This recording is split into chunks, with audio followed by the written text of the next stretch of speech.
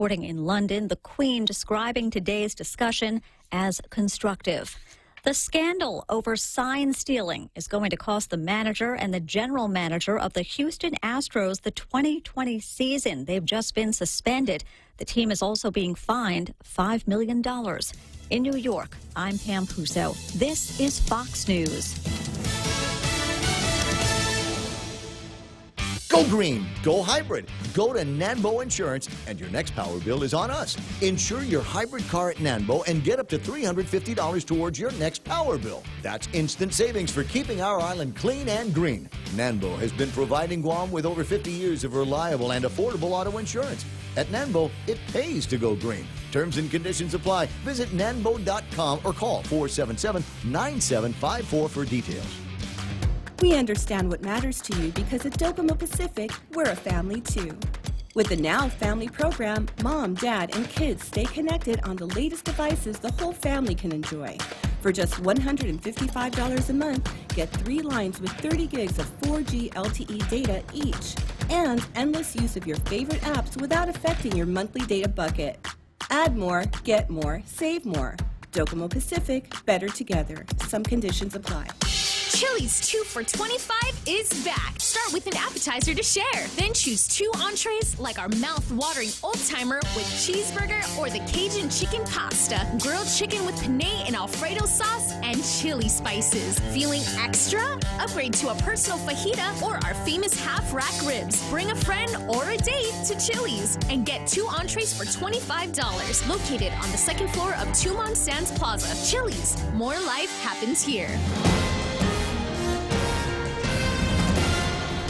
Half a day and good morning, Guam. It is 6:06. I'm Mana Silva Tyron, and here are some of your top stories from the Guam Daily Post. Hundreds of passengers remained stranded as flights have been canceled as a result of the eruption of the Taal volcano in the Philippines. But it appears some flights may have resumed this morning, with both United and Philippine Airlines showing arrivals and departures on the airport's flight schedule.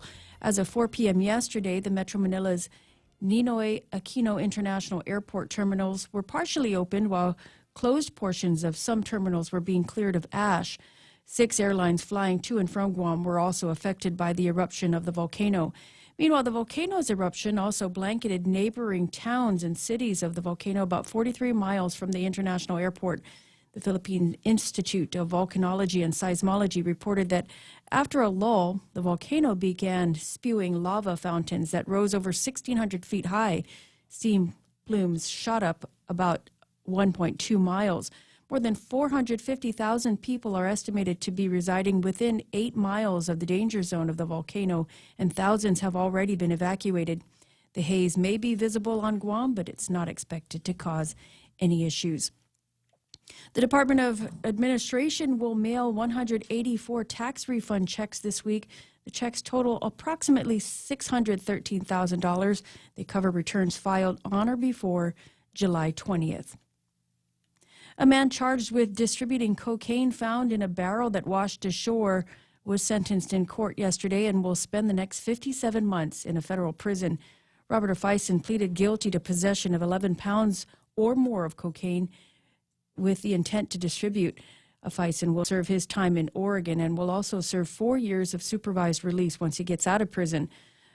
Robert Afeisen's cousin, Jimmy Afeisen, and several others were charged in connection with the seizure of more than 35 pounds of cocaine. Jimmy Afeisen has since pleaded guilty to drug charges and was sentenced last year to serve 6 months in federal prison. Elsewhere in the news, Jotnya Mayor Jesse Blas has appointed 10 residents to serve on his Jotnya Municipal Planning Council, this group to help run the village while the mayor is in jail. Blas faces federal charges related to a drug operation in his village. From his jail cell, he provided appointment letters to the Mayor's Council of Guam. Executive Director Angel Sablan said that the appointment letters will now be hand-carried individually to the appointees for them to accept or decline the appointment.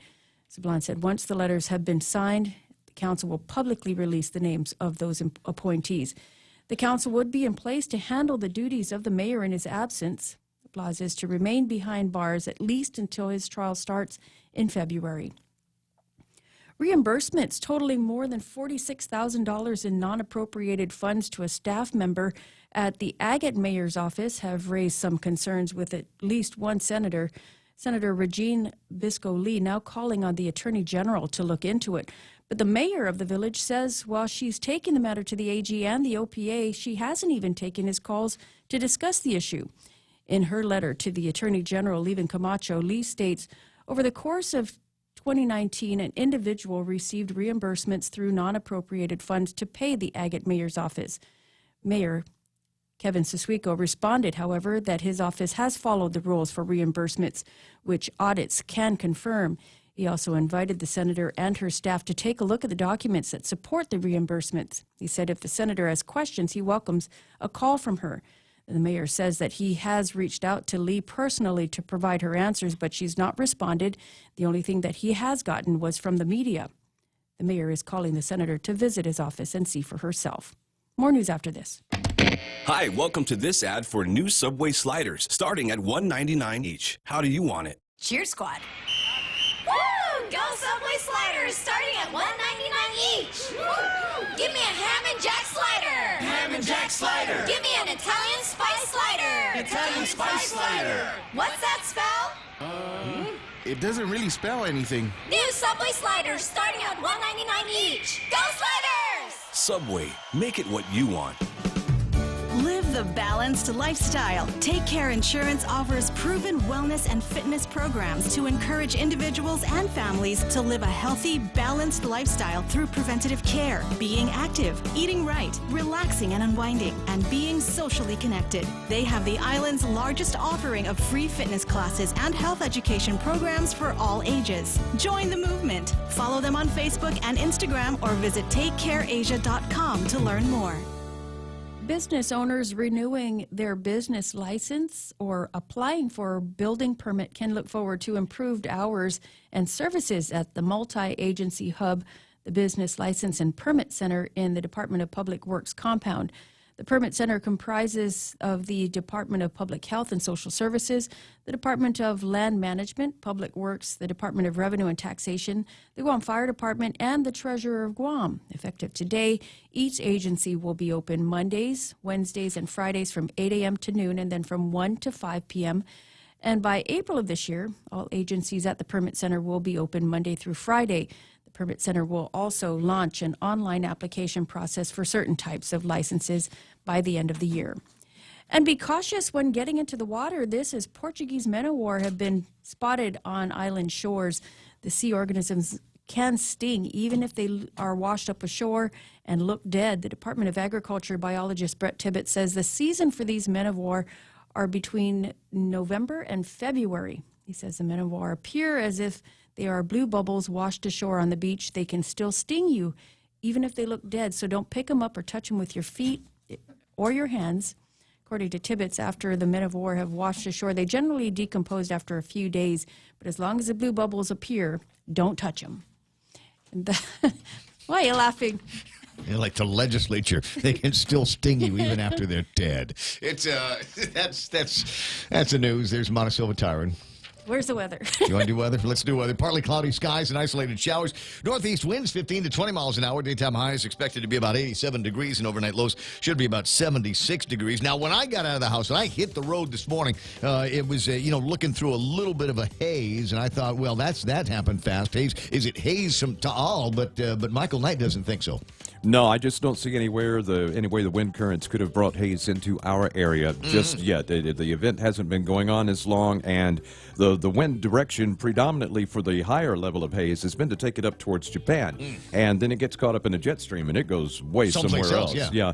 Anything at the surface would still have to wrap around a large area of high pressure and then still make its way around to us. Now, I'm not going to say it's impossible, and this is not my Just area unlikely, of expertise, but it's unlikely that this is to all haze. I did note that there was a fire going on Marine Corps Drive as I was coming into work, and there was a lot of smoke from that. So it could have been that, but again, I have to defer. I don't really know for sure. All right, we'll see what we can find out from the fire department as well. Sunset tonight, 6:11. Sunrise this morning at 6:47. Otherwise, partly cloudy skies, isolated showers, northeast winds up to about 20 miles an hour today. Highs 87 degrees and overnight lows are about 76. Warm, dry season weather day. Michael Knight from the Points Weather Center now going to take a look at weather radar. What do you see? Well, we had one trade wind disturbance pass through overnight. Just dropped a few showers here and there. It looks like we've got another one coming in, but there's not a whole lot with it. That's typical for these trade wind disturbances, and we can really tell we've gotten a new surge of trade winds.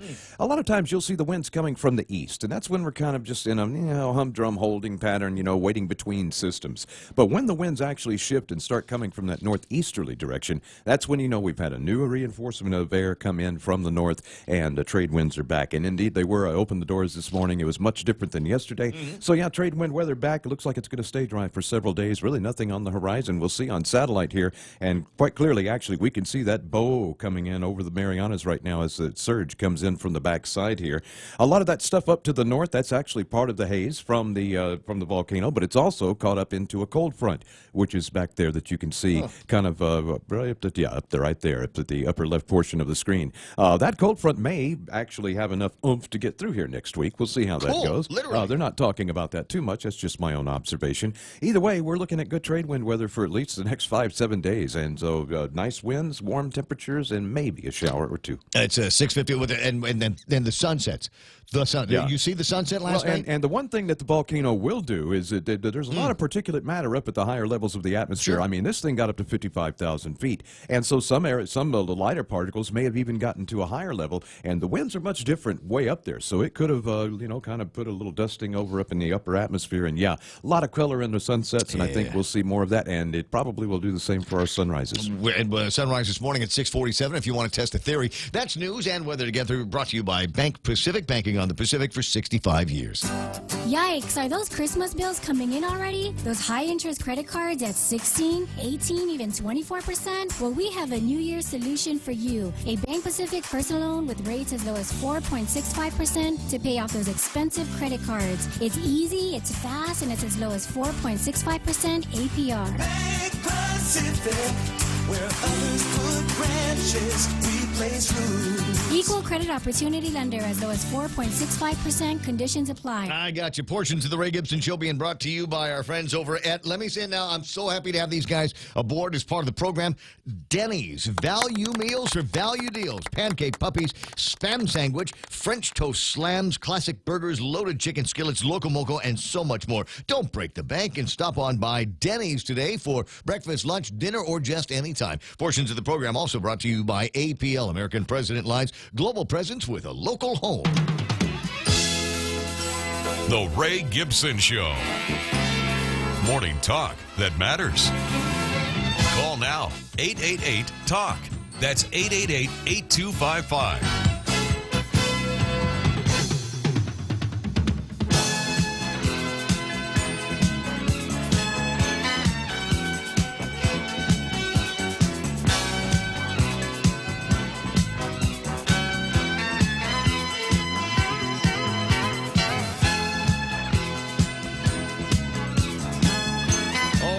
This now while she's online. Keena McCausland saying happy 7th birthday to my grandson Donovan Uggan up there in the state of Washington State. He gets 2 birthdays. We did that yesterday and today as well. Time and state. And welcome to the program. Excuse the mess. It is the Ray Gibson Show on 93.3. The what? It's our non-copyright version of the song. Not too far off from what they sing to you at the bars and the restaurants when somebody comes by with the cake. And the most embarrassing moment of all time. That's why people say, hey, Ray, let's go out and have dinner on your birthday. And I'm like, no, please don't, because they're going to make the staff's going to gather around. There's going to be this happy clapping thing that goes on in the restaurant. I got to sit there as they sing happy birthday to me. Yep. Yeah. It was fun when I was 9, when 10, maybe 11, something like that. But, it just kind of wears off after a while. There's a certain kind of anxiety that comes from Amen to that. Yep. Amen to that. 6:18 in the morning. The voice you're hearing there is my baby sister, Montesilva Tyrant. She takes care of making sure that we've got plenty of Guam Daily Post news to deliver on a regular basis all morning long. And we'll get around to some of that here. We also got my buddy Michael Knight in the Point Weather Center, and just absolutely fascinating what's going on in the Philippines with now the aftermath, the continuing story of Taal there. And yesterday we were looking at images of magma, and apparently there was a little bit of an eruption that sent rock debris, magma, all the way up, 500 kilometers up into the air? Something like that, yeah. So it was 1,600 meters, actually, but that's close enough. And so it was pretty impressive, though, for Taal, because it doesn't really erupt that way very often. And the other thing to note, I saw some video yesterday that was showing the actual origination of the eruption that some people that lived there actually caught as it got started. Wow. And it's actually on the side of the cinder cone that's there, the island that's built there. So it's kind of interesting how it's kind of a breakaway from the normal vent that you would expect that to happen in. So it looks like they're going to be growing an island in the Taal volcano if the entire caldera doesn't go up and collapse into the lake. I got you. It's 6:19 in the morning in Manila, and I got this picture from a friend in Manila, and I don't know. Hopefully you'll be able to make some of this out here. That's what the sidewalk looks like. That's not the way they did the concrete. That's ash on the sidewalk. Our friend Chris Chip also sent images of what it looks like trying to get cars washed. I mean, an absolute layer of ash over all of that. And the big problem is a lot of people, when they first heard about the ashfall that was headed for Manila, went and bought every single face mask there was, and there aren't any anymore. No, so but it's not a question of whether you got money or not. Even if you got money, you can't get a mask, so everybody wetting towels and putting them over their face. Yeah, the good thing about Facebook is that you get a lot of people that put in, alternative methods of doing things, and it turns out that old bras actually make for good face masks because, number one, they're breathable. Number two, they will filter the dirt out, and so you can rig up a little deal on a cup and be able to strap it around your head, and it will work just fine. I'm not going anywhere near that. 20 after 6 o'clock in the morning, and let's say half a day of these guys. Sometimes you want to go where everybody knows your name,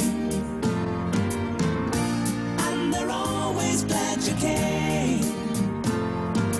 You want to be where you can see the troubles are all the same. You want to be where everybody knows your name. Oh, big crowd this morning. A lot of names coming and going. I hope I get to them all. Gabrielle Williams is online right now. But number one was James Howard online this morning. Pam Duvall is there. J.B. St. Nicholas. Mary Lou Barsaman asking for everybody to pray for the Philippines and the victims now of Taal and all the folks that are otherwise and victims that are stretching far and wide. It's not just people that are there dealing with the ash and all of that and the uncertainty of the thing. It is people that are stuck in the airport trying to get out of the Philippines to someplace else, and people from here on Guam that are trying to get out of the airport, transit passengers and things like that. They're just trying to get home. I think the most wonderful thing we can take away from this event, talking about prayers, is that no one has been hurt. It's just been an inconvenience up to this point, and hopefully that'll remain to be the way it's. I got you. Ismail is there. I got Rico Blancaflor, John Ray Titano, Heather Perez, Carl L.G. Blas is online, and big sister Shelley Gibson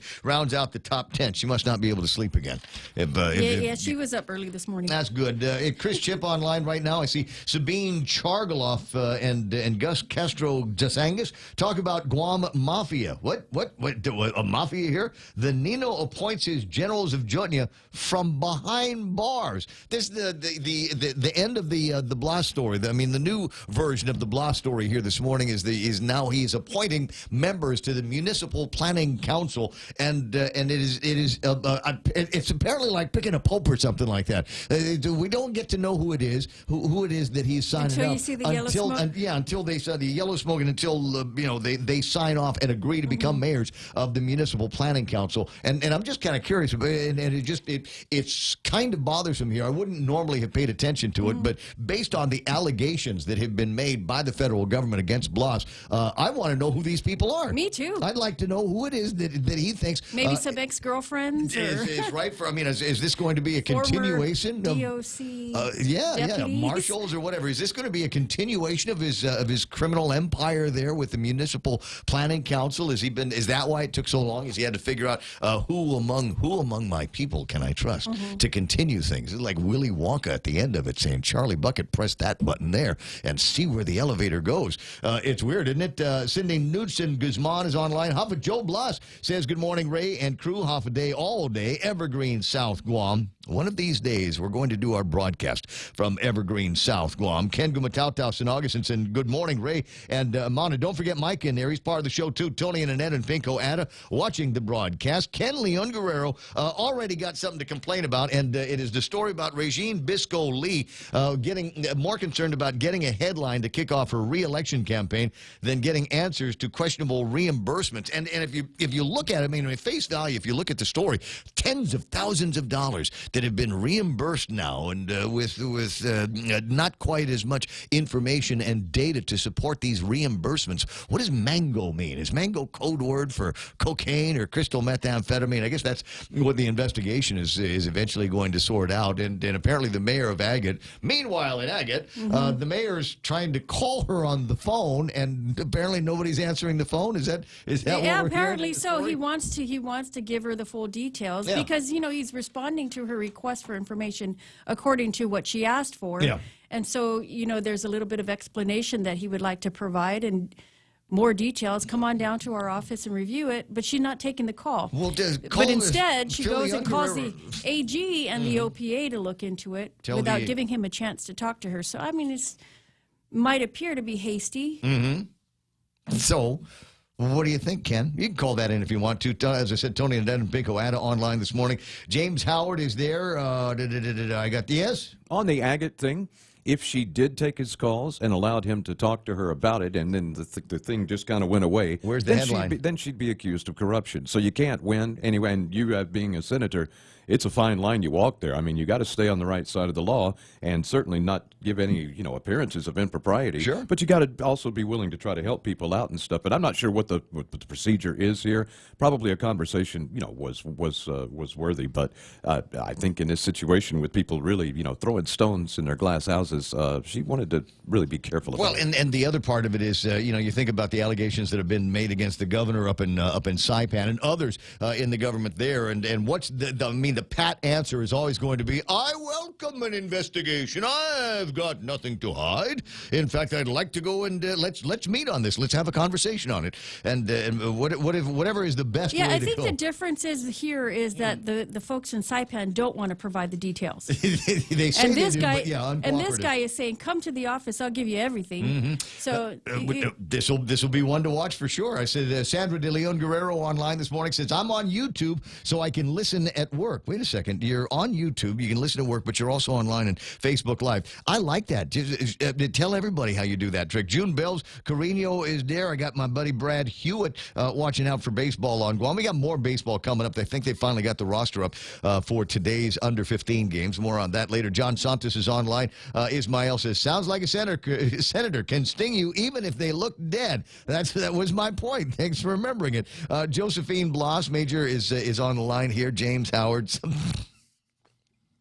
James Howard says pee-pee. That's it. That's the one-word editorial from James Howard today. that's why I thought you were laughing. Well, it kind of was. It was also in my head when I was doing that. Let me see. Dwayne Santos is there. Jess Mendiola. And so the campaigning begins with Lee Biscuits. Being a leader begins with integrity. It is followed by example and the desire to create change. She should have started a corruption probe with her and her colleagues. Many of them began their pursuit in politics with altruistic views to better their island. Sadly, once they got a taste of power, the devil comes out. Before pursuing anyone's corruption, look at the speck in your own eye because it might very well cloud your vision. Interesting. Dave Torrey is online today. So is Karen Otiwi, Carlos Barreto, Gwen Timinglu, and Gary Chenals. Issa J. Rivera, good morning to you. And Anthony Mendiola, I like your tone there, bro. Candy says, Jess, they drank the Kool-Aid, ego, power, greed, blinders to real community issues. And examples right there, perhaps, of why there is a clamor now for the desire among many people to continue the conversation on a part-time legislature. I've got there's more ammunition for a part-time legislature. I'll tell you about that in a couple of minutes. Michelle Peer is online. I got Simon Sanchez from the CCUs there. James Howard says, I think Will and Regine have been drinking the same water cooler. Drinking from the same water cooler. That's funny. Cheryl O'Chai. We haven't had a chance to. What's the name of the guy in charge of the Republican Party, Crisostomo, right? Gosh. You wrote it down? You wrote it down. You wrote it to me. Only because you're asking Jerry, me. right? Jerry. Jerry, right? So we got to try to reach out to James today. I'm sorry. That was a complete blank. Well, the thing is I'm getting. So cool because I could play that one for both of you. You know, that's a fact. We're related, you know. Family. I was yeah.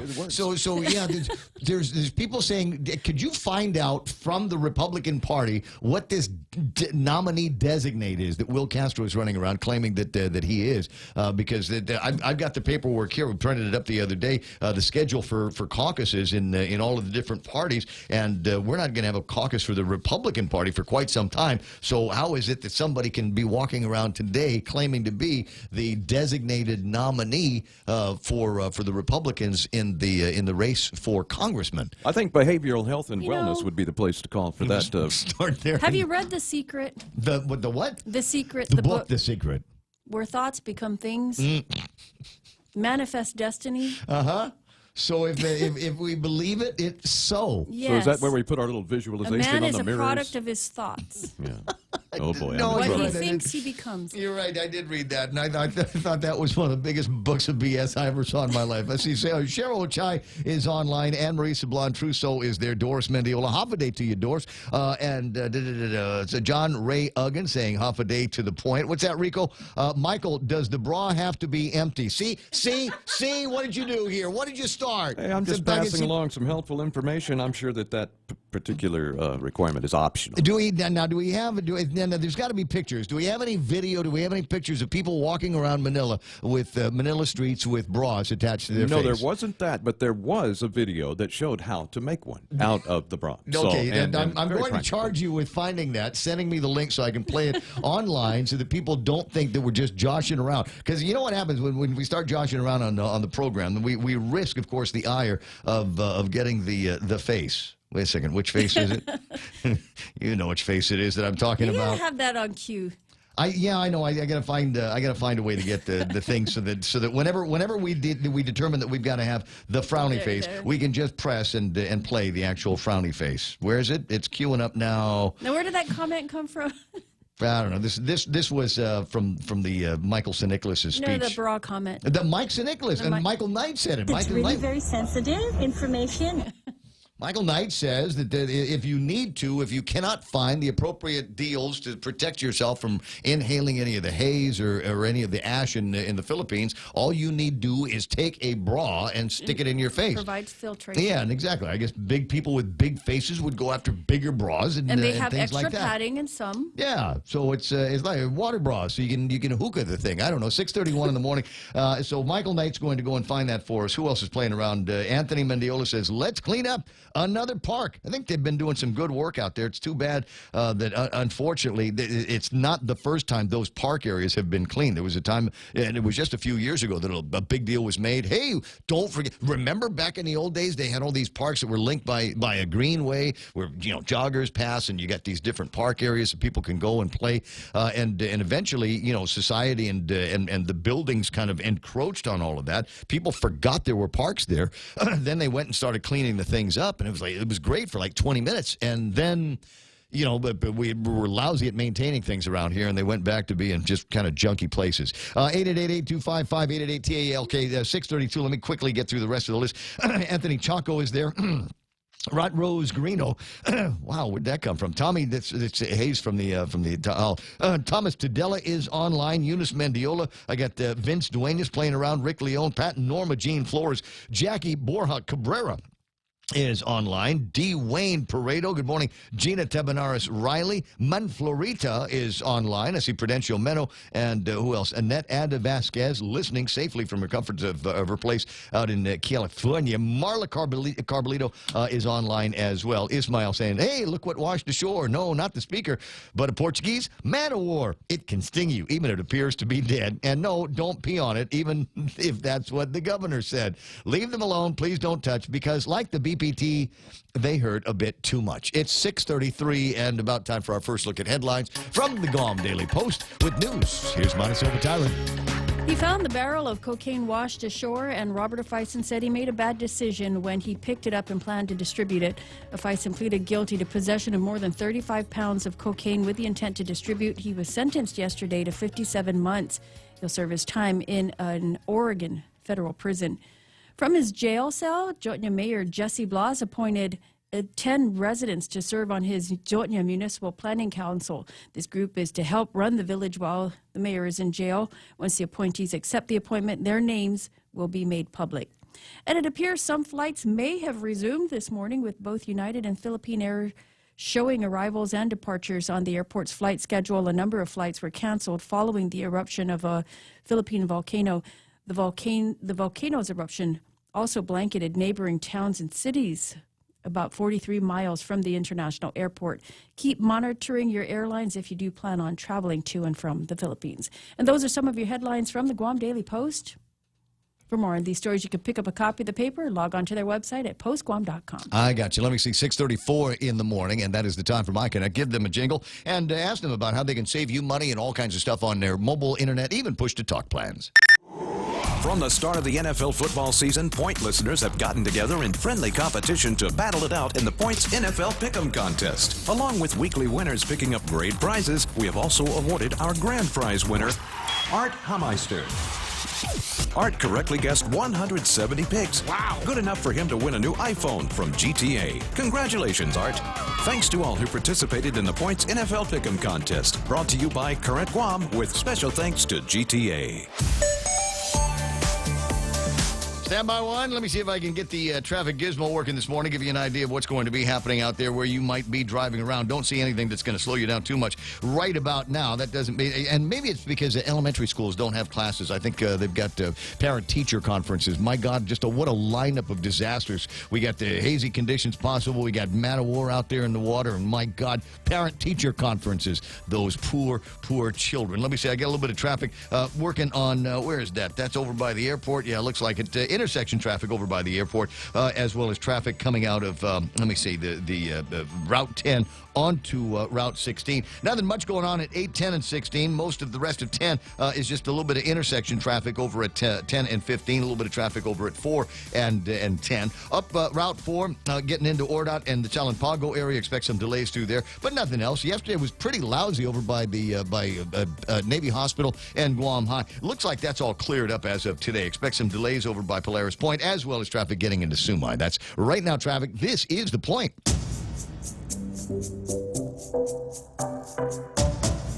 Any speaker, anytime. The Ray Gibson Show. Call now, 888-TALK. That's 888-8255. I see it, 6:36 in the morning. It is the Ray Gibson Show until it's not going to be anymore. I don't know if Michael Knight was able to scrounge up the information, but I was our friend Marilu Bersimmon was able to find online someplace where you can go to learn how to turn a bra into a mask. Now, I'm not saying that you need this right now, although folks over at the Weather Service are suggesting that it is possible that we might get some hazy as a result of the volcanic eruption of Taal in the Philippines. Bottom of the fold on today's Guam Daily Post. Guam will see haze. Travelers remain stranded. Now, this won't necessarily help out the travelers, but if you take a look at this, and we can run the audio on this if you want to, Mike. This is Women's Repair Secrets, and here are the visual instructions on how you can take a bra and turn it into a mask. If you listen to music, it sounds like a Coast 360 commercial, right? But there it is. You get the bra, you cut out half of it, you take the strap, and you attach it firm-wise to one end of the cup, and then you can put it over your face and use that to graffiti pipes. if you want to. If you're watching on Facebook Live, that's what she's doing. Now, the rest of this video is actually pretty interesting. Tips and tricks and things that you can use if you're a handy woman around the house or, But what or if the you office. have like a double D cup size? And then two people can wear the mask, apparently. You can share. 637. Yeah, that's the way cover it your works. entire It's face. like having a big umbrella, if you will. Anyway, so that's what Yeah, we you can got. cut eye holes in that one. You know, did I just say that the elementary schools are not going to be in session? There's going to be all kinds of kids with nothing to do and saying, hey, the guy on the radio said we can make bras out of masks. Wait, where does mom keep her Wait bras? till their moms get home from work today. Yeah, yeah, creative little boogers, aren't they? 888-8255-888-TALK. Goodness. And what the heck, you know, while I got the videos playing this morning, this showed up on the Father Duenas Class of 1980 chat. We're just 80. We're not like the 79er guys, you know, they're all involved in government and, you know, that kind of thing. The rest of us, you know, we're just a bunch of guys. And so this You mean there's shows a up. difference amongst classes? Oh, yeah. All the guys kind of seem the same like to me. the 74 guys, the 76 guys, the 79 guys, you know, you take a look at the movers and shakers all over the island. They're generally from those classes, former governors. I forget which class Simon's in, but I mean, you get these guys from Duenas over a certain number of years, a certain collection of years, and they're just the movers and shakers of everything. You know, when we start talking about the guys in the Father Duenas Class of 1980, this is more our speed. What's your favorite beer? An open one?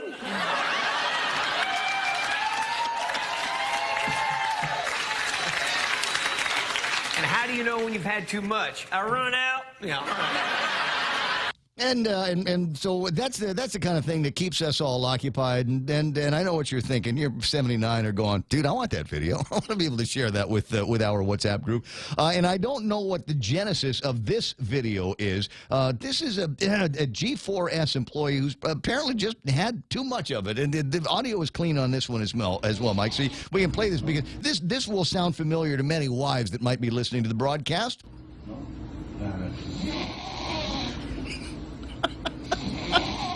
Oh, you just want to go and find a blanket and put it on him, He don't just you? had to take a little nappy. just a napsy. That's all I need. Just 5 minutes, Mom. Let me rest my eyes, and I'll be okay. And you know what? Is there school today? He may have been on a break. Come on, guys. Yeah, but take Just a look because at, he's in uniform doesn't mean he's. But it's see on the now, job. aren't you just the nice one here? I'm sure maybe that's what it is. He just he's had a hard day, directing traffic or doing whatever it is with the G4S guys. But it's weird because I'm looking at if you've seen this, pause the video and take a look at the background. You can see that he's laying on what looks like the bricks.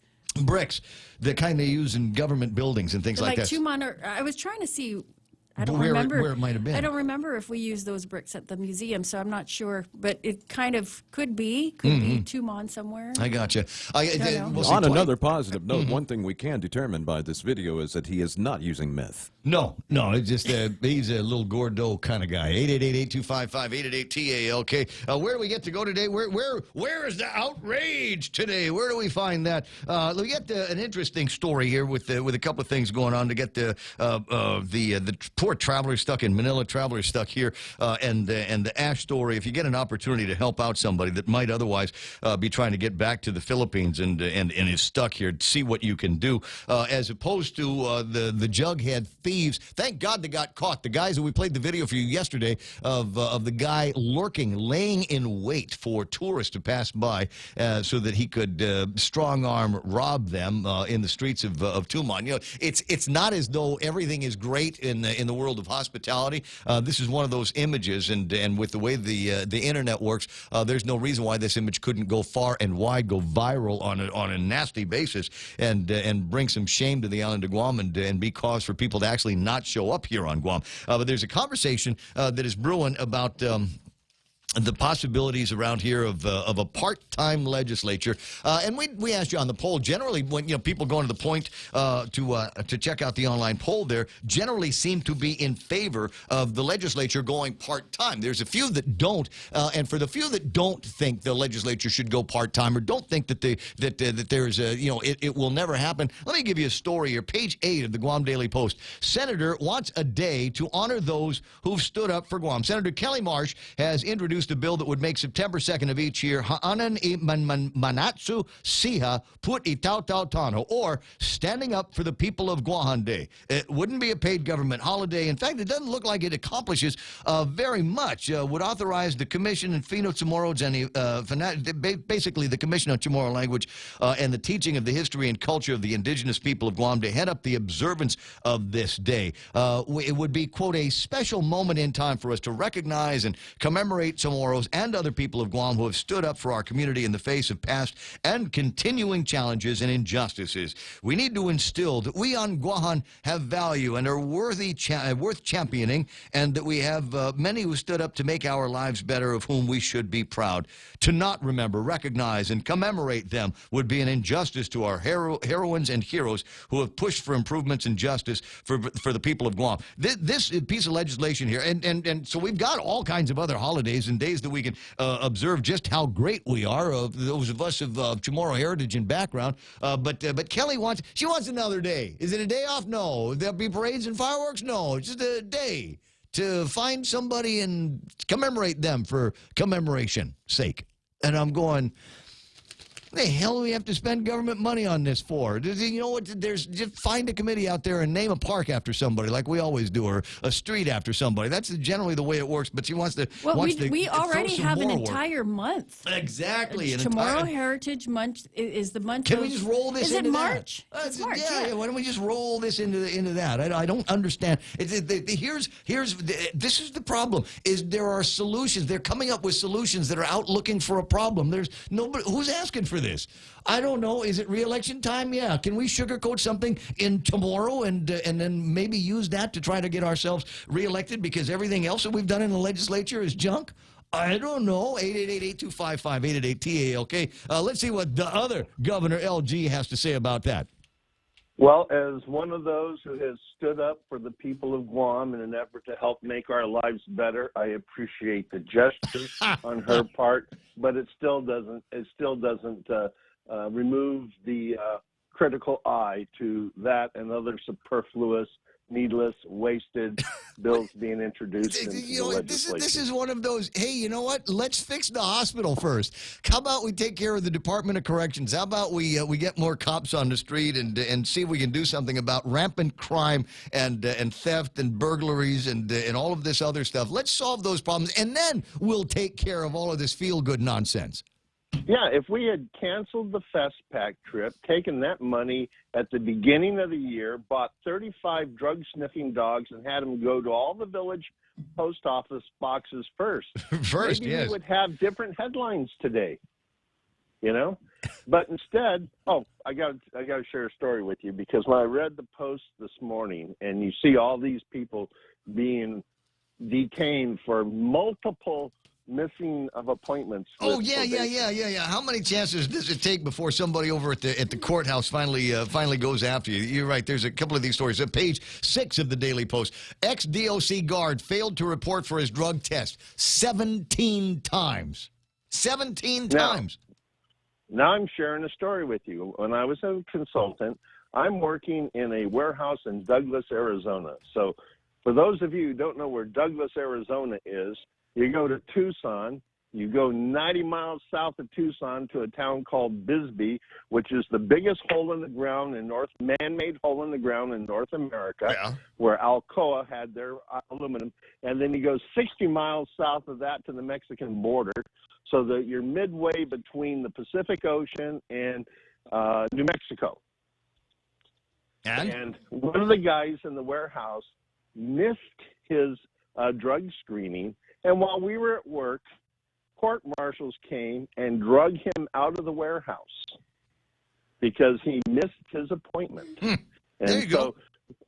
So the next day, he was in the custody of court marshals who took him to the court and ran him through a hearing. He never returned back to the warehouse, so I don't know what the results of his hearing were. In jail. They put him in jail, maybe. Maybe he failed the test, and they revoked his probation. Right. But when we look at the headlines here, and we look at the continual parade of catch and release coming out of the court system in the Attorney General's office. Wait. Hold on a second. There's art here behind this. We've got there's a piece of juicy art that Ken LG has come up with this morning of Levin Camacho and the plea deal wheel. And you spin the wheel, and it looks like his nose is the little clapper deal. And depending on which way the wheel stops, you can get things like probation and home arrest and finger wag and all kinds of other things that seem to be the way things work in the criminal justice system anymore. Well, based on the way the wheel seems to be weighted, 90% of the stops are on the vicious finger wag. Oh yeah. Sokola is probably got the meanest wag going in the entire court system over there. Well, this is part of the reason why this part-time legislature idea is so popular. I mean, when everywhere I go, people are asking when the petitions are coming out. Right. Still working on the process. It's a laborious process, thanks to the legislature. And that goes back to why we need better public servants in the legislature. Because if we had better public servants in the legislature, it wouldn't be a laborious process to do a citizens initiative. I mean, Senator Moylan's even trying to do a citizens initiative through legislation. Sure.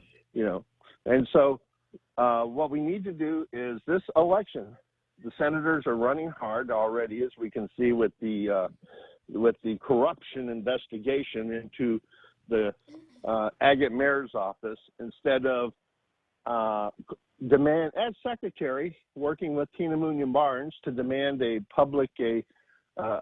special session so that they can deal with the Jonia mayor. But I understand they're waiting till all 21 senators get a bill introduced so they can all claim part of the victory. I'm sure it's something along those lines here. And speaking of the, Mon and I were talking about this earlier. I don't know what the process is. Frankly, I'd never really had to worry about it. But I now that it's Mayor Blas who is facing all of these allegations and that are brought by the FBI and the federal system. Now that he's facing all of these things, I don't know that I'd like to know who it is that he wants to appoint to the Municipal Planning Council and what their bona fides are. Why don't we get to know? Why is this a matter of secret so he can appoint anybody to the Municipal Planning Council and if they say yes, that's it? That's as vetted as they get?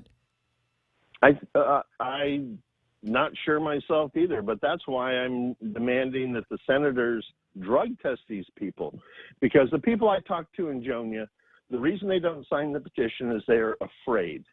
They're afraid because we have the mayor and his claim to fame about who he has in his pocket. Well, if the allegations, allegations are true, I'd be afraid if somebody said, "All right, sign this petition." I'm going, dude, this guy knows, dirty cops. He knows dirty marshals. And not only that, but there's all these meth heads running around in Jonia, because I stopped there at the store near the mayor's office, and these two guys who looked like Ethiopian refugees came up to me and were trying to convince me to give them money to buy milk and Pampers. Right. So as I come out of the store, they're waiting there. Sir, could you give me $20? I need to buy milk and Pampers. So that's another reason why the people in Jonia, because first of all, we have the mayor. Sure, you take out your wallet to give them whatever you got, and then they run off with the wallet. Yeah, and I think the reason why he never appointed a planning council is he didn't want anybody having authority or power to oversee what he was doing there as mayor. Could be. I mean, why wait till you're in jail? What this might sound, just far-fetched, and I can't believe we're having this conversation. But the truth of the matter is, based on what we are hearing and based on the level of crime and corruption in this town, it wouldn't surprise me. So I'd like to know if there is some kind of visible process of determining now, because there is not going to be a mayor, the Municipal Planning Council will be taking over the management and oversee the operations over at the village mayor's office. Who's to say any of these guys are any cleaner than he is being alleged of being? Well, that's why I think that in view of these unique circumstances, the legislature needs to either go into special session, which they won't do because I think the mayor has too many markers. No. You know how all the senators suck up to the mayors, right? Oh, my God. Yeah. So what kind of markers does this mayor have that is preventing the senators from going into special session on public safety issue and acting? Well, we'll see when these people finally get appointed and accept whether or not the legislature is going to take any form of due diligence and require drug testing. They've had 17 weeks to take some kind of action with Mayor Blas. It would take them another 17 weeks before they did anything with the nominations to the Municipal Planning Council. Dude, I got to let you run. But here's something to ponder. Everybody is speculating on who else it's going to be that would join me and my band of Avengers to disrupt the status quo. And among the things that I want to talk about is in terms of disrupting the status quo is also taking a look at what it is that we pay mayors and the value of the mayor's council here on Guam. It almost beginning to feel like another legislature, doesn't it? Well, here's what happened. So the question that I've got is there a way that we can eliminate the mayor's council, eliminate the position that Angel has, and then take a look at the mayoral salaries and bring them out of the stratosphere, considering they don't want to do the liberation parade. I mean, that's one of a handful of the things that we actually kind of expect from them. They didn't even want to mow grass either, remember? Yeah. Unless they got more money. Go incite litters in the village. Go and incite people with stray dogs in their yard and all of that stuff. Go and take care of that business. That's what people want from the mayors. We don't necessarily need all this highfalutin, let's get together and talk about what we don't want to do anymore. Well, you remember earlier I talked about senators sucking up to mayors. It goes back to the Hayes study, because the Hayes study recommendation was that the mayors go from $44,000 to $52,000. Yep. And the senators jacked them from $44,000 to $75,000 in an effort to curry favor with the mayors so that they could have support when it came to reelection. Mm-hmm. So all we have to do is get 10 public servants into the legislature, and then we can go back through and correct a large number of things like the mayor's council, number one. I mean, why are we spending $100,000? And here's another one. The Attorney General refuses to take action on PUC because he can't prove intent. But on the documents sent to the Attorney General by me, BJ Cruz, and Pito Terlahi, we can prove intent on the $100,000 salary of Angel Sablan, because right there in the minutes, he goes to the council and says, I'm the lowest paid director in government of Guam. Give me a raise. And he got it. There was no due diligence. There was no performance evaluations. It was just he whined and they caved. Well, there you go. Because otherwise, he would go and be on the mayor's council someplace else. Hey, dude, I got to run. It's 6:55 in the morning. Are you going to run? Are you going to go pick up? The 17th is the day they're supposed to have the packets ready. You going to get one? What I'm doing is trying to get more people to run and then support them, because me running, I'm 1 of 14. But if I can get 5, 6, 7 more people to run, it'll be more impactful on the legislature. Otherwise, I'd be Jimmy Moylan Jr.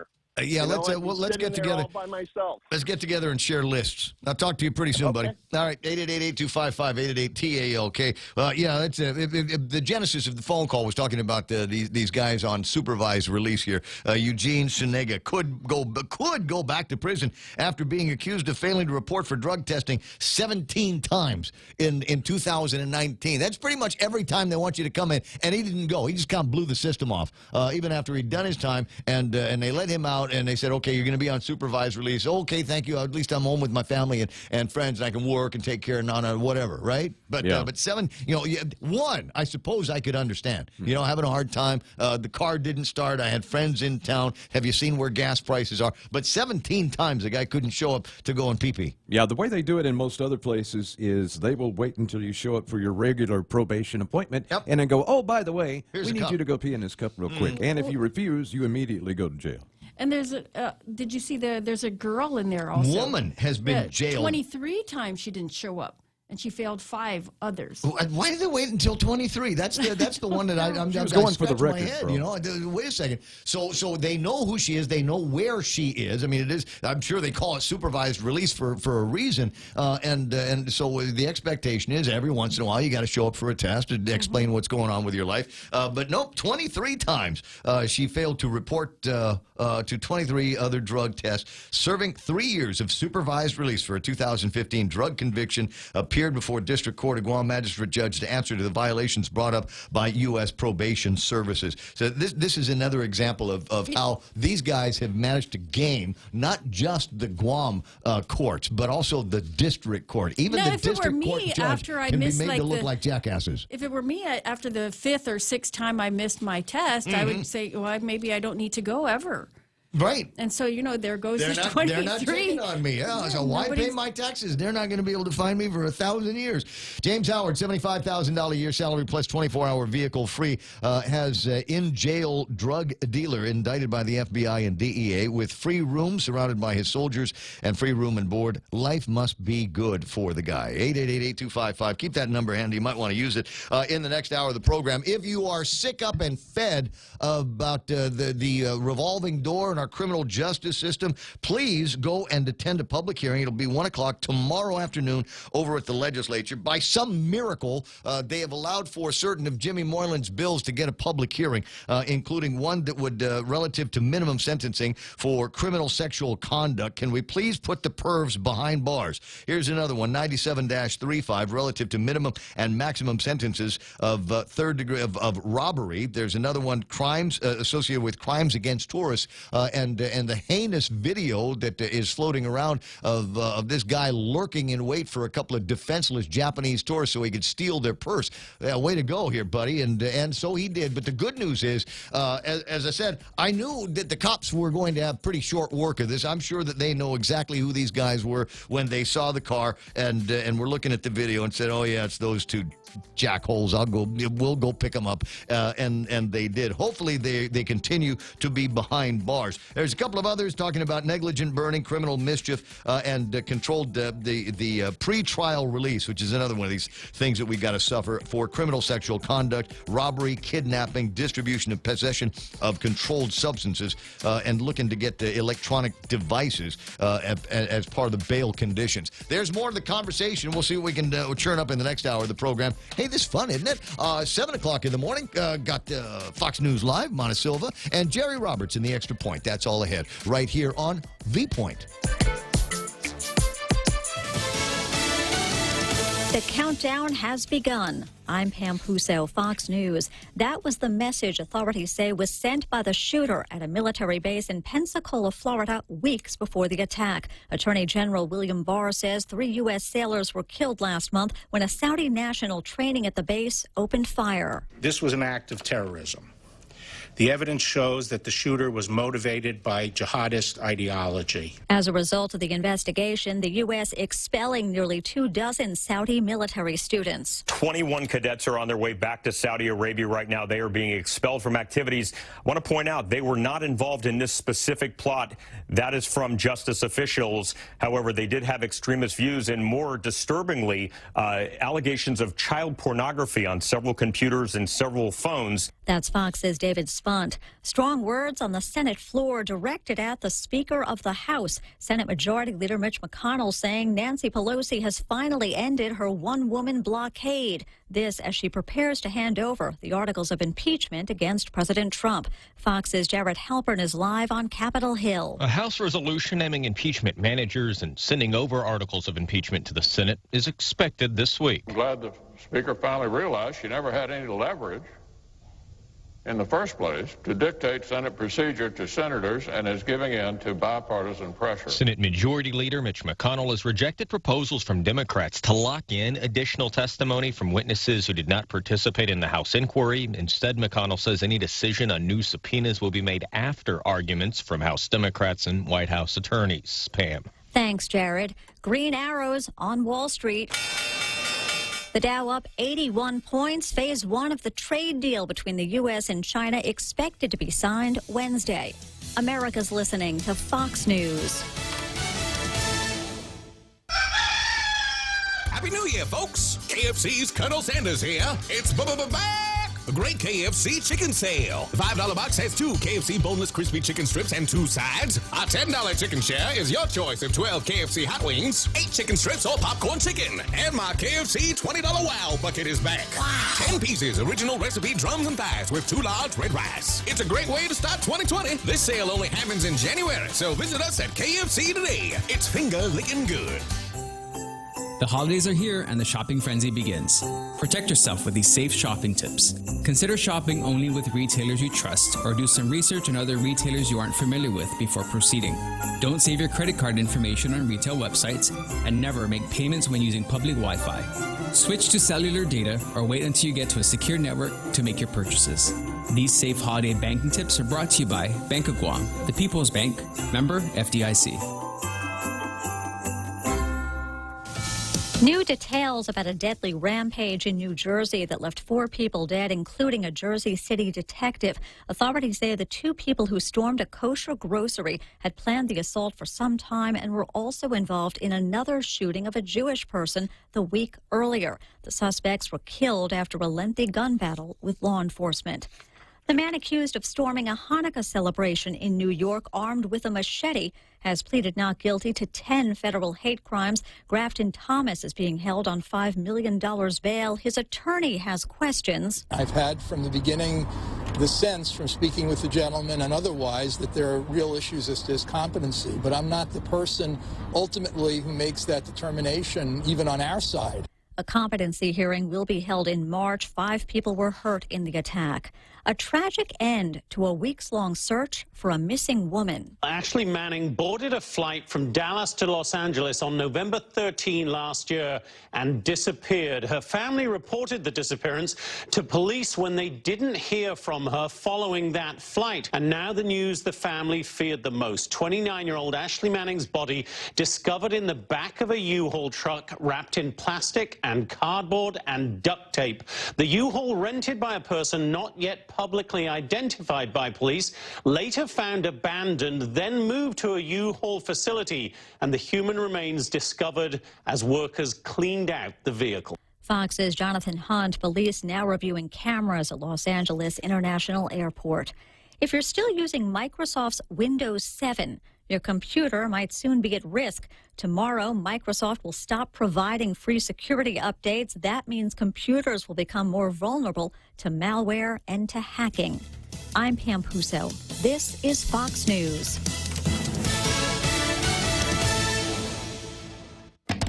Hi, welcome to this ad for new Subway sliders, starting at $1.99 each. How do you want it? Cheer Squad. Woo!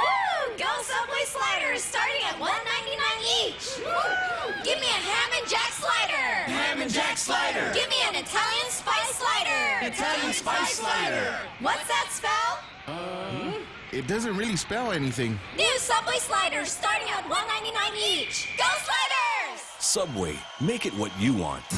Yikes, are those Christmas bills coming in already? Those high-interest credit cards at 16, 18, even 24%? Well, we have a New Year's solution for you. A Bank Pacific personal loan with rates as low as 4.65% to pay off those expensive credit cards. It's easy, it's fast, and it's as low as 4.65% APR. Bank Pacific, where others put branches, we place roots. Equal credit opportunity lender as low as 4.65%. Conditions apply. It's hard to believe, but Security Title is 20 years old. Reaching this milestone is a clear testament to the hard work of our employees, who are as passionate about our work as we are about our community. We are most grateful for the realtors, lenders, attorneys, investors, and the buyers and sellers we serve. They are the reason our doors have been open for 20 years. Security Title looks back with gratitude for the past 20 years and looks forward with optimism to the next 20. Thank you, Guam. 7 o'clock news is brought to you by Horizon Properties.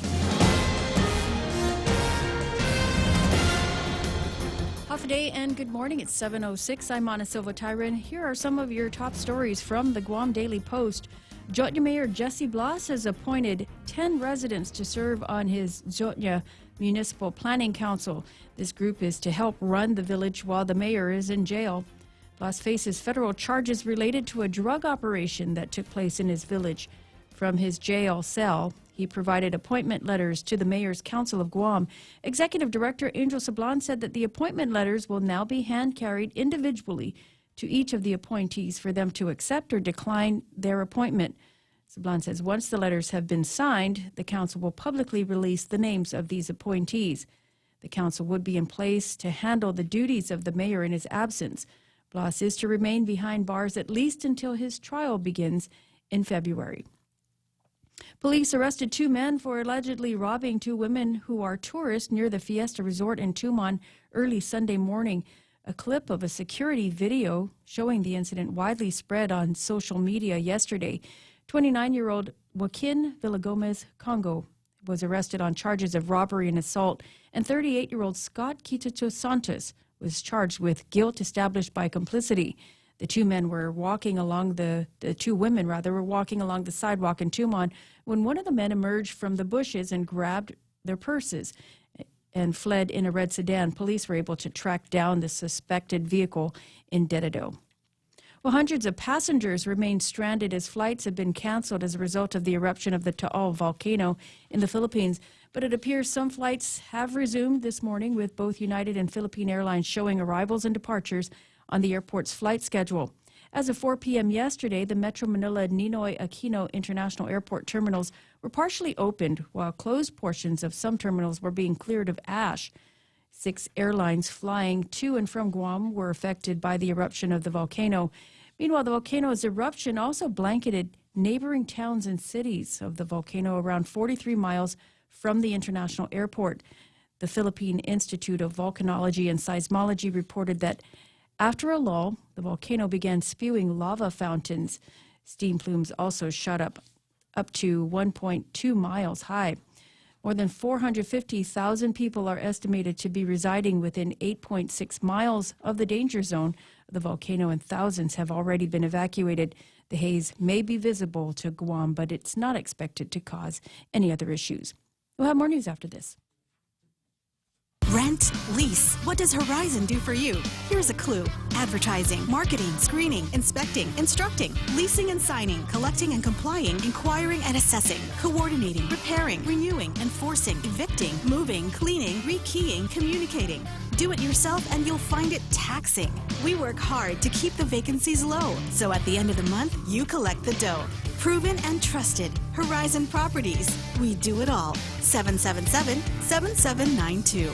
Mezcla Chamorro Fusion Bistro in the Grand Plaza Hotel in Tumon is stirring up some of your favorite drinks all night long. Come down on Wednesday and Friday nights from 5:30 to 10 p.m. Indulge in some of your favorite local cuisine and pair it with your favorite drink. From our ice-cold beers, our finest selection of wines and liquors, to our top-notch cocktail specials, your friends at Mezcla Bistro Tumon are ready to serve you. Why limit happy to only an hour? The Mezcla family reminds everyone to drink responsibly. See you on Wednesday and Friday night. A former Department of Corrections guard convicted for promoting prison contraband back in 2015 could go back to jail after he failed to report for a drug test 17 times. Eugene Senega was convicted and is on supervised release after serving 57 months in a federal prison. The U.S. Probation Service recommended he be taken back into custody after he failed to report to multiple drug tests last year and didn't submit monthly reports to probation in July, October, and November of 2019. Senega was allowed to remain out of prison as the defense spends more time reviewing the allegations. He's scheduled to return to court on February 13th to answer to the alleged violations. In February of 2015, he was arrested for attempting to smuggle methamphetamine into DOC where he was employed. He was also caught with other contraband such as cigarettes, cigarette lighters, tobacco, beef jerky, Tabasco sauce, and garlic powder, as well as a glass pipe. He pleaded guilty in April of 2015. Meanwhile, a woman accused of failing 5 drug tests and failing to report to 23 drug tests has been taken back into federal custody. Naomi Michelle Sanchez Parr is serving her 3 years of supervised release for a 2015 drug conviction.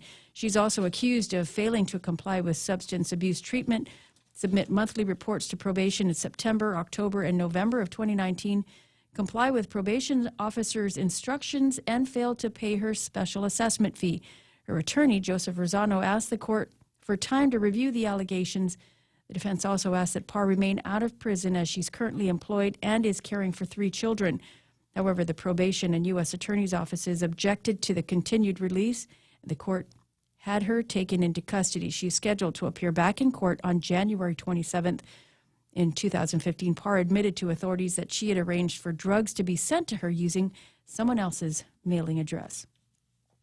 No trial date's been set for mixed martial arts fighter Ricky Camp. Camp was accused of importing methamphetamine in addition to other drug-related charges. He is to return to court on February 11th. He was arrested after the U.S. Postal Service and Customs authorities detected drugs in a parcel that came from Las Vegas. And 'tis the season of Portuguese men-o-war, and they're being seen washed ashore from the north to the south.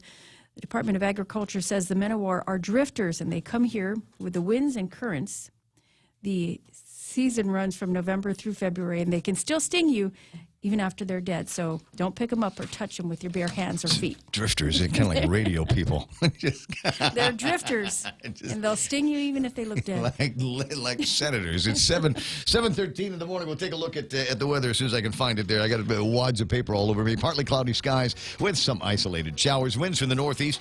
15 to about 20 miles an hour. Highs around 87 degrees, and overnight lows should be about 76 degrees. Keep those sunset pictures coming on. They're just loading all kinds of them up here in the last little bit. And there's also some great images that we're getting on the WhatsApp here of what looks like an ash cloud out in the Philippines. Mike can tell you a little bit more about that while I talk about sunset tonight at 6:11. And if it's anything like the sunsets over the last couple of days, it should be epic. So find your usual spots, bring out the cameras, and take some shots. Sunrise this morning was at 6:47, and there's the image there of that ash cloud in the Philippines. Mm-hmm. And in a couple of minutes, I'll play for you a video of an actual town that has been smothered by the ash in the region. That's ahead. But let's take a look at the weather radar for Guam and see what we can look forward to. Yeah, that was a phenomenal picture too. I believe that was Neats that sent that to me, and looks like an atomic explosion. That was taken from the island of Mindoro, which is on the other side. I want to say it's the Sibuyan Sea, but it's probably not. It's a strait that leads into the Sibuyan Sea. Yep. And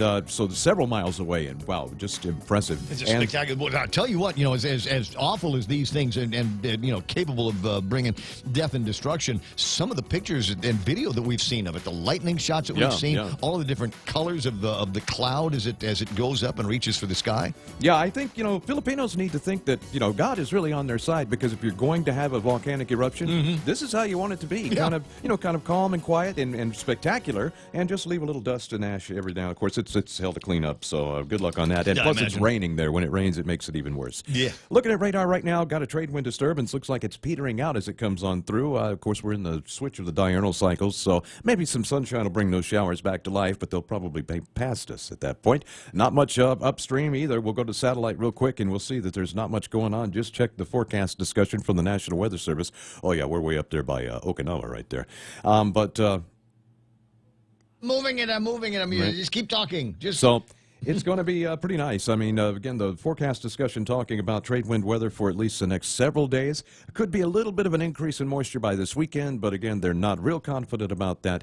And so we are just in a real good spot. Looks like we've got a new reinforcing surge of easterly trade winds coming in. You can kind of see the arc of clouds. That is this trade wind disturbance. It's coming on through. It'll push through. The clouds are less numerous back behind it, so things will clear out nicely. More sunshine, more wind, and less rain. It's been gorgeous, and it's going to continue to be gorgeous. That's the bottom line here. 7:15 in the morning. That's news and weather together here on The Point. Cocoa Coffee Company is now available at Circle K. Single origin coffee beans, carefully sourced and locally roasted to give you the freshest cup of coffee Guam has to offer. Grab a cup that's brewed every 30 minutes or purchase a bag of the locally roasted whole beans. Flavors now serving: light medium roasted Ethiopia and medium dark roasted Jamaican Blue Mountain. Exclusively available at Circle K. With every Cocoa Coffee Company purchase, a portion of the proceeds will go towards the Cocoa Recovery Program. 7:16 in the morning, portions of the Ray Gibson Show being brought to you by my friends over at American President Lines, APL Global Presence, and a local home, Guam Regional Medical City, the first choice for all of your specialty care needs, and Denny's, where kids eat free Monday through Thursday. Every purchase of an adult entree gets a kid to eat for absolutely free off the kids' menu. Drinks not included, available only for kids 10 years and below. The promotion not valid during the holidays, dine-in only. Some other restrictions apply. Find out by eating at Denny's tonight. Wow, nice smile. So perfect and all. Thanks. I owe it all to Dr. Robert Yang and his smile team. They do wonders for a healthy, happy mouth. Got teeth? Don't wait until they hurt. Schedule your routine checkup and cleaning with Dr. Yang and his smile team. Suite 119 in the East West Business Center, Upper Tumon. Call 647-8702 or 3. The best thing that happened to teeth since toothpaste. Dr. Yang and his smile team. They make smiles happen. Need to save money after spending for the holidays? Wendy's helps you save with their $4 meal. Chicken nuggets, fries, a drink, and your choice of double stack, junior cheeseburger, chicken sandwich, or a junior bacon cheeseburger. Wendy's 4 for $4. The best deal in town. Why go anywhere else? Wendy's, now that's better. And if you're thinking maybe that you're going to swing by over and buy yourself one of these hybrid cars, let me make it a better deal for you. At Nanbo Insurance, you can get up to $350 towards your next power bill to keep that hybrid car charged. For details, and I'm sure there's a couple of them, call 477-9754 at Nanbo today. The Ray Gibson Show, bringing you closer to the action. This is The Point, Guam's FM News Talk Superstation.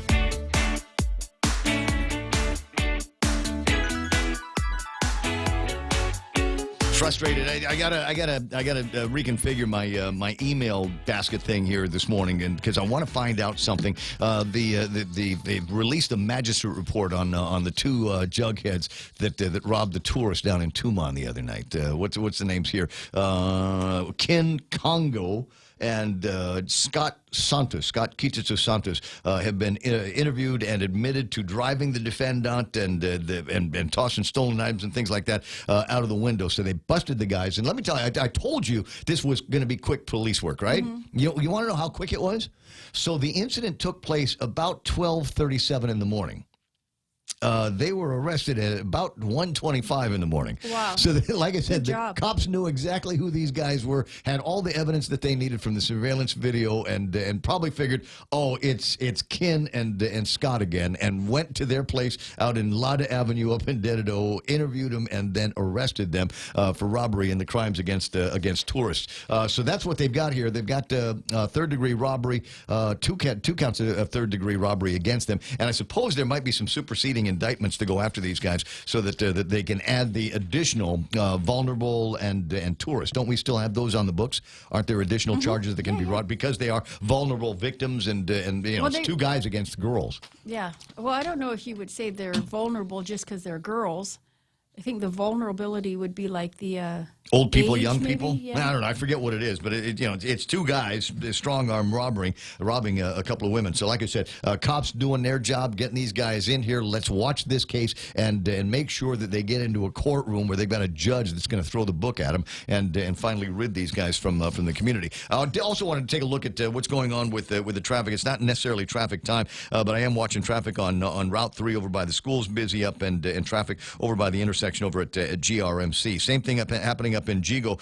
Even before you get to Isang Song and places like that, starting to watch traffic build up. So expect some delays if you're on the road. Not as bad as it should, considering that most of the elementary schools are out because a parent-teacher conference is going on. Jerry Roberts and the Extra Point coming up before too much longer. But first, we'll take a look at what happened on the markets today. Did they recover? Was there a recovery on the markets today? While the website refreshes itself, it only does that when I'm looking at the market report. I'll take a look at the commodities here. West Texas crude today trading at $58.03. Those of you that are intrepid listeners of the program know that yesterday it was trading at $59 and about a nickel down by over $1 here. Over $1's worth of a drop in West Texas crude, $58.03. For some reason, it's not calling up the page here that I'm looking at. The markets had recovered. It looked like they were recovering well in the last hour. I'll give that some more time to refresh. Also taking a look at Tapis crude. Those numbers are frozen, unfortunately, $72.08, but that is down from $76.42 just a few days prior. So I expect there might be some happy action on that. I'll bet it's lower today, and they know, but we don't know. Yeah, because they can get it in real time. They probably get it from websites where they pay for the information, so they get it in real time. I get it from a free website because I'm cheap. I worked for Rex for 17 years. I'm cheap. No surprises. So what do we got here? S&P 500 rises to record highs after news the U.S. will remove currency manipulator tag from China. Another piece of good news for those of you on the market. S&P 500, 3,288, up 22 points. NASDAQ in the green by 95 to close at 9,273. Dow Jones Industrial Average, as I said, picks up some steam here, 55 points in the green. They closed at 28,879. All the other markets seem to be doing all right. We'll take a look at the international markets as well. The FTSE up by 30 points, 76.17. The Nikkei at 23,850. I'm sorry, the Dow Jones closed at 28,907. So back on track to head to 29,000 before too much longer. Nikkei at 23,850, picked up 110 points. Hang Seng at 28,954 points. Biggest winner this morning by points, 316 in the green for the Hang Seng Index. Shanghai's up by 23. DAX Index is the only international market that's down right now, 13,451. A couple of other business pieces to share with you, and I'm trying to figure out, just anything to get some good news in the administration. Business License and Permit Center improves their hours and services by April of 2020. Hold your breath, kids. By April of 2020, they will begin to be able to process all of the things they do over at Business License and Permit Center using standard business hours, Monday through Friday, 8 to 5. Except on holidays. They have not been able to do that because of staggered hours and things like that previously. But they put the task force was put together, and using names like Bert Johnson and Janae LG and Patrick Sherman and Denise Mendiola and John Rivera, they were able to, using the brain power behind this task force, figure out how to get basically the one-stop center working Monday through Friday, 8 to 5, like when everybody else is working. So this is a big deal. This is going to be the feather in the administration's cap. When they start running for re-election in 2022, they're going to say, and people say, well, what can you point to that's made our lives better? And they'll say, well, we finally got one stop working from 8 to 5 Monday through Friday. Big accomplishment. Yeah, not so much. Carl Gutierrez did that 20 years ago. No major problems. He just got everybody together and said, let's do a one stop, and he did. 7:24 in the morning. A couple of other things I'll share with you in just a little bit. But first, Jerry Roberts is in the studio, and it's double Jerry Roberts Day today. Why? Because you get him on the radio here with the Extra Point, but you also get him in the Work Zone, his weekly column in the Guam Daily Post. Today's column topic, hey, you got 10 minutes? Things that you can do to maybe help somebody out, maybe help yourself out, renew a friendship. Maybe you haven't talked to somebody in a while. It's all it takes, 10 minutes. Pick up the phone. Just 10 minutes. So take a look at that and find some inspiration in that one. Now it is time for Jerry Roberts to bring us the Extra Point today, brought to you by Guahan Insurance Services, First Hawaiian Bank. So you want to get ahead at work. One way is to show your willingness to do more. But do what? Well, today we'll talk about ways to make yourself stand out with a little bit of extra effort. That's next on the Extra Point. When's the last time you looked at your homeowner's insurance? A homeowner's policy protects much more than just your house. It also protects you against claims from someone being hurt on your property. If a visitor is injured at your place, how much are you covered for? The smart thing to do is get the answer today. That's the Insurance Extra Point. Get out there and make something good happen today by calling Guahan Insurance Services at 475-1162 or visit us at the Camacho Landmark Center in Tamuning. So we begin today by asking Ray Gibson a question. You're a manager here.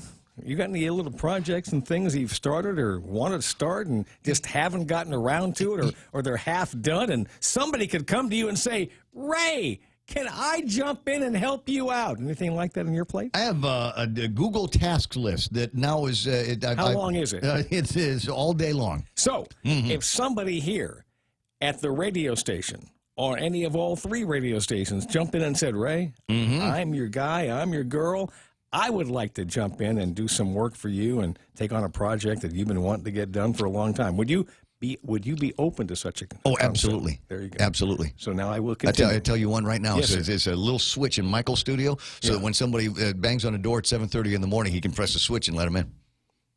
It's the easiest thing in the world. It's one wire, right?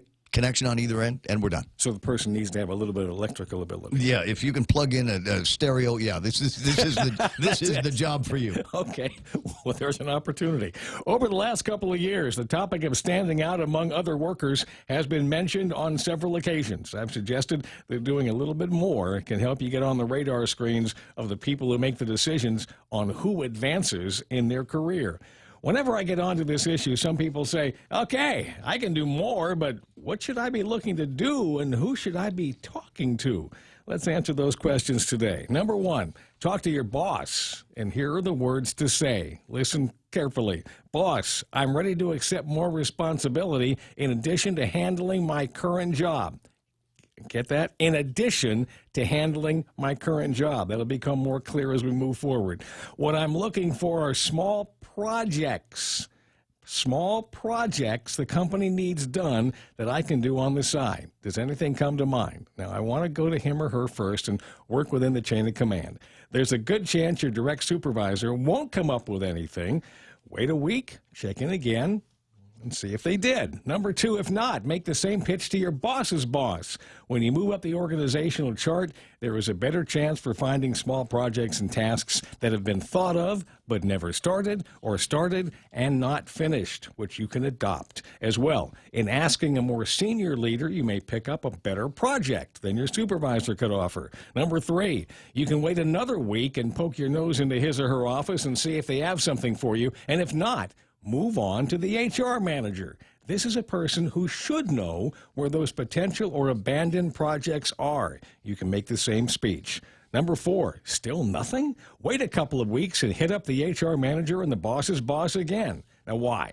Because this adds to their awareness of you and will get them thinking, this person wants more and I need to find something extra for them to do. Be upbeat, energetic, and persistent. Eventually, you'll get your opportunity. Number five, another option is to see if anyone else in the organization is involved in a project and could use help to get it done on time. If anybody asks you the question, what do you have in mind? And I've heard that one, answer it this way.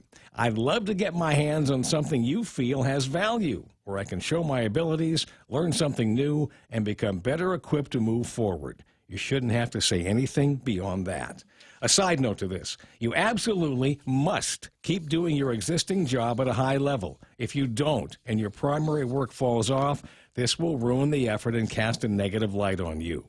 You'll likely be tempted to spend more time on the more exciting work, but fight that off and make sure you always first take care of what they're counting on you to do. I'll rephrase that, what they're paying you to do. Cover that well and then get involved in the additional job. When you do get a project, deliver it well, then ask for more. You'll be redefining your image in the organization. More on this tomorrow, including, perhaps, the most important factor of all.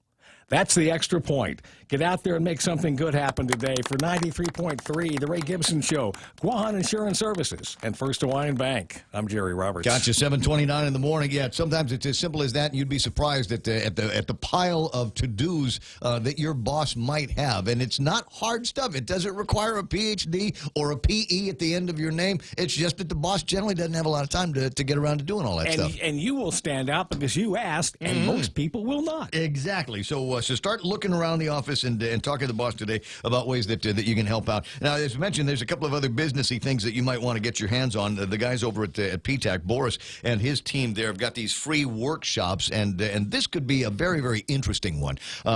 Coming up on the 16th, the Small Business Innovation Research and Small Business Technology Transfer Programs. That's what they're going to be talking about, encouraging small businesses to engage in federal research and development that has the potential for commercialization. They'll explain the programs and show how innovators around here might be able to get involved in some of these programs. Now, it might not be right. It might not be one of those things where there are immediate contracts to let from the government that you can take advantage of. But if you're on the ground floor on some of these conversations, on working with these new policies and new technologies, you might be the shoe-in candidate when it comes time for the federal government to start buying up into some of these ideas. Yes, so think about that. If you want information, find Boris course. He's at 735-2596. Should be in the office. If he's not there already, I'd be surprised. But 735-2596. Get more information on that. End of the month, they'll do one on DLA Internet Bid Board systems, so that if you are capable of doing business with the federal government, they'll show you how to get into that and search, view, submit quotes to DLA for FedBiz. 7:31 in the morning. That's Jerry Roberts and the Extra Point. And about time right now for another look at headlines. Now, being brought to you by Loli Camet of Remax Diamond Realty for all of your real estate needs. Give her a ring, 688-6743. Again, 688-6743. Now, with news from the Guam Daily Post, here's Montesilva Tyrant. The two men who robbed a couple of tourists in Tumon were captured by Guam police. The robbery caught on surveillance camera. The women were walking by the Fiesta Hotel when one of the men jumped at them out of the bushes and grabbed their purses. One of the women was injured when she fell onto the road. 29-year-old Joaquin Villagomez Congo charged with robbery and assault. 38-year-old Scott Kituso Santos was charged with guilt established by complicity. Georgia Mayor Jesse Bloss is still in jail, but that didn't stop him from finally appointing a municipal planning council. Letters were sent to the 10 appointees who will help run the village while the mayor is in jail. Once the appointees accept the appointment, their names will be made public. And the Department of Administration will mail out 184 tax refund checks this week. The checks will total approximately $613,000. They cover returns that were filed on or before July 20th of 2019. And those are some of your headlines from the Guam Daily Post. For more on these stories, you can pick up a copy of the paper or log on to their website at postguam.com. Thank you, Mana. It's 7:33 now, and that's the time from our guys over at iConnect. You need to save some money in this new year. They can do it for you. All kinds of great plans that you need to talk to them about. Push-to-talk mobile and even internet with iConnect.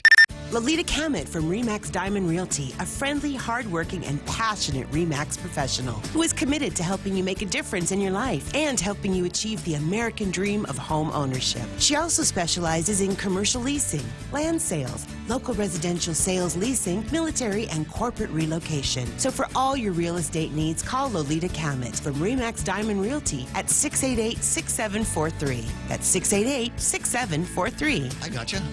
Liz, I want you to swing by Mescla today and try a couple of fantastic items. We've been talking about the 2-pound surf and turf burrito, but today I think I need to tell you about these certified Angus beef pot roast tacos. Do I need to describe it? Do I need to even describe this, right? Pot roast tacos made with Angus beef. This is the good stuff, guys. Tomorrow style. Beef pot roast, just like Mama Terry makes, sauteed with onions and doni. Then they stuff that into soft corn tortillas, top that with fresh onions and cilantro. They serve that up with a spicy roasted chili salsa. Or you can probably ask them for some of the, around that really, really good mezcla de Nancy that they've got there. I'm salivating now. There's a little pool of spit in my mouth. $16.95. So visit Mezcla in Hagåtña and now in Tumon at the Grand Plaza Hotel. Make reservations by calling 969-2652. From the start of the NFL football season, Point listeners have gotten together in friendly competition to battle it out in the Points NFL Pick'em contest. Along with weekly winners picking up great prizes, we have also awarded our grand prize winner, Art Hameister.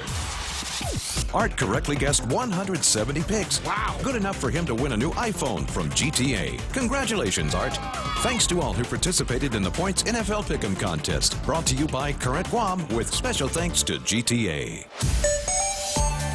What? Is it time for traffic already? Looks like traffic's fairly bad moving into the downtown Sumai area, Big Navy. Expect some delays getting through there, both directions now, in and out of that naval facility. Looking at traffic over at Polaris Point, slow going in both directions right around the construction area, so expect some delays through there for sure. As I move north towards Hagåtña, nothing major. Might have a little bit of a slowdown over by the Paseo.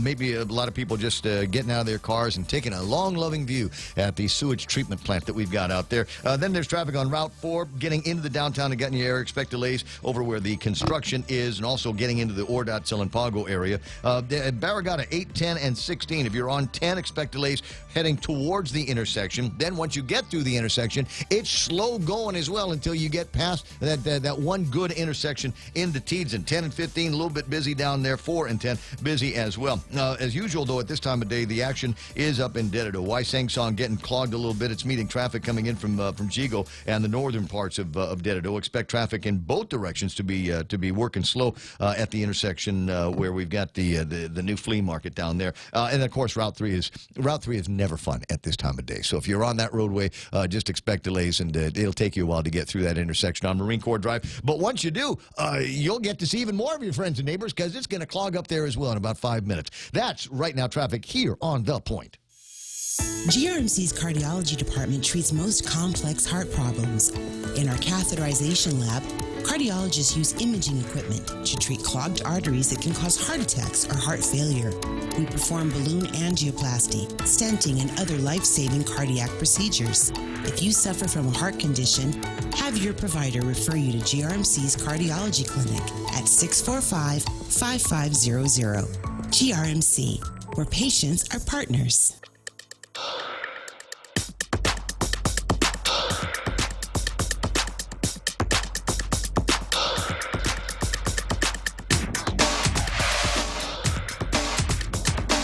Hey, did you hear that BJ was running for Congress? Anybody? I mean, there's all these rumors because. And so it begins. There's people that are throwing their hat in the ring for a variety of positions. Now, we know that Will Castro obviously wants to be congressman, trying to beat the Republican Party to the punch on a nomination. So you got that. Also heard that Tony Babauta wants the job. Regine Bisco-Lee wants the job so bad she's going after the mayor of Agate. And then I'd also heard through a grapevine that B.J. Cruz might be interested in running for Congress. Had you heard that? Or are you the one that started? No, I heard that here on The Point, but I heard it from you. But he's doing a really good job at the OPA, so I hope he doesn't. Yeah, well, I don't think he can. He'd have to quit the OPA if he wanted to run for Congress, right? Because that's a 4-year job that he's got. Yeah, that's right. And Congress is up for 6? No, it's 4. But it's there's nothing goes for 6 unless your Doris Flores Brooks, and she could have had that job for life. But she wanted to run for Congress as well. But they've released their annual work plan for 2020 and a number of audits that they already do. In addition to those, they're going to be conducting some other performance audits. Those of you on the Point listening roster here, you know that we've always got questions about what about this, what about that, what about the spend here, what about the spend there. There's people that listen to the radio and review Facebook Live for exactly those kinds of comments, so that they can undertake some of these audits over at the Office of Public Accountability. As an example, the top 10 things that they're going to be trying to go after here by way of audit and review, starting at the top. What was I saying earlier about the Mayor's Council of Guam? At the top, they're going to be looking at the 2019 Guam Liberation Game Rooms.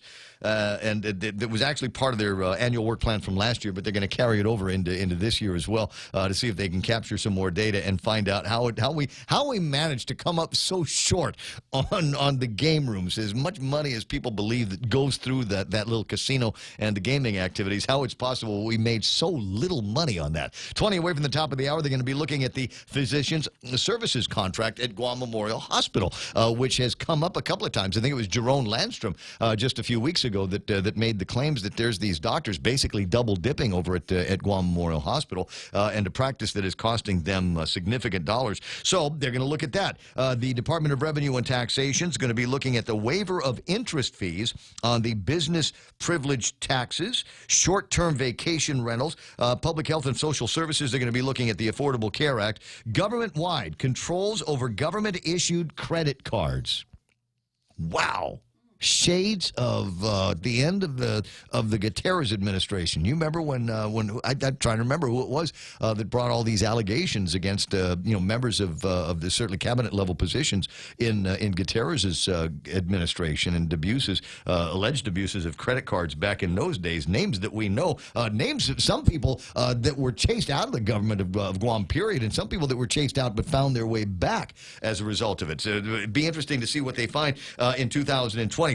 Mentally indigent program and the Medicaid program, proper billing of counterfeit products at the Mayor's Council of Guam, the validity of disbursements of non-appropriated funds, and GEPA, the oversight on chemical disposal. Those are some of the audits that they're going to be looking at in 2020 as they begin the new calendar year. This, again, on top of all of the other mandated audits that they do over at the OPA. So I think that's interesting. 20 away from 8 o'clock in the morning, 888-825-5888, TALK. I see Rich Twitch, and Fran Tenorio Kitsitsu online. So is my buddy Joey Franquez, Sabine Chargaloff, Randy Landis is there, and so is Nick Perlosky. James Howard online as usual. Nice to see him there. What's that, Ken? Why shouldn't he have all the perks of being in jail the rest of the prisoners have? Oh, talking about Mayor Blas. Dave Chargaloff is there. Neitz is online. Hazy and sulfury smelling this morning.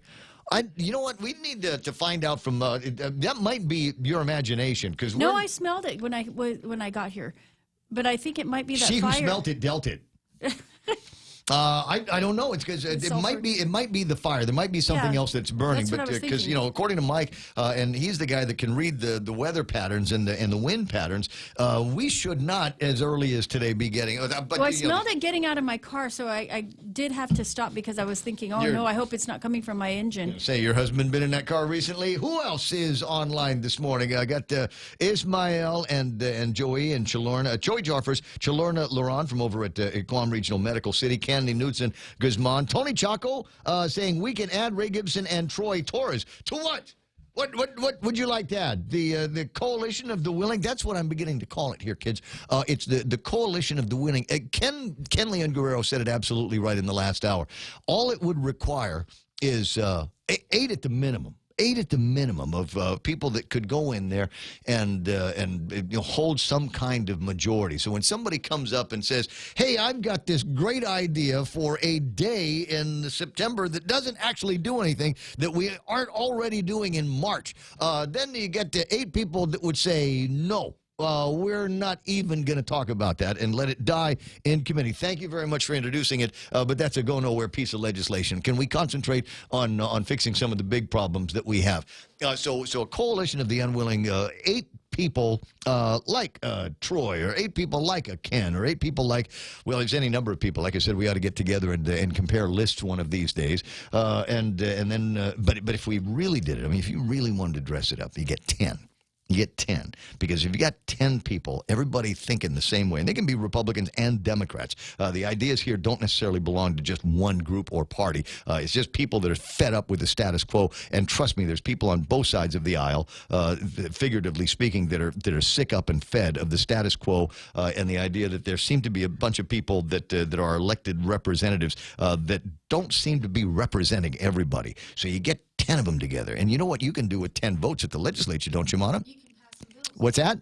That microphone? You can pass some bills. Yeah, you can pass some bills, and even if somebody sitting over at the governor's office doesn't like the bills, you can pass some bills, and you can override some vetoes. That's you can override. They can send it back in the veto. We override those things 24 hours later, and then they become a matter of law. Can you imagine the kind of reorganization that could come, the kind of destabilization of the status quo that could come with 10 like-minded people? I know a lot of you are thinking, but wait a second, I already got a job. I can't take the time off. I got to go to school. I got to take care of so-and-so. And the deal is, day number 1, the coalition of the willing would turn the legislature, and you can do it just by a change in the standing rules of the legislature. Say, we're part-time. There you go. And we'll get together in a couple of months. Let staff take care of all the research and the bill writing and all of that kind of thing. 888-825-5888-TALK. Oh, who else is playing around this morning on the onlines? I see Renee Lau, and I got to get some pictures that Renee took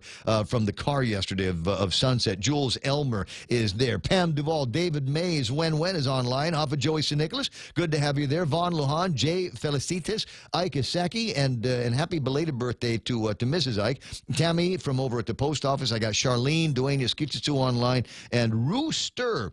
Any changes ever come of those complaint letters from the agency employees against their leadership? And now it might be an interesting time to think about that. What do we have? We had the guys over at the Department of Corrections, and I think they got everything they wanted when Sam quit. That's about right? That's the way that ended up. Mm-hmm. Is it they weren't asking in for anything more? I guess they're going to get more people at some point. We haven't gotten any. There are no new anonymous letters. Anonymous letters. See, and that's the thing. The other day, Dr. Friedman had put out a thing. I think it was in yesterday's post where he was talking about the culture and the climate over at Guam Memorial Hospital. And you can do this, you can do that, you can paint the place, you can change the name if you want to. But there is an an integrated culture, if you will, over at GMH. And until that gets broken up and until that status quo has been disrupted, you're always going to have the same kind of responses. Now, I'm here to tell you, you can read that thing and go, you know what, Sam's absolutely right. All of these problems are systemic, and they go back decades over at Guam Memorial Hospital since I was a little boy.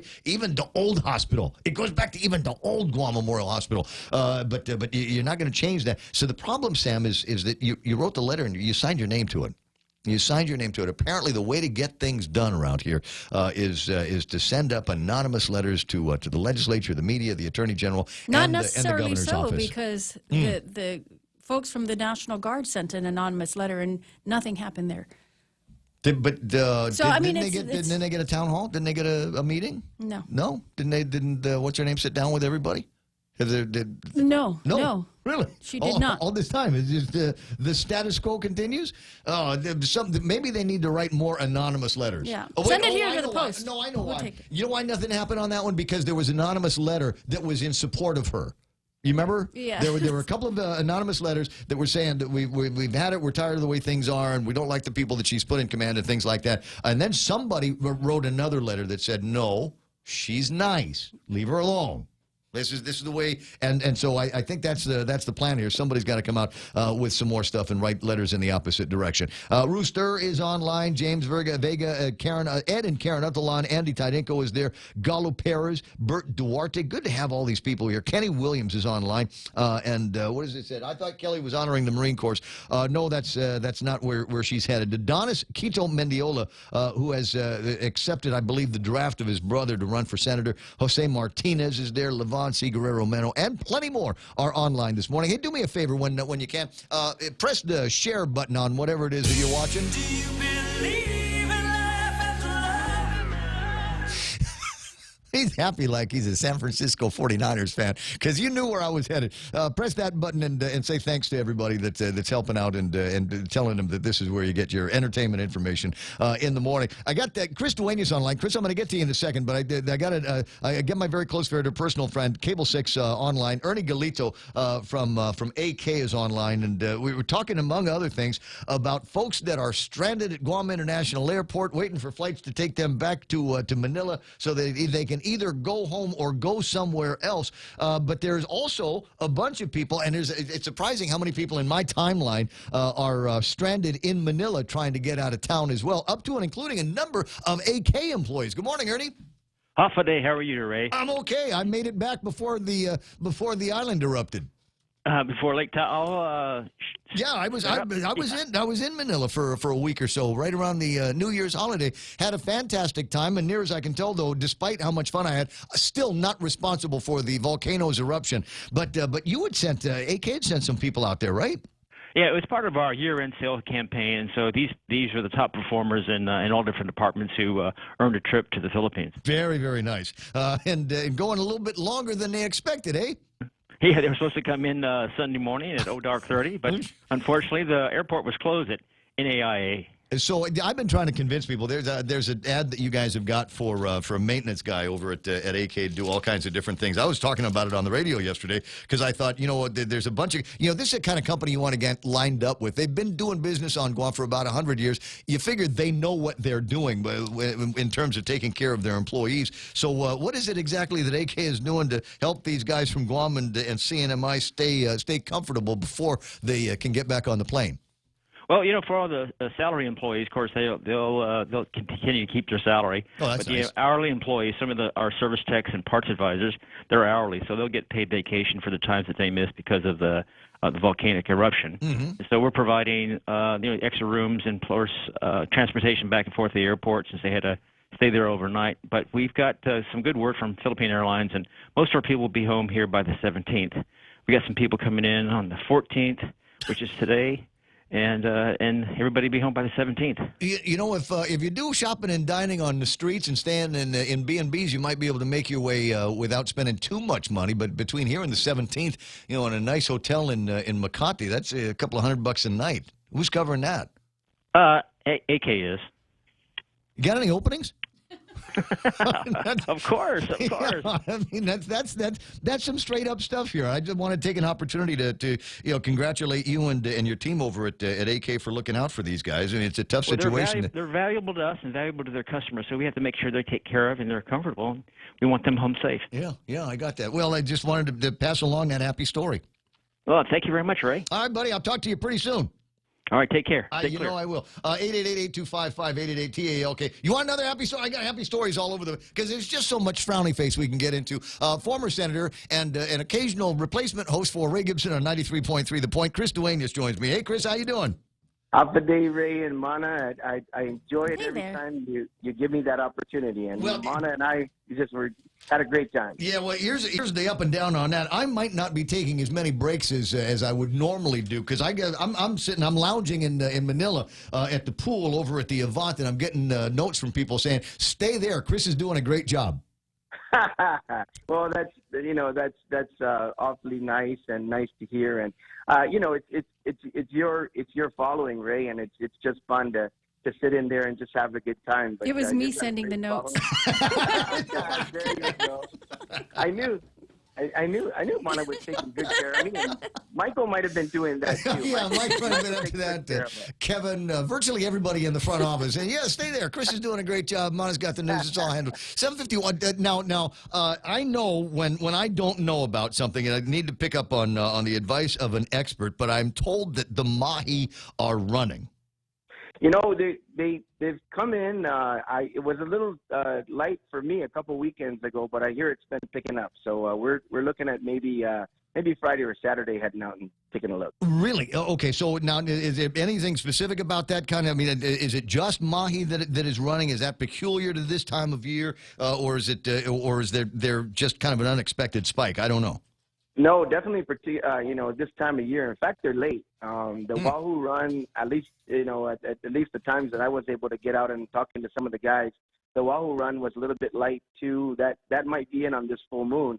But yeah, the Mahi Wahoo is usually late November through the holidays, all the way up until just about after Lent. So yeah, that's.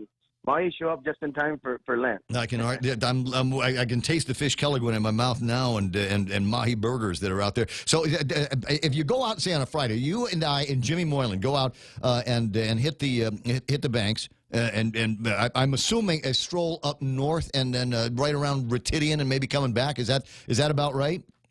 That's about right, but depends on the day. The wind's really been howling, so the good thing about mahi and wahoo season is you don't necessarily have to be on the banks for the bite. Oh. There is a couple of buoys that were replaced out there, the fish attracting devices called fads.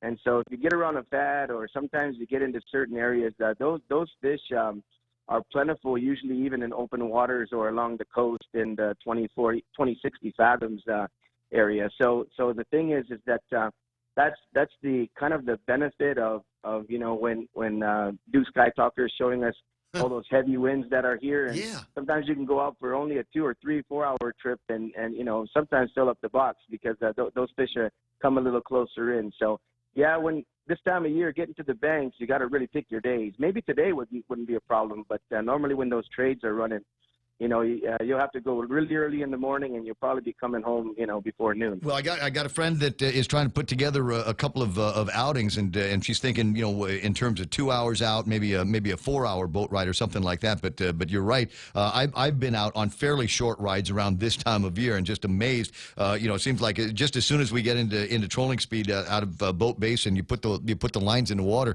and all of a sudden you're banging on the fishing poles. Oh yeah. This is the time of year when if everything's right, especially if you go before sunup, sometimes the sun's not even up yet, and you got lures in the water, and they start going off. So that's always a great feeling. I got you. You need any? Is there room on the boat this weekend? Has you got any room for a couple extra hands? We'll see what Mainyao's got going on. He's usually the one that schedules the crew, so I just do all the maintenance and fire up the boat. So we'll see what he's got. All right. Well, give me a ring. I might find a couple of volunteers for you. Gotcha. Right on, Chris Duenas. I'll talk to you pretty soon, bro. Okay, take care. You know I will. 888-825-5755. Quick debrief on how things went in Agate. Apparently there are issues floating around with crime allegations and maybe some institutionalized crime over at the mayor's office. We'll leave that to Regine. Got Jim Moylan on the telephone line right now. So how'd it go last night? Went well. Good participation. A lot of folks had some great comments. The concern, again, of course, on the youth running around there unsupervised and not being getting their proper treatment and just being arrested and let back out on the streets again. They want to hold the parents responsible, something we've heard in the other villages, too. Yep. Police presence as well. Another concern we've been hearing in the villages. There was a story about the Agate Mango Festival where the retailers out there, the people selling their products were at least 3 times, different ones were robbed. Just somebody went in there, grabbed their money case there and took off. And they really were hoping for more police presence as well. There was a question about the 100 police officers that were supposedly getting what time, I don't know when. But right around the same time as the war claims get paid. Just about. It checks in the mail. And they'll need what about their vehicles? What about the maintenance costs? If we can't manage our money now, when a community member was saying then how much confidence do we really have? So lack of confidence. A teacher mentioned also that, we need real community programs. We need to really sit down with GPD and let's not just talk, but we need to act. In her mind, she appreciated that we were there, but this is just another discussion. We need real actions. And that's the same thing we heard in Dededo and Mauricio as well. So, in summary, what they're saying is we've had these meetings before, and where's the follow-up and where's the action? So, we discussed a few of our bills and what action we're taking. And good thing we are having a public hearing tomorrow because some of these issues could be addressed with the bills that we have out there. So I'm looking forward to our next one. Well, yeah, and I've been, as much as I can, I've been talking about the public hearing tomorrow, 1 o'clock, a variety of measures that would put guardrails around the ability of the prosecutors and the judges over at Superior Court to be lenient in cases, especially where the people of Guam are demanding justice, demanding people that have been taking the system for a ride for all of these years to finally be put behind bars. I'll play the video of while we're talking of exactly the case where I'm sure the police officers knew the individuals that were involved in this strong arm robbery in Tumon. And as the video plays, you can see the tourist walking down the sidewalk. You can see the guy taking up a position, hiding from them. And before too much longer in the video, he chases them out into the streets. Chases the tourists out into the streets, knocks them down, injures one of them, and steals their purse. This is, in my mind, the crime made more heinous because, number one, he had targeted unarmed and unprepared women. Number two, it was a crime against tourism and the hospitality industry here on Guam, which is always delicate. If you're watching the video, this is about the part where the guy jumps out from behind the bushes and goes after the women and chases them into the streets. There's something got to be done about this. And I just worry that these guys who were arrested less than an hour later, Jim, less than an hour later, these guys were arrested by the police department. I'm worried that the cops are doing their job, the community is doing their job, and we're going to put them in the hands of the criminal justice system and be disappointed again. Right. It's so unfortunate. It was a terrible crime as well. We do have a bill that's going to be heard tomorrow, too.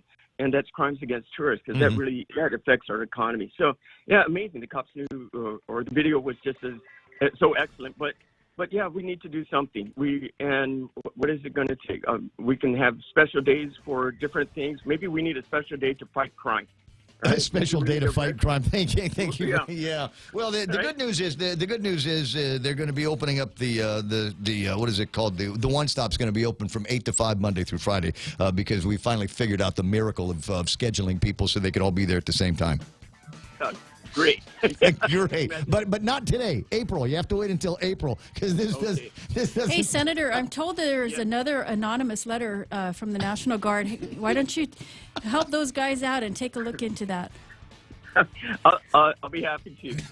They need somebody to help them make some noise. I got you. Hey, it's 8 o'clock in the morning. I got to let everybody go. Fox News Live is next on The Point. To Saudi Arabia, I'm Pam Puso, Fox News. 21 Saudi nationals training with the U.S. military have been expelled as federal authorities wrap up the investigation into last month's shooting at the Naval Air Station in Pensacola, Florida. Attorney General William Barr says they didn't have advanced knowledge of the shooting, but they did possess anti-American material. Barr says the shooter, who was killed by authorities after killing 3 people, was motivated by jihadist ideology and had visited the 9/11 memorial in New York City prior to the attack. He also posted other anti-American, anti-Israeli, and jihadi messages on social media, including 2 hours before his attack. Barr labeling the shooting an act of terrorism.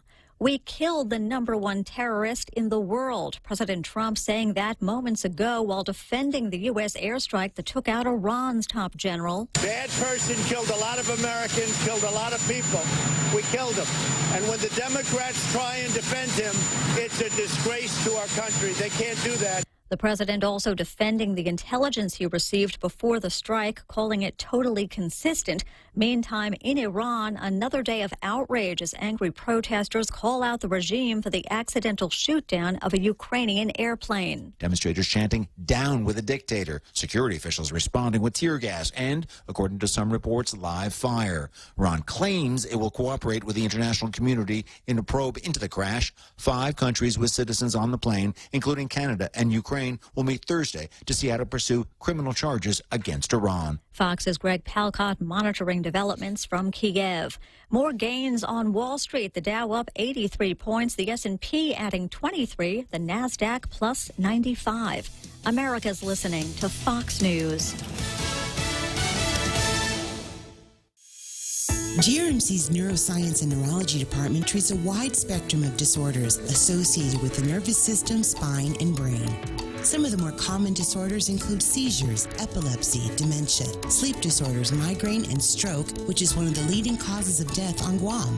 GRMC's neuroscience team is equipped with the latest technology and the finest neurological doctors. To make an appointment, contact GRMC Specialty Clinics at 645-5500. Want to grow your business? Start a new venture? Or stay ahead of the competition? You can. With Docomo Pacific Smart Business Solutions tailored to your specific needs and ambitions, you can do it all. Partner with a network with best-in-class network coverage, state-of-the-art communication platforms, and a team dedicated to providing you with premium support. Call 688-2677 to start your journey to success today. Docomo Pacific Business, delivering your future today.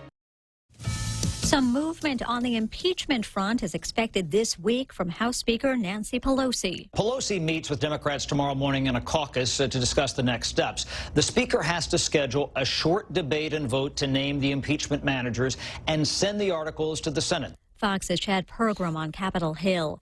Charting a new course for the royal family, Britain's Queen Elizabeth brokering a deal that appears to give Prince Harry and his wife Meghan what they want. The Queen, in a rare statement issued solely in her name, indicates she's disappointed they don't want to be full-time royals anymore, but she's not going to fight it. The Queen says, quote, "We respect and understand their wish to live a more independent life as a family while remaining a valued part of my family." The Queen also addresses the difficult issue of taxpayer money, saying, quote, "Harry and Meghan have made clear they do not want to be reliant on public funds." Fox's Jonathan Hunt. The couple plans to split their time between Britain and Canada.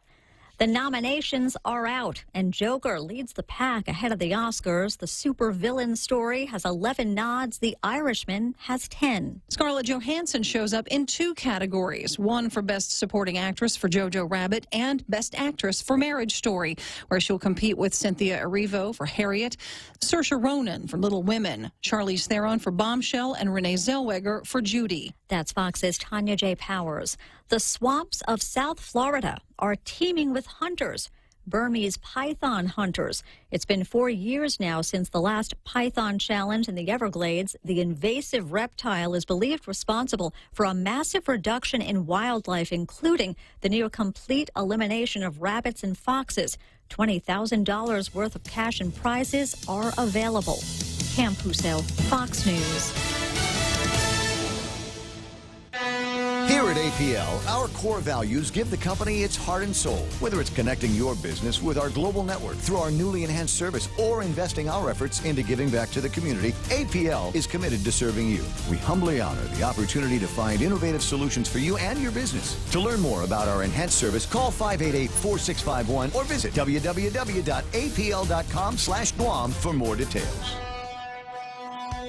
Valley Finance has been serving the people of Guam since 1959, and they'll continue to be there for you in the years to come. Whether you're looking to get a personal loan for that summer vacation or paying off those long overdue bills, Valley Finance has got you covered. Apply for a personal loan from $1,000 up to $3,600 by calling Valley Finance in Agutya at 475-4545, Upper Tumon at 647-5626, or in Dededo, 633-4473. Family Finance, serving the people of Guam since 1959. Chili's 2 for $25 is back. Start with an appetizer to share. Then choose 2 entrees like our mouth-watering Old Timer with cheeseburger or the Cajun chicken pasta, grilled chicken with penne and Alfredo sauce, and chili spices. Feeling extra? Upgrade to a personal fajita or our famous half-rack ribs. Bring a friend or a date to Chili's and get 2 entrees for $25. Located on the 2nd floor of Tumon Sands Plaza. Chili's. More life happens here. Day and good morning, Guam. It's 8:06. I'm Mana Silva Tyron, and here are some of your top stories from the Guam Daily Post. Police arrested 2 men for allegedly robbing a couple of tourists near the Fiesta Resort in Tumon early Sunday morning. A clip of a security video showed the incident widely spread on social media. 29-year-old Joaquin Villagomez Congo was arrested on charges of robbery and assault. 38-year-old Scott Kitetsu Santos was charged with guilt established by complicity. The 2 women were walking along the sidewalk in Tumon when one of the men emerged from the bushes and grabbed their purse and fled in a red sedan. Police were able to quickly track down the vehicle in Dededo. A man charged with distributing cocaine found in a barrel that was washed ashore was sentenced in court yesterday, and he'll spend the next 57 months in a federal prison. Robert Afeisen pleaded guilty to possession of 11 pounds or more of cocaine with the intent to distribute. Afeisen will serve his time in an Oregon prison and will also serve 4 years of supervised release once he gets out of prison. Robert Afeisen and his cousin Jimmy Afeisen and several others were all charged in connection with the seizure of more than 35 pounds of cocaine. Jimmy Afeisen had since pleaded guilty to drug charges and was sentenced last year to serve 6 months in a federal prison. Jotnya Mayor Jesse Blas has appointed 10 residents to serve on his Jotnya Municipal Planning Council. This group to help run the village while the mayor is in jail. Blas faces federal charges related to a drug operation that took place in his village. From his jail cell, he provided appointment letters to the mayor's council. Executive Director Angel Sablan said that the appointment letters will be hand-carried to each of the appointees, and they'll see if they accept or decline the appointment. Sablan said once the letters have been signed, the council will be able to publicly release the names of those appointees. The council would be in place to handle the duties of the mayor in his absence. Blas, as you may know, is to remain behind bars at least until his trial begins in February. Reimbursements totaling more than $46,000 in non-appropriated funds to a staff member at the Agate Mayor's office has raised concerns with one senator, Senator Regine Biscoli, now calling on the Attorney General to look into it. But the mayor says while she's taking the matter to the AG and the OPA, she hasn't even taken his calls to discuss the issue. In her letter to the AG, Lee Camacho, Lee states over the course of 2019, an individual had received reimbursements through non-appropriated funds paid to the Agate Mayor's office. Mayor Kevin Siswico responded, however, saying that his office had followed the rules for reimbursements, which audits can confirm. He also invited the senator and her staff to take a look at the documents that support the reimbursements. He said if the senator has questions, he welcomes a call from her. He said that he reached out to her personally to provide Lee some answers, but she has not responded. And the only thing that he's gotten was from the media. The mayor is calling the senator to visit his office and see for herself. More news after this. When's the last time you looked at your homeowner's insurance? We buy a homeowner's policy and never give it another thought until something happens. Life brings changes, and our coverage needs can change. The smart thing to do is get the answers and level up our insurance to make sure we're totally protected. That's That's the Insurance Extra Point. Get out there and make something good happen today by calling Guahan Insurance Services at 475-1162 or visit us at the Camacho Landmark Center in Tamuning. Mezcla Chamorro Fusion Bistro in the Grand Plaza Hotel in Tumon is stirring up some of your favorite drinks all night long. Come down on Wednesday and Friday nights from 5:30 to 10 p.m. Indulge in some of your favorite local cuisine and pair it with your favorite drink. From our ice-cold beers, our finest selection of wines and liquors, to our top-notch cocktail specials, your friends at Mezcla Bistro Tumon are ready to serve you. Why limit happy to only an hour? The Mezcla family reminds everyone to drink responsibly. See you on Wednesday and Friday night. If you're waiting for a tax refund, this might be your week. The Department of Administration is mailing out 184 tax refund checks this week. Those checks total about $613,000. They cover returns filed on or before July 20th. The business owners renewing their business licenses or applying for building permits can look forward to improved hours and services at the multi-agency hub at the Business License and Permit Center over at the Department of Public Works compound. The Permit Center is comprised of the Department of Public Health, Land Management, Public Works, the Department of Revenue Tax, the Fire Department, and the Treasurer of Guam. Effective today, each agency will be open Monday, Wednesday, and Friday from 8 a.m. to noon, and then from 1 to 5. And then in April of this year, all agencies at the Permit Center will be open Monday through Friday. The Permit Center will launch an online application process as well for certain types of licenses by the end of the year. Be cautious if you're getting into the water. This as Portuguese men of war have been spotted on the island shores. The sea organisms can sting even if they're washed up and appear dead. The Department of Agriculture biologist Brett Tibbett says that the season for these men of war are between November and February. He says, if you come up on them, don't touch them with your bare hands or feet.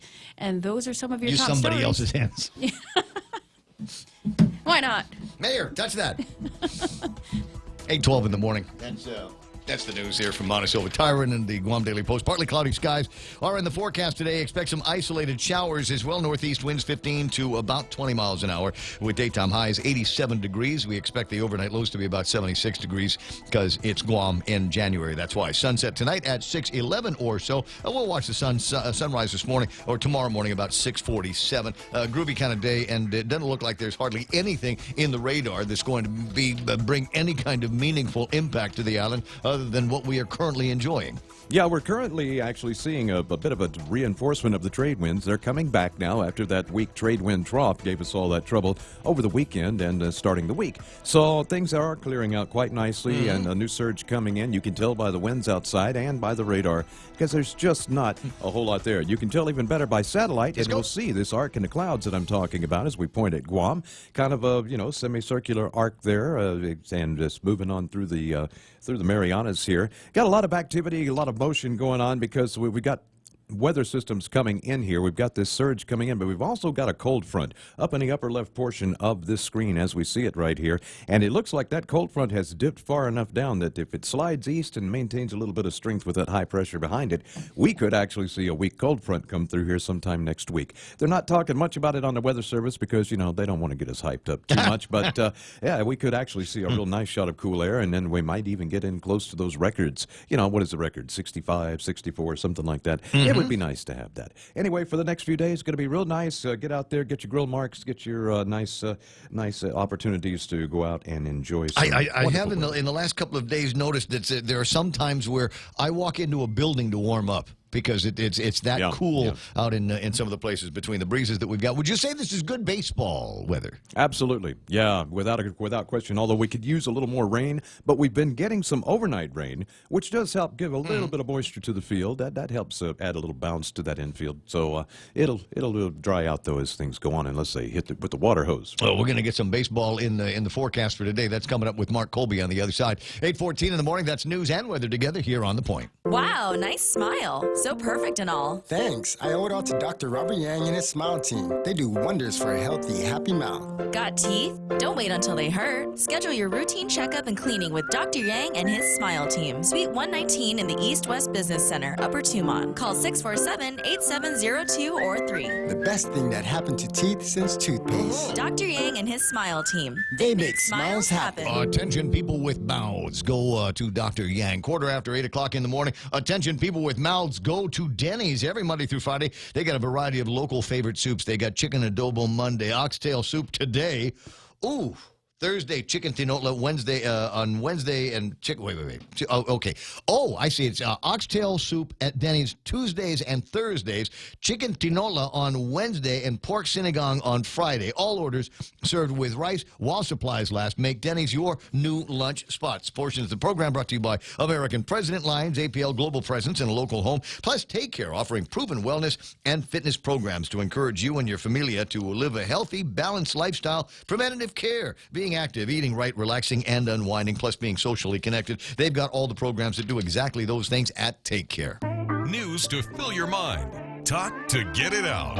The Ray Gibson Show. Get it Call out of now, my head. 888-8255. You ever have that where you just, something's in there and you just go, I cannot function until I get this off my chest and out of my head. That's why God invented talk radio, guys. So take advantage of it. 888-8255-888-TALK. And sometimes you just want to be able to say, listen, here's something I think people are going to find interesting, and then pass that along. So you can use the WhatsApp in order to do that. While the news was playing in the breaks and stuff, I was playing some of the I was showing some of the pictures of the tall eruption out in the Philippines. There's certainly a lot of news floating around about it, and evacuations of about 500,000 people that live within a pretty short radius of the thing, and already suffering from pebbles and things like that, and the ash that is just falling on them. So they're moving people out of that. But there is something about the sheer beauty of this kind of event, and this is a great image that one of the first images that we saw, and it's just a plume. If you're watching on Facebook Live or YouTube, I want to give this to Michelle Peer and see what kind of art she can make out of something like this, because it almost looks like one of her paintings to begin with.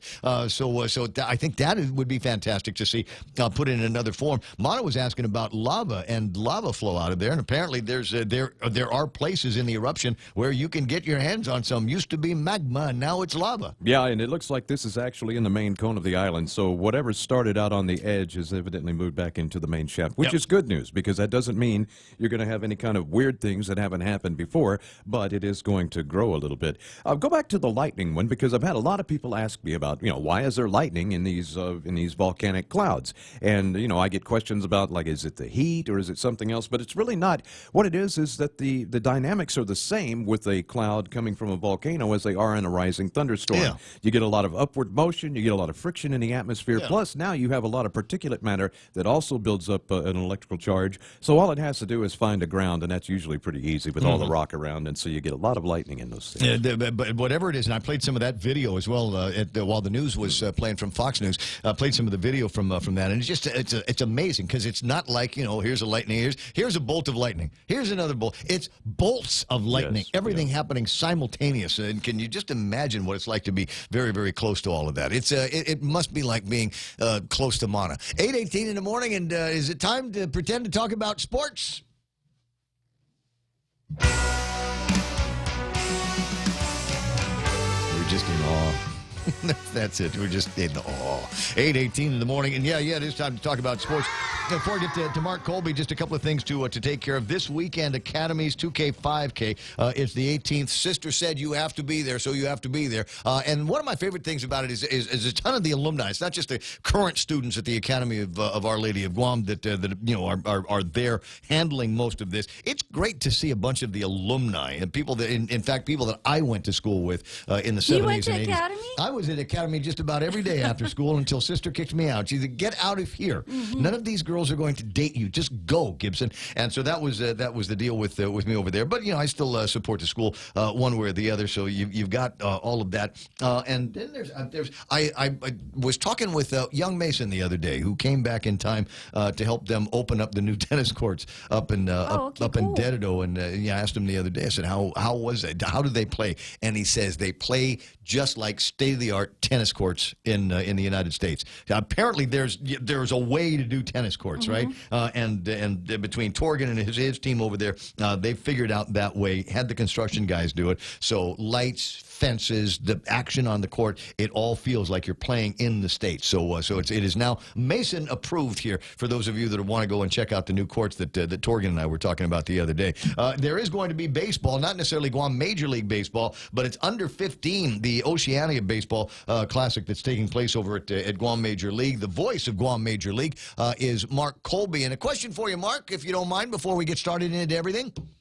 Okay. This under 15, so that means we got kids that are still kind of in high school, middle school. How are they getting out of school to play ball?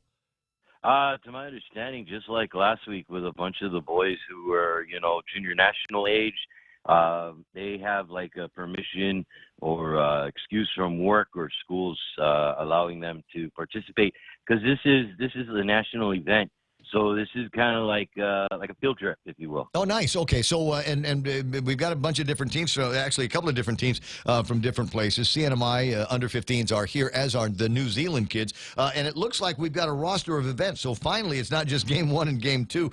We're actually going to see. This is weird to me because Game 1 is New Zealand taking on Guam, and then after that, it's New Zealand taking on the CNMI. Isn't that going to be tough? And then it goes like that over the next couple of days, where Guam will play twice, and then the CNMI will play twice. How were the guys able to do that? You'd think they'd need a little bit more rest between sets.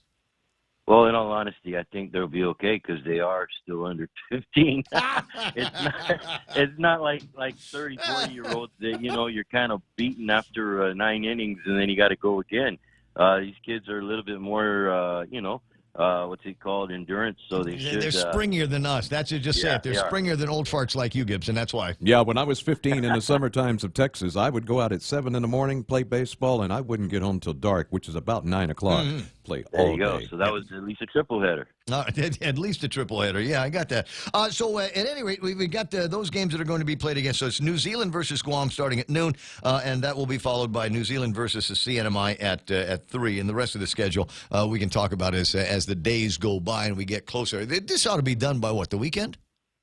Yeah, so we're looking at games every day, Tuesday through Friday, 12 noon and 3 p.m. And like you mentioned, today New Zealand has a doubleheader. Tomorrow, I believe it's Guam that has a doubleheader. Right. And then the following day, it'll be CNMI with a doubleheader. We will have one game on Saturday at 12 noon, followed by the playoffs and the championship round, which will take place Sunday. And assuming we may keep the times at 12 and 3, or we may adjust it. Because the Department of Parks and Rec is incapable of changing the lights and having these games played at night, when it would be fantastic to go and watch them under the lights on Saturday or Sunday night. Oh yeah, you're right. Because the other day we had a good crowd that showed up for the Guam Gold game against CNMI, and unfortunately there were 2 days in a row that we were eyeballing the sky that we had to hurry up and get out of there. Ironically, Ray, I want to make a note. The morning that we talked about no lights, that afternoon, we did spot a bucket truck make a gallivant around the stadium, pull into the side, but we don't know if he was there for real or if he was just there having his lunch break, because about an hour later he split. Well, did they get lights? No. Okay, then it was lunch break. Then that's all. Then that's all it was. It was just came by, reconnoitered the scene, and one of these days, if we get lights, then they know where they go. They're on top of the tall poles, guys. That's where they go. How many Parks and Rec guys does it take to change a light bulb? And the answer is we don't know. It hasn't been done yet. Well, we do want to give a big thank you to Guam Major League Baseball, as well as Parks and Rec. Mr. Ibanez and Mr. Villagomez have opened up and assisted taking care of the field, like you mentioned, Mike. The little wetness at night is helping to keep the field nice and playable, not too wet, so that it's still accessible to play. You know I got you. Well, I just give them a hard time because it's the government, and it's one of the things that really we should think the least expectations of putting lights in the ball field. I mean, they got maybe we find the guys over at Leo Palace and see if they've got any spare bulbs that they can help us out with. 8:24, Mark, I'm going to let you run. You have a fantastic day listening to your voice through the speakers over at the stadium. Thank you, sir. Have a wonderful day. Join us today with baseball. Guam plays this afternoon, 3 o'clock. All right, that's what we got. CNMI versus New Zealand at noon. Guam versus, New Zealand versus Guam at noon. New Zealand versus CNMI at 3 o'clock this afternoon, according to the schedule that I got. I'll talk to you soon, Mark. You have a great day. You too, sir. Be safe. I certainly will. And now it's time to talk about football. Do we have football? Yeah, there's football. Yeah, we wrapped up playoffs yesterday. Seahawks suck. Well, they tried to come back on Green Bay, but it was too late for them. And like I told you in the Texans game, we had to spot them 24 just to make it fair and got whooped. So, so now it's going to be, let's see, the Titans versus the Chiefs. Titans have to travel to Kansas City next week for the AFC Championship, and now it will be Green Bay going to San Francisco for the NFC Championship. I hadn't even thought of the possibility. What's going to happen there? I really think we're looking at, it's going to be tough. The hard game for me really is actually the Tennessee Kansas City game. Tennessee got a real good pass defense, and that's really what's gotten Kansas City a long way in their game, although Kansas City has a good run game. Mm-hmm. Tennessee has an excellent running game. You got two teams that actually can use up a lot of the clock. It's either going to be a really high-scoring game or shootout, or it's going to be a really super low-scoring, and I mean super low, like 10-9 or something. Mm-hmm. I really think the Chiefs will win, but the Titans could shock them. As far as the NFC, you can never count out Rodgers with Green Bay, but San Francisco's defense has just been on point all year. And I'm really, in my mind right now, I'm seeing a Chiefs 49ers Super Bowl.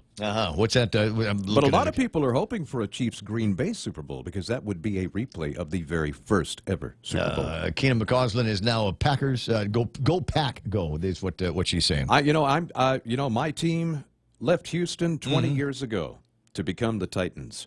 I have not been able to cheer for them at any point up until last week, and when I saw them beating the Ravens, I a little spark of, I don't know. I remember, nostalgia. Just sitting in that warm bath of nostalgia. My heart's still there a little bit with them, so I'm going to pull for Tennessee. It's like when you see your old car driving down the street. Kind of like that, yeah. I hated it when I was driving it, but now that somebody else has got it, just go. That's nice. Yeah.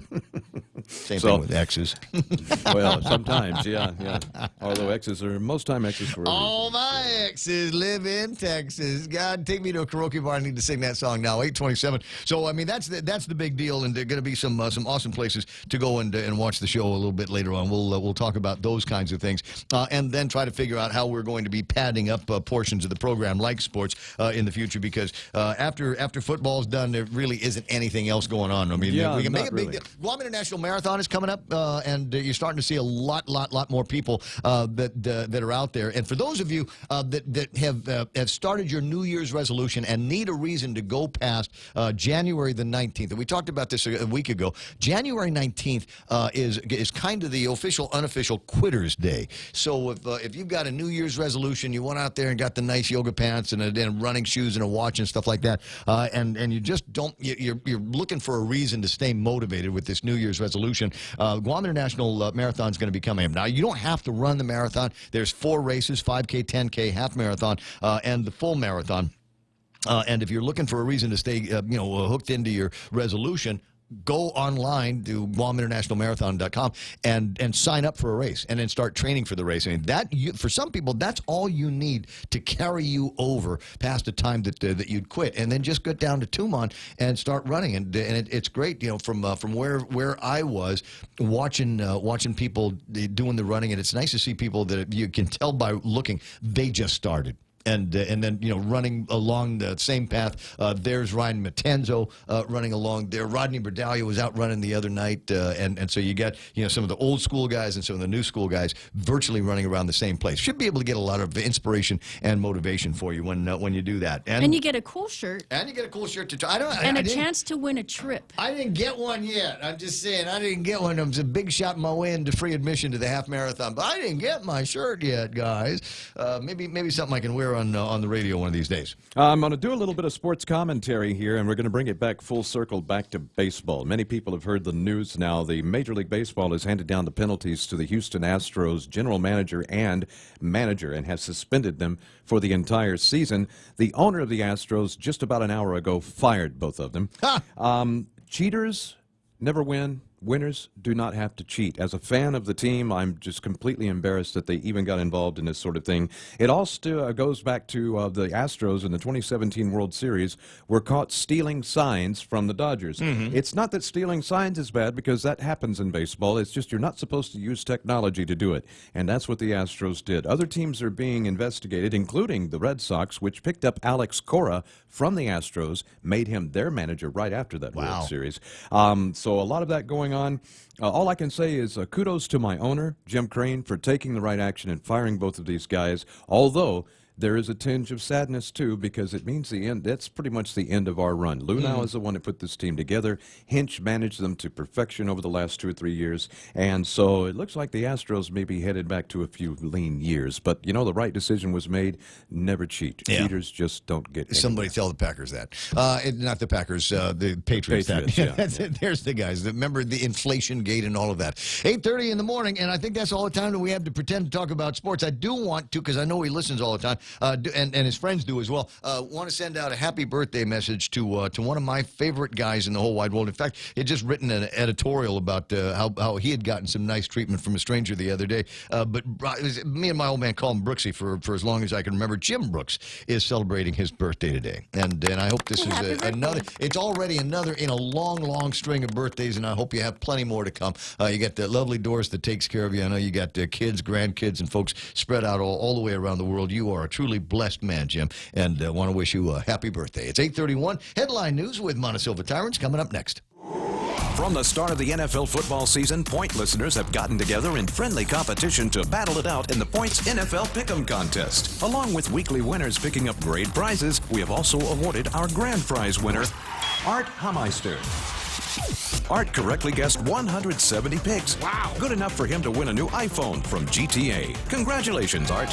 Thanks to all who participated in the Points NFL Pick'em contest. Brought to you by Current Guam with special thanks to GTA.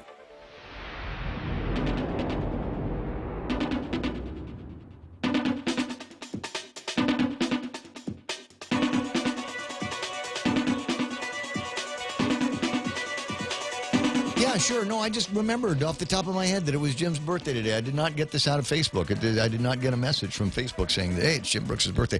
Just FYI, 888-825-5888-TALK is the telephone number. It's 8:32. And time for our last look at headline news from the Guam Daily Post. Here is Montesilva Tyrants. The two men who robbed a couple of tourists in Tumon were captured by Guam police. The robbery caught on surveillance camera. The women were walking by the fiesta when one of them was jumped and their purses were grabbed. One of the women was injured when she fell onto the road. 29-year-old Joaquin Congo charged with robbery and assault. His accomplice, 38-year-old Scott Kiticho Santos, was charged with guilt established by complicity. Jotnia Mayor Jesse Bloss is still in jail, but that didn't stop him from finally appointing a municipal planning council.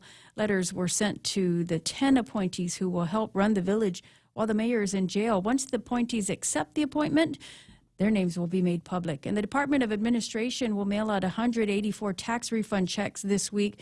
The checks total $613,000 and cover returns filed on or before July 20th. He found the barrel of cocaine washed ashore, and Robert Afeisen said that he made a bad decision when he picked it up and planned to distribute it. Afeisen pleaded guilty to possession of more than 35 pounds of cocaine with the intent to distribute. He was sentenced just yesterday to 57 months. He will serve his time in an Oregon federal prison. And those are some of your headlines from the Guam Daily Post. For more on these stories, you can pick up a copy of the paper or log on to their website at postguam.com. I got you. Now before... What do I got to do? Oh, I get to the iConnect thing in a second. I'm fond of telling people that one of the things that I like to do is learn something new every year. Mm-hmm. 1 year was becoming learning something about HTML, then small engine repair, that kind of thing. And there's a great opportunity that was for you to learn something new at the Hyatt coming up. And this is the part where you ask me, Okay, what is it? I thought you were just going to tell me anyway. Hydroponics. No, it's not hydroponics. If you want to learn about hydroponics, I know the people that will get you into that, and you'll wipe out sections of the house in order to put together your hydroponics thing. Whether you're growing microgreens or you're up to your limit of recreational marijuana. But there is on January the 18th. January, Saturday, Chef Tony over at the Hyatt is going to be doing a Korean oh my gosh cooking class. Oh my gosh, I am so down. It's exactly what I'm thinking. To get to the splains on this. Start the new year with a new skill. This is not a commercial. This is actually something that is of interest to the both of us. Start the new year led by executive sous chef Tony Lee. Our hands-on cooking class will immerse budding chefs in Korean flavors, helping them master techniques to use at home. It's not quite all day. Starts at 10, goes until noon. Or I'm sorry, 2 o'clock in the afternoon. $80 plus a 10% service charge because I guess you're probably going to get to eat whatever it is that you cook. But all the different sauces. You ever go to Happy Mart and just pass by where they've got all these different Korean sauces and things like that going, I wonder what you use that for. No, I just buy it and try it. Yeah, exactly. All of it. So whatever it is, you take whatever meat and pour it into the sauce. And a lot of it, I want to say, is peach. They use peaches. Or pear, yeah. Or is it peaches or pear? One or the other in their marination. There's pear and kiwi I've seen in some recipes. Because number one, it throws the sugar at it, but I want to say that there's also things in there that will tenderize the meat, chemically tenderize the meat. So you can take inexpensive cuts of meat and throw them in these marinades and then turn it on like that. Smug Wimp says, "Oh yeah, Korean cooking is a major delicious." So if you're interested, give the Hyatt a call. Tell them that Ray Gibson told you about this. Not a sampler. It's not going to get a discount. What's the date on that? I want to do that. Saturday the 18th, 10 until 2, $80 plus a $10 service charge. So call and make reservations. It's posted. I found that it was a post on Facebook, one of those event things that are coming up. So give it a shot. And like I said, I mean, you get the basics of it, but maybe you get really, really good. What's the name of that restaurant down in Tumon, over by? And I'm sorry, it's the only landmark that I can remember. Club USA. In the same building as Club USA, there's a Korean restaurant there where they've got these girls that show up and they show up with a bucket of coals, super hot coals. And are they Club USA girls that show up? No, they're not Club USA girls that I know of. So they come in, they pour the thing into a hole in your on the kitchen table, and then you use those coals to cook up your food. Somebody online will know the place that I'm talking about and give me the name. Love Korean food, says Pam Duval. So maybe we ought to do one of those things where we have a get together over at someplace like the Hyatt and just make it all point listeners, right? So be like Pam would be there and Smug would be there and Mana and I and Michael be over there, and we'll just hang out there and learn to cook food. We should have taken pictures of the Eclipse crowd. That was all us. Yeah, there was all us people. Aside from the Koreans that were in the pool already, that was mostly us crowd there at that party over at the Sheraton. Anyway, 8:37 in the morning, and that's iConnect time. Run to the nearest iConnect and ask them how to cook Korean food. Actually, run to iConnect, ask them how to cook Filipino food. You should see some of the stuff we have at office parties. But anyway, ask them also about saving money on mobile and push-to-talk and internet plans. The Extra Point with Jerry Roberts of Guam Training. Hi, I'm Jerry Roberts, and every day on The Ray Gibson Show, I get to comment on the incredibly diverse, fun, challenging, sometimes frustrating, often exciting, but always interesting world of work. I hope you'll be there with us. You can find daily transcripts of The Extra Point at GuamTraining.com. Tune in every weekday morning at 7:20 for The Extra Point with Jerry Roberts, brought to you by Guahan Insurance Services and First Hawaiian Bank on 93.3 The Point. I got it at 8:37 now. We'll take a look at the traffic gizmo and see what's happening out there. Still some traffic rolling around on Route 3 Alpha, but way north. Looks like this around the golf course area. Expect some delays in both directions as you're making your way through there. Up and down Marine Corps Drive, a couple of spots up in the very north of Jigo. Actually, I'm looking at this. Maybe it's a little bit closer to the old amusement park and around Simon Sanchez. Maybe some delays through there. Then you get into 8, 10, and 16. Nothing major going on there. A lot of this is intersection traffic that I'm looking at. The ugliest one that I can see is Route 15. That's and 10. That's over by Price Elementary School. You'll see some traffic over by Harvest and Roy T. Damion Street through the Cañada Tulu. Expect some delays up and down as you're making your way into the Agana area. Right as you get by the Reflection Center, you got Venue over here and Pokey Fry over there. Some delays through there right now. Also looking at traffic in both directions, snagging up a little bit just as you get close to Navy Hospital. So watch out for that. Big Navy and Sumai, a little bit busy as usual this time of day, but nobody is surprised. A little bit of traffic getting out of Santa Rita as well. Anyway, it's 8:38. That's right now traffic. This is The Point. The holidays are here and the shopping frenzy begins. Protect yourself with these safe shopping tips. Consider shopping only with retailers you trust or do some research on other retailers you aren't familiar with before proceeding. Don't save your credit card information on retail websites and never make payments when using public Wi-Fi. Switch to cellular data or wait until you get to a secure network to make your purchases.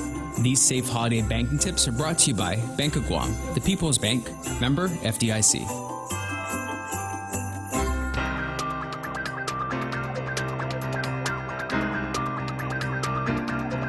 It's one of those things, is it not? Korean food, people, you either absolutely love it or you absolutely hate it. I mean, but if you love it, it's one of those things where you just once a month, maybe twice a month, you're going to say to yourself, I'm going someplace and I'm going to go and order me some Korean chow. Got a nice place over at the mall. I like the one that they've got upstairs over by in the food court. I cannot remember the name of the place in near Club USA. Somebody, like I said, online will tell me all about it. Pam Duvall says the Korean restaurant behind the Girl Scouts. And this is another one. If you know where it is, if you know. If you don't, you're scratching your head going, there's a Korean place behind the Girl Scouts? Yes. Yes, there is. There's another way to get to it from Home Depot. You go through the Home Depot parking lot and over by the outdoor center. There's a road that will take you close to Marine Corps Drive. Don't go all the way out to Marine Corps Drive. There's a turn right behind the Girl Scouts that will take you into the parking lot of the restaurant. I think it's called Sejong. And that is one of the go-to Korean restaurants. If you're in the area and somebody says feel like eating Korean, that's where you go. Got a lot of great items on the menu. Service is great. I don't remember ever losing money on a deal over at that place. Smug Wimp says my wife and I spend more money at Sejong than any other restaurant. And Pam Duvall, obviously a big fan. 888-825-5888-TALK. That's my phone number. If you want to get a hold of me, if you want to send me some pictures or FOIAs and things like that, you're more than welcome to WhatsApp me at 988-5874. Again, that's 988-5874. We give you the WhatsApp deal because it's a multimedia radio station, and you live your life in multimedia, whether you know it. Look, if you've got a smartphone, you are multimedia capable. Just do me a favor when you're shooting video, hold the phone this way, like a movie camera, not like a cell phone, not like you're taking a selfie. Hold it sideways, and the pictures will look far better when you upload them to me and when you send them to YouTube and places like that. I was talking about getting some information in the internets and things like that. Ken LG has sent over a copy of a FOIA to the Attorney General of Guam for the annual report. I'm requesting PDF copies of the 2019 Attorney General annual report be sent in, and then he gives information on the context and the laws behind the FOIA laws. Because you got some places, if you don't cite chapter and verse on what it is that you're looking for, they just kind of ignore you. So that's what he's up to, looking for Freedom of Information Act there to get his hands on the 2019 Attorney General annual report. Speaking of the Attorney General's office, there's this story here. It's kind of a follow-up story on something. This was another one of those where it was very interesting how the administration and the legislature and the Attorney General's office all of a sudden were working just lickety-split. And, oh, my God, we've got to get through this fast fashion. There's an emergency basis to provide the authority for the Attorney General's office, if memory serves, to be able to go and do a lawsuit on PFAS. And then we didn't hear about PFAS for a long time, you and I. What's going on? What's the latest on that? LegalNewsLine.com today is reporting the government of Guam alleges chemical agents produced by 3M and others were used at a former military installations and had polluted the U.S. territory's environment. The government of Guam filed a complaint in the Superior Court of Guam against the 3M company, Tyco Fire Products, and others, alleging strict product liability, negligence, public nuisance, and violation of the Consumer Protection Act. The government of Guam alleges that 3M and others defendants designed, manufactured, and sold firefighting chemical agents known as aqueous film-forming foam to the U.S. military that contained perfluorooctane sulfonate, PFOS, or perfluorooctanoate acid, PFOA. The plaintiff alleged the AFF products, which were used at former military sites on Guam, have polluted the drinking water and natural resources and created a public health issue. Government of Guam seeks restitution, trial by jury, and all other proper relief. Represented here by Deputy Attorney General Ken Orcutt and Assistant Attorneys Joe Perez and Janice Camacho in Tamunan, Guam. 3M transferred the case to the U.S. District Court on Guam on November the 14th. So this kind of a follow-up on that particular story. So there's some kind of movement, and I guess they're going to be doing it here. What do you suppose our chances are? I mean, this PFOS thing, I mean, it's become one of those things where state attorney generals and municipal counties all across the country have begun to glom on, and because there's money, there's substantial dough behind this. So we told you about counties that have sued manufacturers of PFOS and fire agents and things like that, and have gotten their hands on settlements in the hundreds of millions of dollars. Hundreds of millions of dollars. And so there's class actions that are floating around about that, and there's other cases where states and municipalities are going after some of these guys individually, and so it's Guam versus the government of Guam, people of Guam, versus 3M. And the other reason why I say, what do you suppose our chances are? I mean, do you think 3M is just going to roll over? You think they're going to go, well, yeah, there might have been something to that? And just, we'll just write a number down on a napkin and tell us what you think a fair settlement is going to be. Their pockets are about as deep as the Vatican's. I would see, that's the other thing. So I mean, you go into with it's. I'm trying to remember who it was that the government of Guam sued years ago. One of these shipping companies sued one of these shipping companies on the terms of the Jones Act, and these guys just said, yeah, okay. And brought in a plane load of lawyers and fought the case for about ever. Bring it. And government of Guam spent millions of dollars trying to defend their position, and you got this shipping company just kind of, okay, let's just bring, we need another briefcase full of checks. Can you bring a briefcase full of checks over from the Home Office? We'll just start writing checks left and right and pay off all the attorneys that were involved in this. A lot of money that the government of Guam couldn't afford, but the shipping company, more money than the Vatican as well, and they were able to sit in for the long haul, if you ask me. 888-8255-888-TALK. I don't know who that was on the line, but they're gone. My buddy Eric Rosario is there. I forgot to mention, Cousin Troy is online as well. I first found out about the dust-up between Regine Bisco-Lee and the mayor of Agate from Candid News. Can't remember whether I saw that last night or this morning, but I thought it was an interesting story, the way that it was presented, where you've got an employee over at the mayor's office who had been reimbursed in the tens of thousands of dollars. I mean, $46,000, something like that.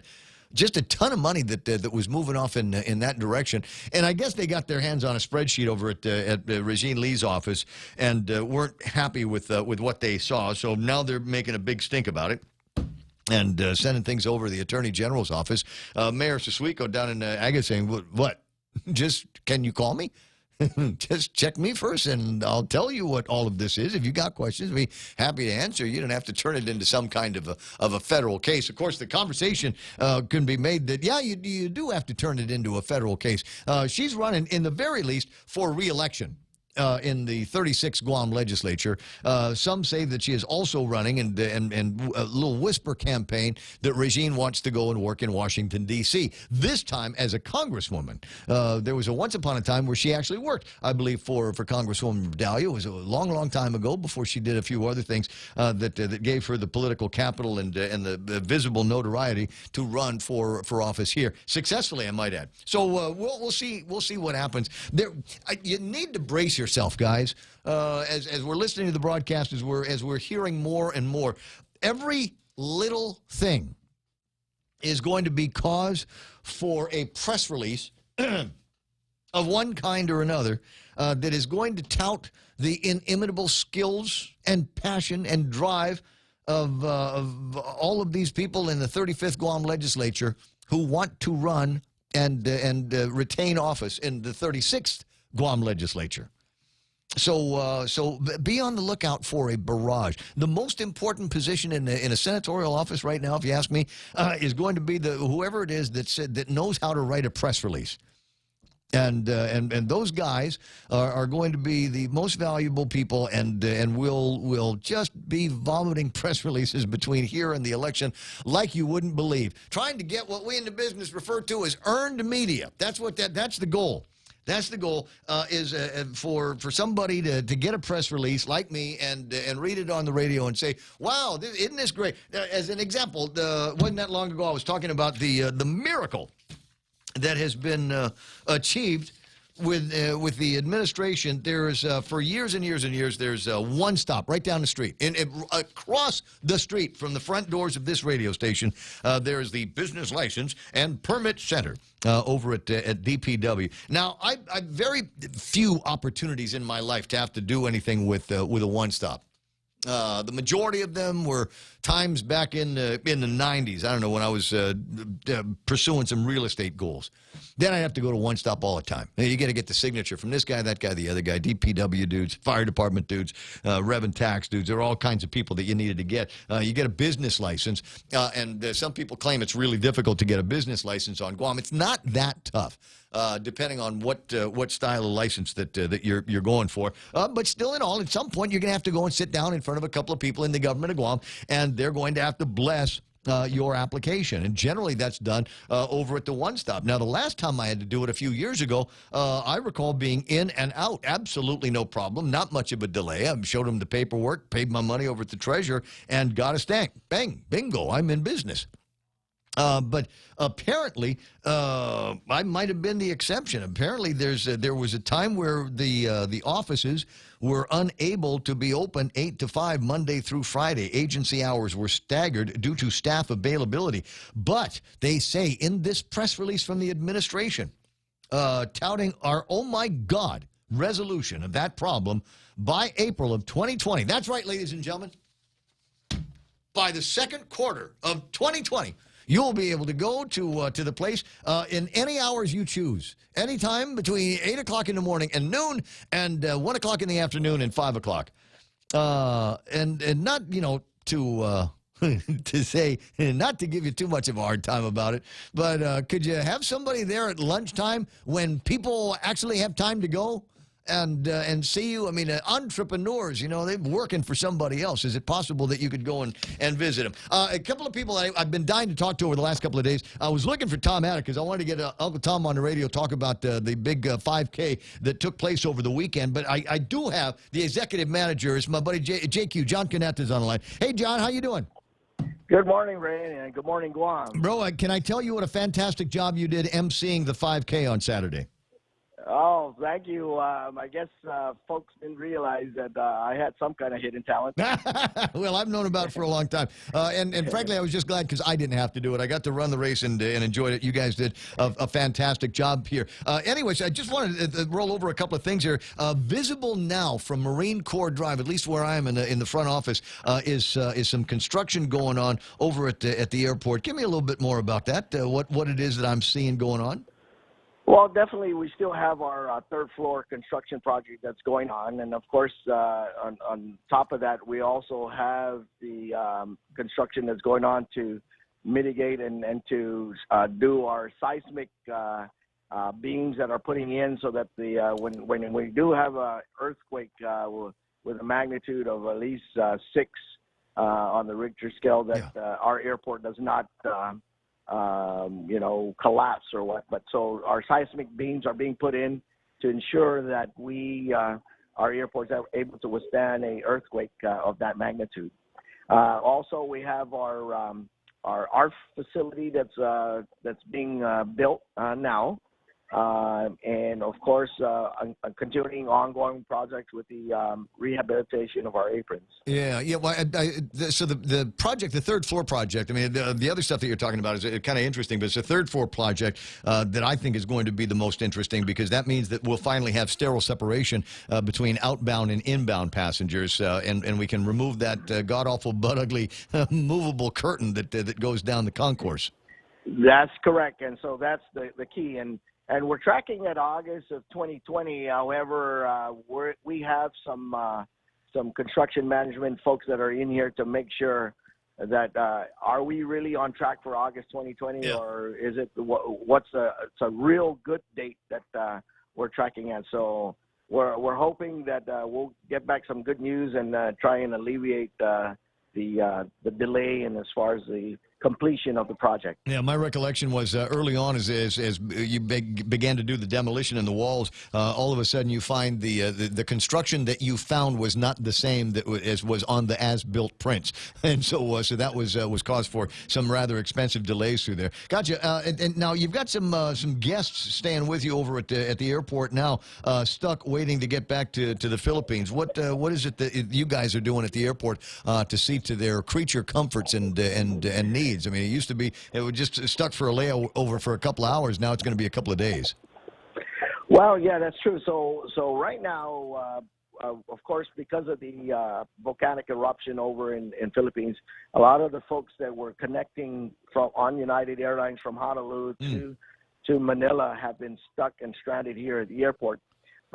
Fortunately enough, we have good partners with United Airlines. The Filipino community of Guam has come through for us. The governor's office, with the chief of staff coming through, the lieutenant governor, acting lieutenant governor coming up and having her staff available, and just rallying the folks to come in and support these folks that are stranded. So we were able to feed these folks for the last couple of days. And then last night, as flights were able to get out, because a lot of the flights were canceled because of the airspace around the Philippine area, and so a lot of flights that were coming in from Narita and also Korea were canceled. So last night those flights were able to resume, and so hotel rooms became available, and all these folks that were stranded here, United Airlines started putting them up in hotels that were available. And so right now we only have a handful of folks that are still here at the airport, and United is, as soon as hotel rooms become available, they'll be able to also put them there. So definitely the stresses that are here for the folks that are stranded. We're trying to relieve some of that stress by putting them up in comfortable accommodation. Just somebody take a shower and lay down flat on a bed. That's nice. I'm glad we had a chance to talk about this, John. I'll talk to you pretty soon. You got any other big deals coming up with the airport week and observations of your department? Please let me know. Yes, sir. Thank you. Well, this Thursday we have our golf tournament going on and also our basketball tournament going on. And then, of course, on Saturday we have the Mass at Manila Church at 5 p.m., and then ultimately, in the end, on January 24th, our tenant appreciation and employee recognition banquet that will be going on. I got it. 8:56. There's another group I know you're working with, Women in Aviation, and I know they've got a couple of things that are going to be happening on airport property towards the end of February. We'll talk about that more as we get closer to it. JQ, I'll talk to you later. All right. Thank you, Ray, and thank you, Guam. And, any updates, just let me know. I sure will, buddy. I'll be happy to give you updates. Okay. You the man. It's JQ, former Senator John Canata, ladies and gentlemen, hanging out with me on the program here this morning. Angel Sablan from the Mayor's Council on the line, and enough time to chat this up here. Apparently, there are names now of nominees for the Municipal Planning Council for the village of Jonia. Good morning, Angel. Hi, good morning, Brother Ramon. Hey, Happy New Year. Happy New Year to you. Look, let me just a quick question here. Who are these people?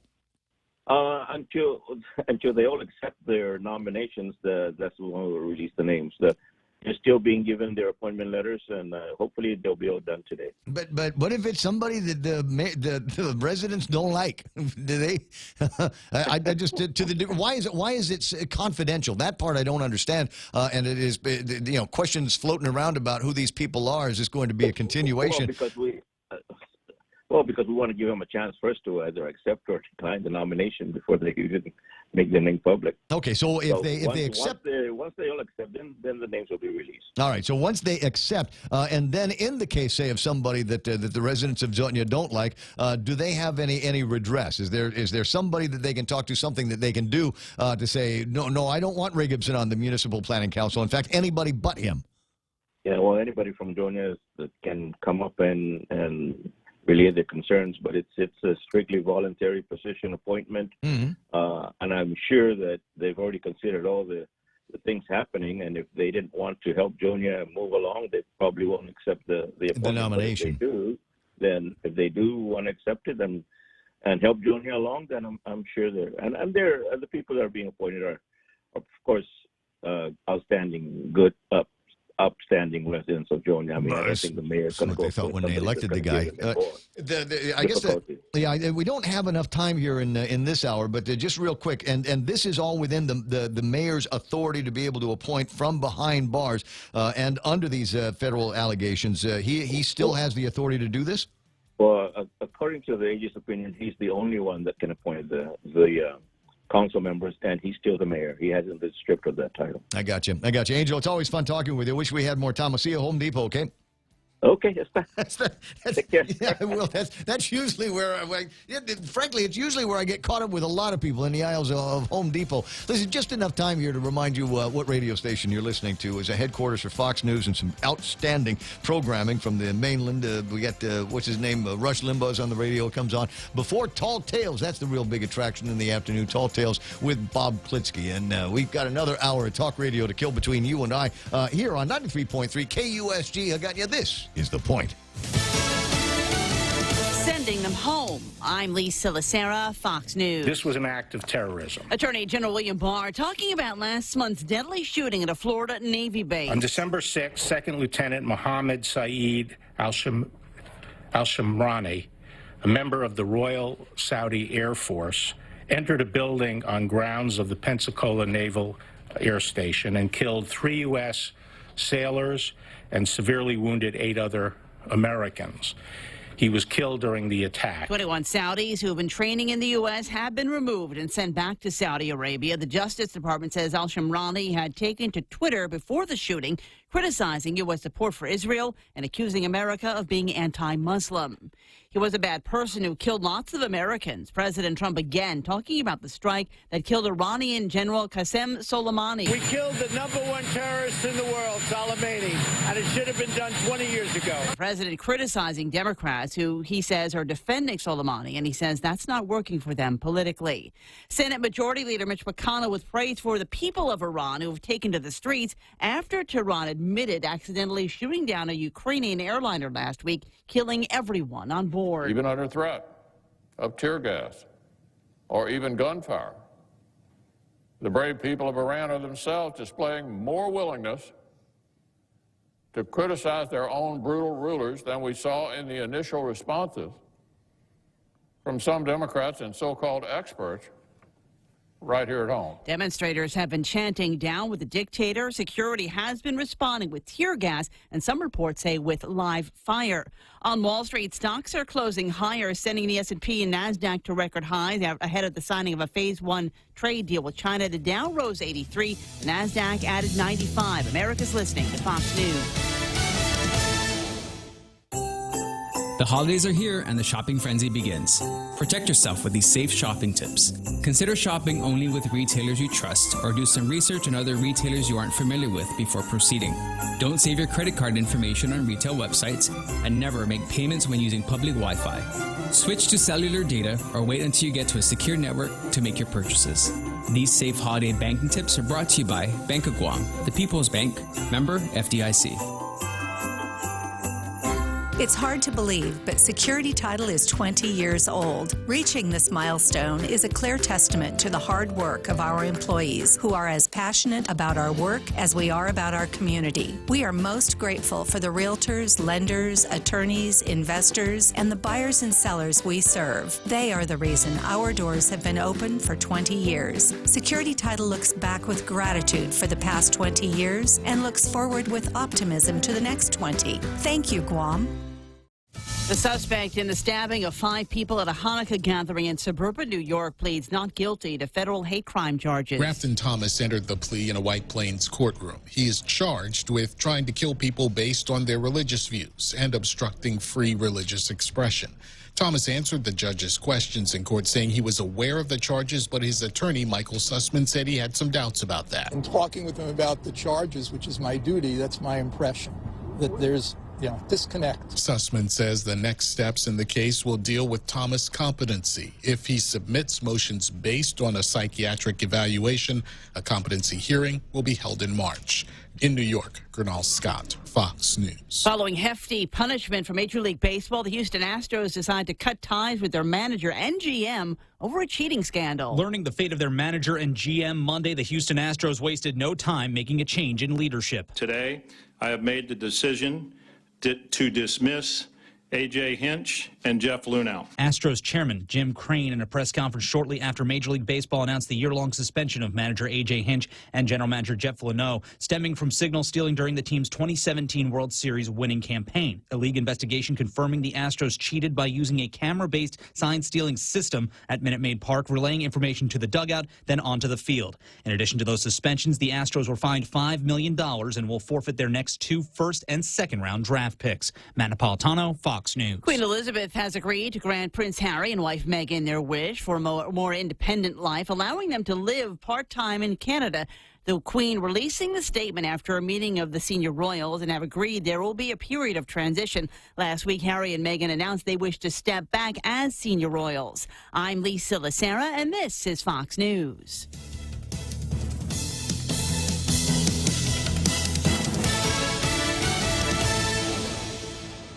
Go green, go hybrid, go to Nanbo Insurance, and your next power bill is on us. Insure your hybrid car at Nanbo and get up to $350 towards your next power bill. That's instant savings for keeping our island clean and green. Nanbo has been providing Guam with over 50 years of reliable and affordable auto insurance. At Nanbo, it pays to go green. Terms and conditions apply. Visit nanbo.com or call 477-9754 for details.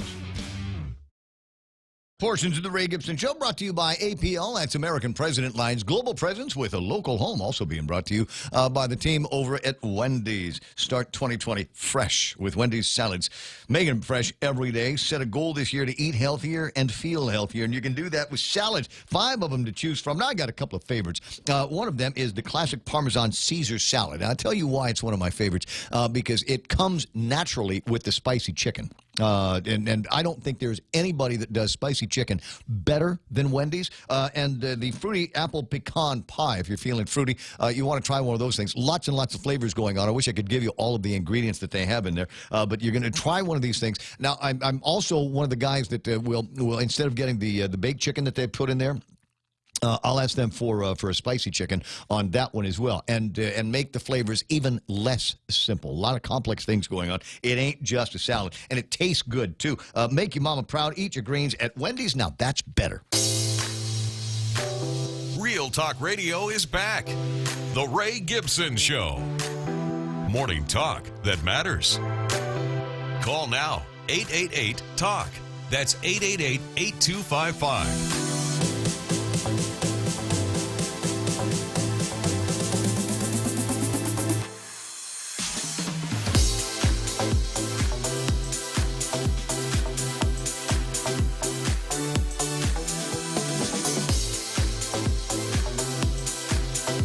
God, what a beautiful day this is, and a lot of different levels, too. I mean, it's a great day for talk radio. I don't know what it is. I got a full table of contents. Got a full table of contents left over from yesterday as well, because, I'm easily distracted. I am that kid. Everybody knows somebody that's that kid. You say, okay, this is what I want you to do, and here's your project. This is what you're going to have to do, and you lay everything out before.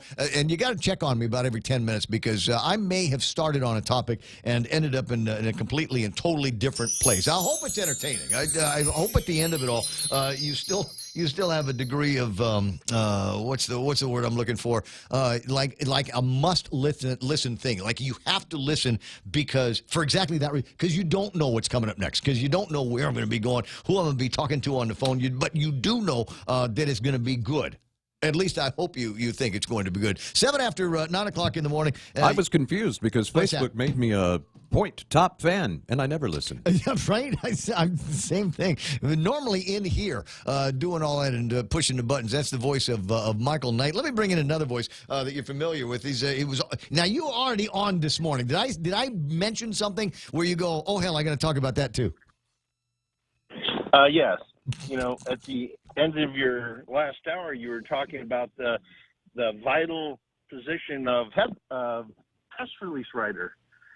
Yes, I'm telling you, if you can write a press release and say that your normally do nothing, stick in the mud, not worth the vote senator has all of a sudden figured out a way to politically or policy wise turn water into wine, then you've got to send that press release out because you've got to preserve your job. If you're a government of Guam public affairs officer, public information officer, it is time to start thinking of preserving your job. And you know which senators you work for here, and you know there's a really, really good chance that they are not going to be asked back to the dance in the 36th Guam legislature. So you better figure out a way to pad those press releases so that guys like me, even guys like me, read them. Well, we had our first instance, and it actually is a new thing. Senator Marsh has elevated the obfuscation by writing a bill that is technically a resolution. So she has crossed the absurdity boundary by introducing a resolution as a bill. So just imagine all the things that are going to be coming up, like, for example, a bill that says the Cormorant sank. Oh, yeah, and lauding, we'll write something out and laud the victims and the survivors of the Cormorant sinking at the in between the world wars. That's what we got to do. Hey, let's do one now for all of the people who showed their true resolution and the spirit of the Chamorro that survived Pamela back in 1976. Maybe there's something that we ought to do to find all of those people who, however managed to survive winds in excess of 175 miles an hour. What kind of strength of spirit does that take? Well, we're going to have a whole bunch of them coming now. Hearts and prayers resolution bills for all the people inconvenienced by the volcanic eruption in the Philippines. Oh, haven't even thought of that. You're absolutely right. Take advantage of somebody else's suffering for political gain. It can be done. It has been done. And it's just our senators are slow to pull the trigger on introducing reso bills. That's what we'll call them. Reso bills. I'm telling you, the new political thing. I think you're absolutely right. I think and just take heart, guys, because once we're able to install the 10-person coalition of the willing, what I'm referring to is the Avengers team, to take over the legislature, it will be the first bill that gets repealed. It'll be the first, if it makes it to public law status, it will be the first thing that gets repealed. It will actually be the Justice League, and we will be there fighting for justice for the people of Guam. Well, one of the first things that we will do is no resolutions. What is the purpose of a resolution? To say we 15 people think that A is better than B? How does that make the quality of life better for the people of Guam? Why do we spend $400 of our paper, framing, and then news media come in, and then we have everybody stand around and say that we 15 people think A is better than B? Here's a piece of paper to prove it. So here's one other consideration, and I host many functions on Guam, and usually about a half a dozen of them that I host a year. There is some kind of resolution presentation for which the organizers have to have at least one member of the legislature, usually the one moving the resolution, and their spouse in the gala or wherever it happens to be, and they got to take care of a meal. They got to comp them meals for all that stuff. So I'm just saying. If we turn down the heat on the resolutions, that's less money that these NGOs will have to spend to support a senator to come in and basically read the resolution. Maybe if we had the senators pay for the entire thing out of their own pocket, not out of their budgets, not out of the legislature budget, but out of their own pocket. They pay the staff to do the research and writing, and then they pay for the framing. I mean, some of those frames are really elaborate, What do you mean? Old days, they used to just print them up and put them in a folder. Here you go. Frame it yourself. Well, look at all the pictures that have been published in the media. It's usually a 16 by 20 frame with a double matte, non-glare glass, foam backing. Yeah, I've received in my career a couple of resolutions from the legislature, and I'm happy to receive them, but it's not like I take the time, trouble, and expense of framing it, and then the time, trouble, and expense of banging a hole into the wall to hang the thing. I appreciate being noticed for what I consider to be some decent work I've done in the community, but it sure doesn't rise to the level of, wow, here's a piece of paper that absolutely has to get framed. Well, I think every citizen should go to the legislature site and look at the resolution section, and it's the absurdity. I mean, how many people on Guam don't know GPA exists or DOE exists? Yet every year there's a resolution commemorating, GPA for 35 years for their 35th years of existence, and that's the part that's so absurd. Then we get into the campaign things where we congratulate people on 35 years of marriage, retiring after 19 years. My favorite one, though, was, I think it was in the 34th or the 33rd, congratulating a guy for 18 months of continuous employment. Good Lord. I mean, that's what our senators, right now what we really have is a part-time legislature. We just pay them full-time. It would be different if we had a biometric clock in their offices, and every time they walked into the legislature session hall, they signed in and signed out. But, when as a community advocate, I can't even tell you how many times I'd go to see a senator. Oh, he's at a wake. He's at a funeral. He's at a fundraiser. And we're paying for that, Whereas if I worked for, let's say I worked for Department of Education, I wanted to go to a wake or a funeral at 10 o'clock on a Tuesday, what do I have to do? Oh, you go and act the God. You got to. Congress has got to meet before you're allowed to do something along those lines. I did get at least one of our listeners. That looks like Nick Perlosky's icon. Nick Perlosky has gone through the time and has already apparently got an advance copy of the Attorney General's annual report. It's on the Facebook Live if you're watching right now.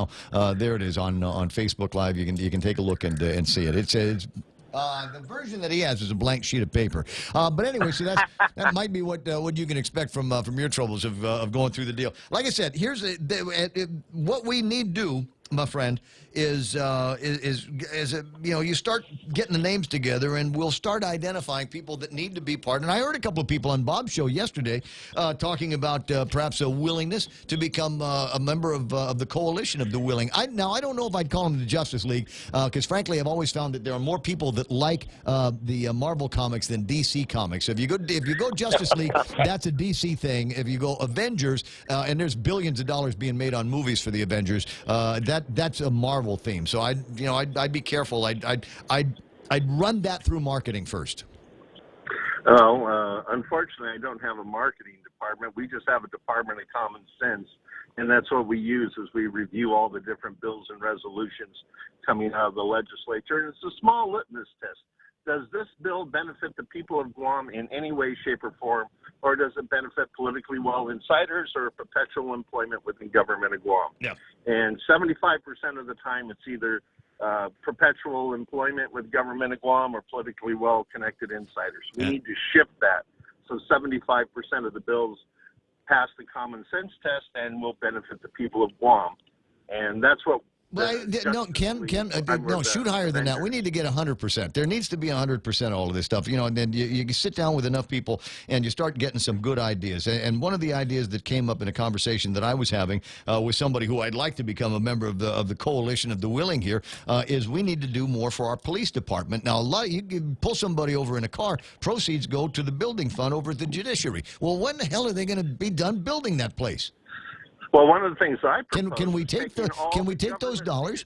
Well, hold on. Can we take those dollars and use that for the Department of Corrections building fund? Because we need, as badly as we need more people behind the bench and bench facilities, we can rent those things, but we cannot just go out and rent a Department of Corrections. We have to build that. So let's figure out how to build a Department of Corrections using monies from fines and fees from people that are blowing red lights and talking to each other on cell phones on the roads. The cops are doing their job. They just need someplace to send the bad guys. So that's where we need a public-private partnership, because when you look at the public-private prisons, They build these massive, state-of-the-art, secure institutions.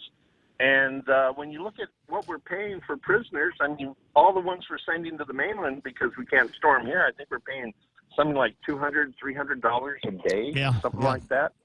You know, so that would be a good idea. But to help the police in the here and now, what we should do is take all the government of Guam vehicles away from directors, deputy directors, and administrative service officers and turn them over to the Department of Public Safety, because one of the big challenges they have is they don't have very many vehicles. Those 10 people that are just been hired, they don't have vehicles for them, you know. So this would be a great way to improve the safety of the public, make better use of limited government of Guam resources at the same time. But that's a common sense idea, so it won't pass in the 35th legislature. How do they do police cars? In the 36th. How do they do police cars in Hawaii? Isn't there a way that you get the cops get to pick out their car, and if they take care of it after 5 years, it's theirs? Well, back when I lived there, if you were a police officer, you had, I think it was 5 years or 6 years of service. You could buy a car, and it was covered during working hours under the police officer's blanket insurance and liability policy, and you got a use fee. I think it was like $150 a month plus mileage, and they had requirements. You know, there were specific requirements about what police could and couldn't use for these purposes. But what it did in effect is whenever there was an emergency or anything, they could multiply their force dramatically, because I think it was like 60 or 70% of the police officers had their cars at home. Yeah, I'm looking at it now. I looked it up while you were talking, because there's a recollection. There's also another way that it works.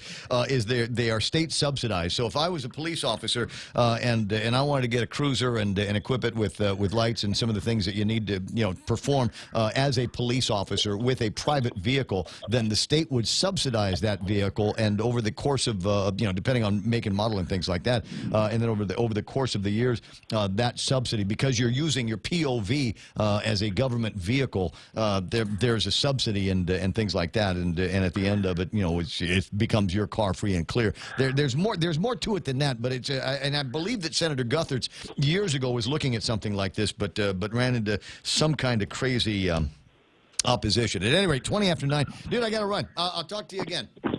Okay, bye. So it's one of those shows where Ken's got the radio on going, wait a second, he said something. Oh, and I'm going to go into something else in a second, and he's going to go, crap, I want to talk about that as well. You're more than welcome to call up Bob Klitsky in the afternoon and say, I heard Ray talking about something this morning, and I wanted to riff on that. Everybody welcome to do that. 888-8255-888-TALK. Wait a second, I got to write a note to somebody looking to get out from under a meeting this afternoon. No problem. Same here, buddy. There we go. 888-8255, as I said. 888-TALK is the telephone number here at the radio station. WhatsApp me at 988-5874. The amazing thing is, as many times a day as I say, WhatsApp me at 988-5874, I still have to pick up a piece of paper that tells me all about it. Got a note from a buddy, wanted to know if he could call in and talk about the get-together that the Catholic men are going to be having. The Catholic Men's Conference is going to be coming up. John, you're more than welcome to call the telephone number. We talk about that. I know it's coming up this weekend, and you want to maximize participation. I've always found it, and I actually have attended and participated in a Catholic Men's Conference in years past. Can I just say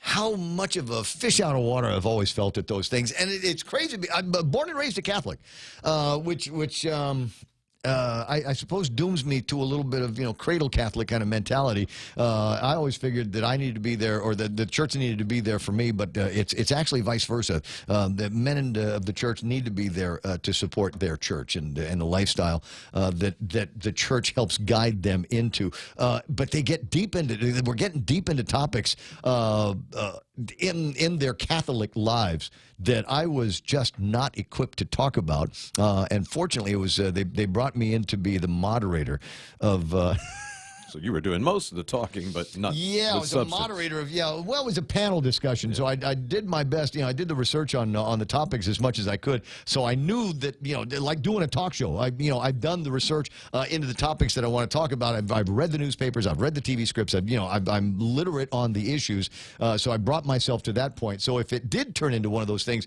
where I had to carry the conversation and I had panel members giving me short answers, I knew that I could go at length and figure out which were the guys that were going to be the most talkative. Because it's like in talk radio, right? There's guys that you can get on the phone and you literally get up and walk out of the studio while they're answering the question. Oh, you mean like Ken?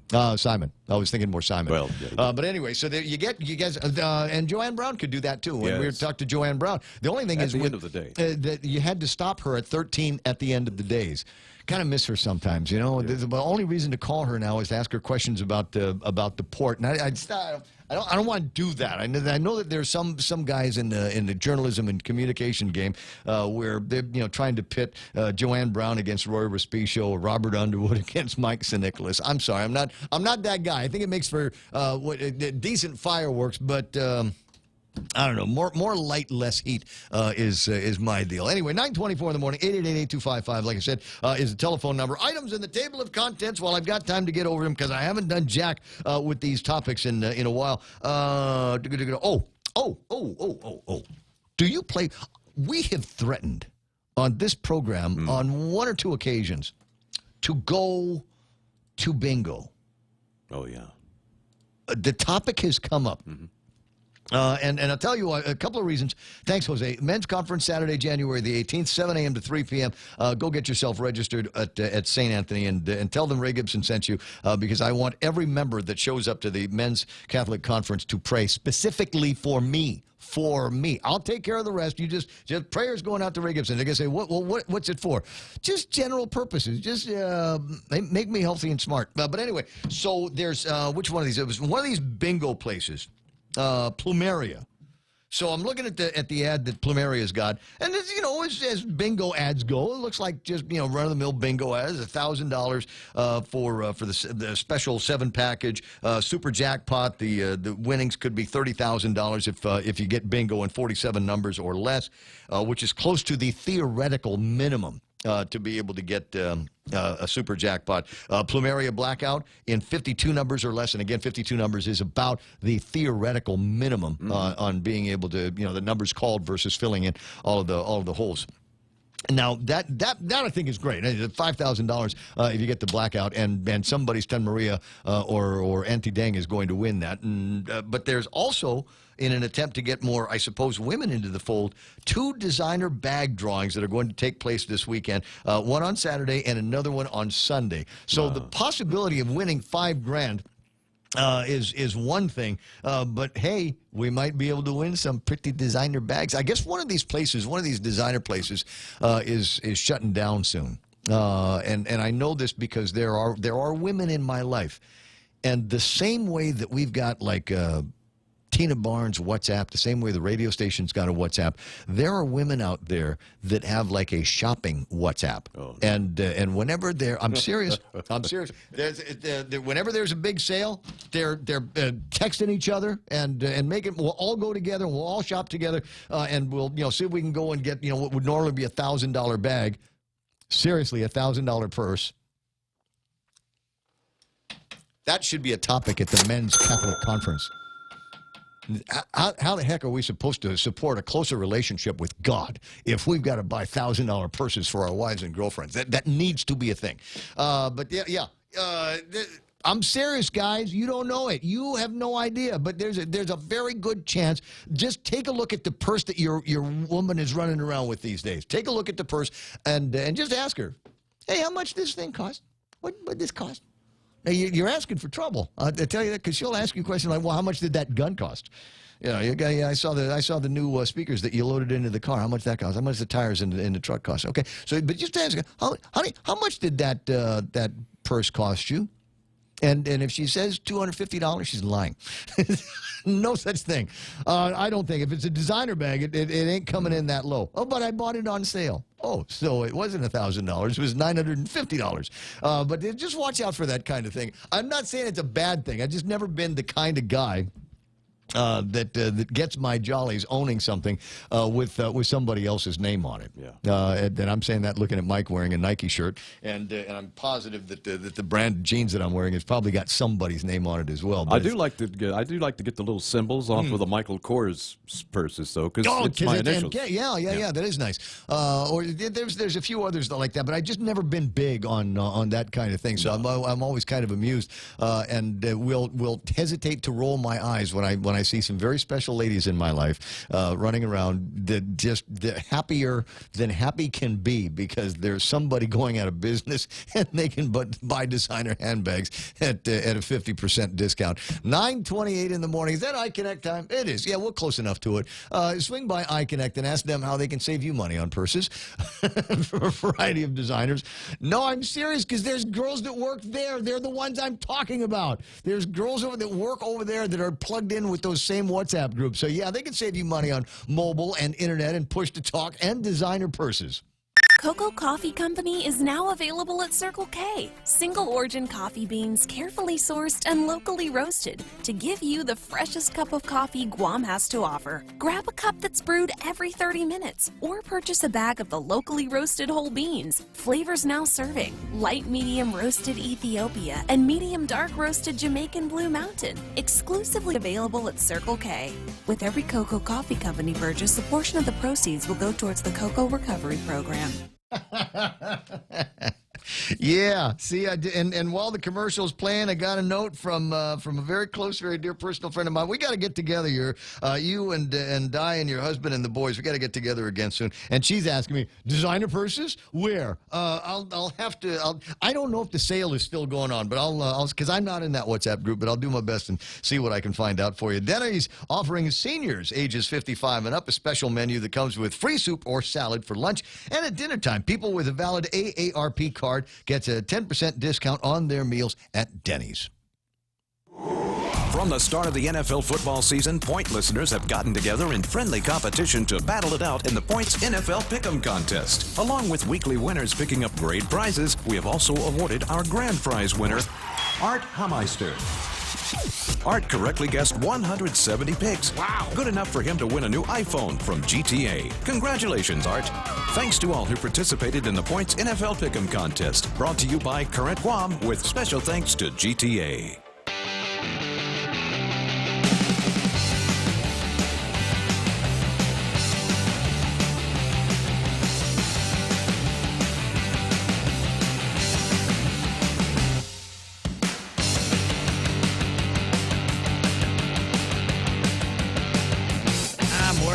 I'm working on it. I wanted to see the results of the online poll at thepoint.gu. I put this up a few days ago and asked you the question, do you support a part-time legislature? About 90% say, yeah, policy versus optics. So we're stuck heavy into a time in our lives here on Guam where it seems like everything that comes out of the legislature is designed to get hits, if you will, to get views, to get likes, as opposed to actually doing something that is going to be meaningful to the rest of us out here. Can we get things fixed in the Department of Corrections? Can we possibly get things fixed at Guam Memorial Hospital and get enough cops on the road so that people aren't worried about random crimes that get participated on Guam? No, we can't obviously do that, because we got to do resolutions, we got to do weddings, and we've got to come up with laws that really should be resolutions. If we have to do them at all, that set aside an entire day to do something that we already do for an entire month. So I'm trying to figure out what that's all about, and the justification. Frankly, if the decision had come down to me whether we're going to run this article or not, whether we're going to run the contents of this press release, the answer would have been no. Not at all. In fact, let's never run anything from that senator ever again, because it's all bull. Anyway, so 90% of the people support a part-time legislature. Only 10% say, no, I like the legislature the way it is. Which leads me... And I'm not saying this, super scientific poll or anything like that. I just know that for the most part, I would suggest that that's accurate. I think that accurately represents the will of the people of Guam. That just look, it's time for a change, guys. We've got to do some serious meddling with the status quo because I'll put it the way Ton Marie always did when the phone bankers were working. The people are suffering.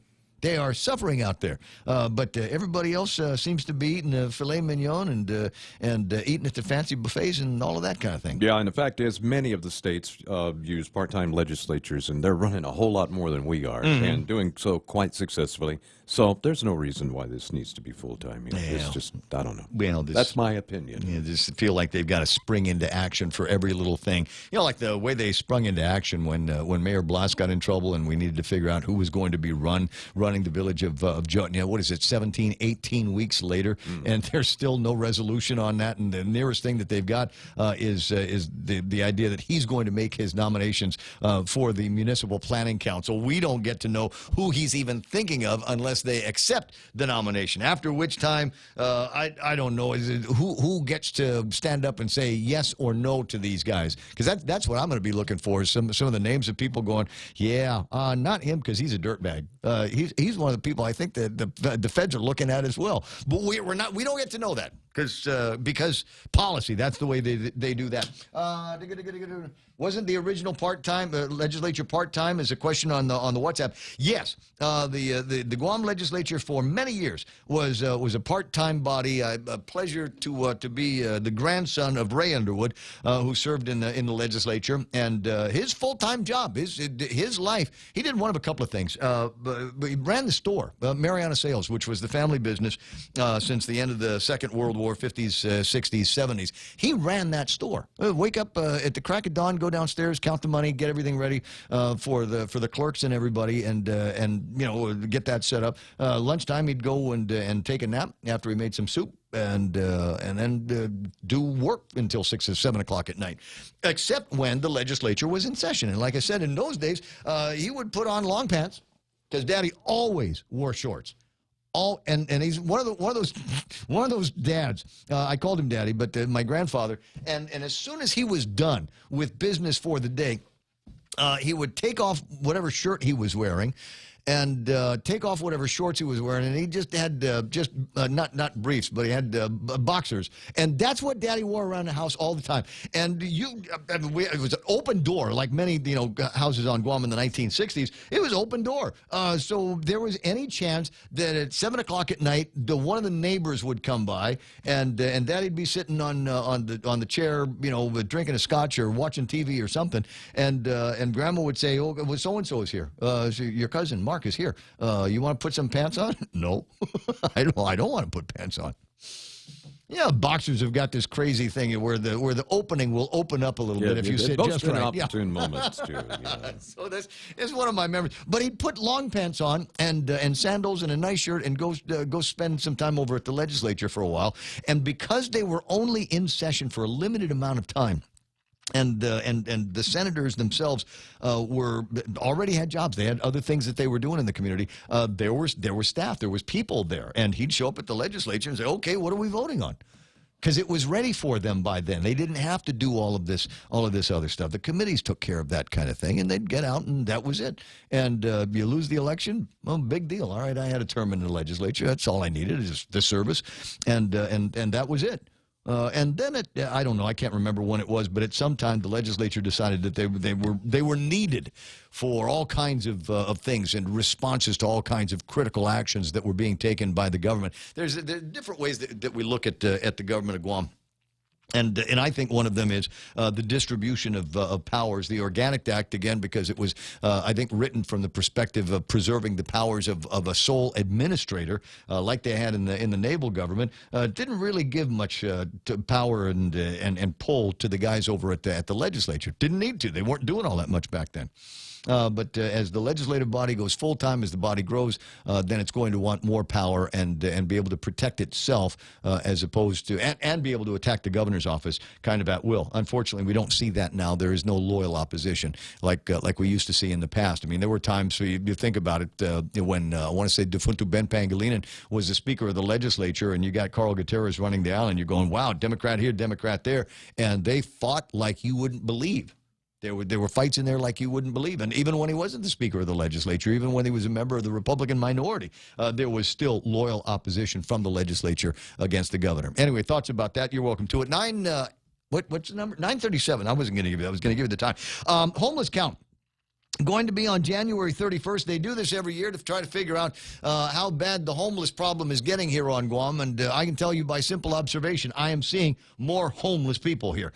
Cost of being able to get into even a single studio apartment, one bathroom, and a kitchen off to the side, getting prohibitive for quite a number of people. And in a lot of cases, they're folks that don't necessarily have other connections or wore out their other connections. Yeah, I used to live with a family. I got a nice problem. They kicked me out.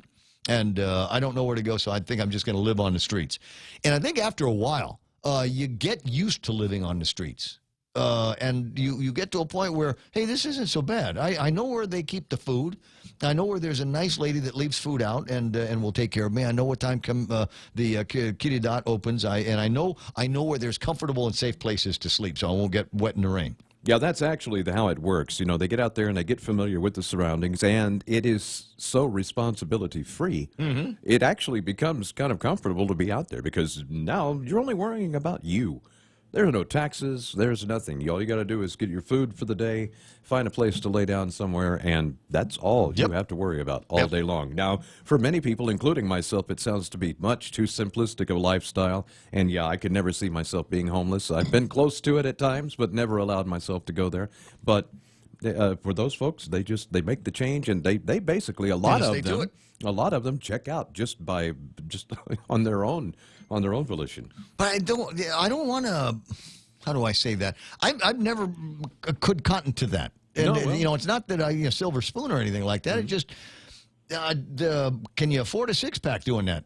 Right. Yeah. So, that's what I say. It's never occurred to me. I've been close to it at times, but something I was brought up with was always, just work. Mm-hmm. If you want something, you got to work for it, and that's just how it is. You want to eat every day. You want a roof over your head. You want a car to drive. It doesn't have to be the biggest, fanciest car in the world, but that's how it's done. So they're going to be doing a lookout, and a piece of advice: if you are going to be one of the people involved in this homeless count that's coming up, do me a favor. Behind the Kanta Mall in Tumon, I might have mentioned this a few weeks ago, I went on a hike. And it was crazy because it was an urban hike. It's one of those things that, a lot of people, you think, I'm going hiking. And you think you're going to go check out the tank farm or the waterfalls down in Malolo or something like that. But no. This was an urban hike. And it took us through a couple of trails that you probably don't know exist. You probably have just no clue as you're driving up and down Marine Corps Drive, where Sakura Kitchen is.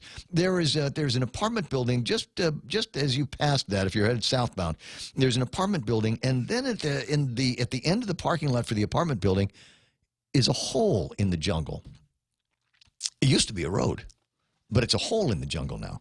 And if you follow that hole in the jungle, it will take you past a couple of old Tumon houses. There used to be people that lived down that hill into Tumon, and I don't know what happened to the families.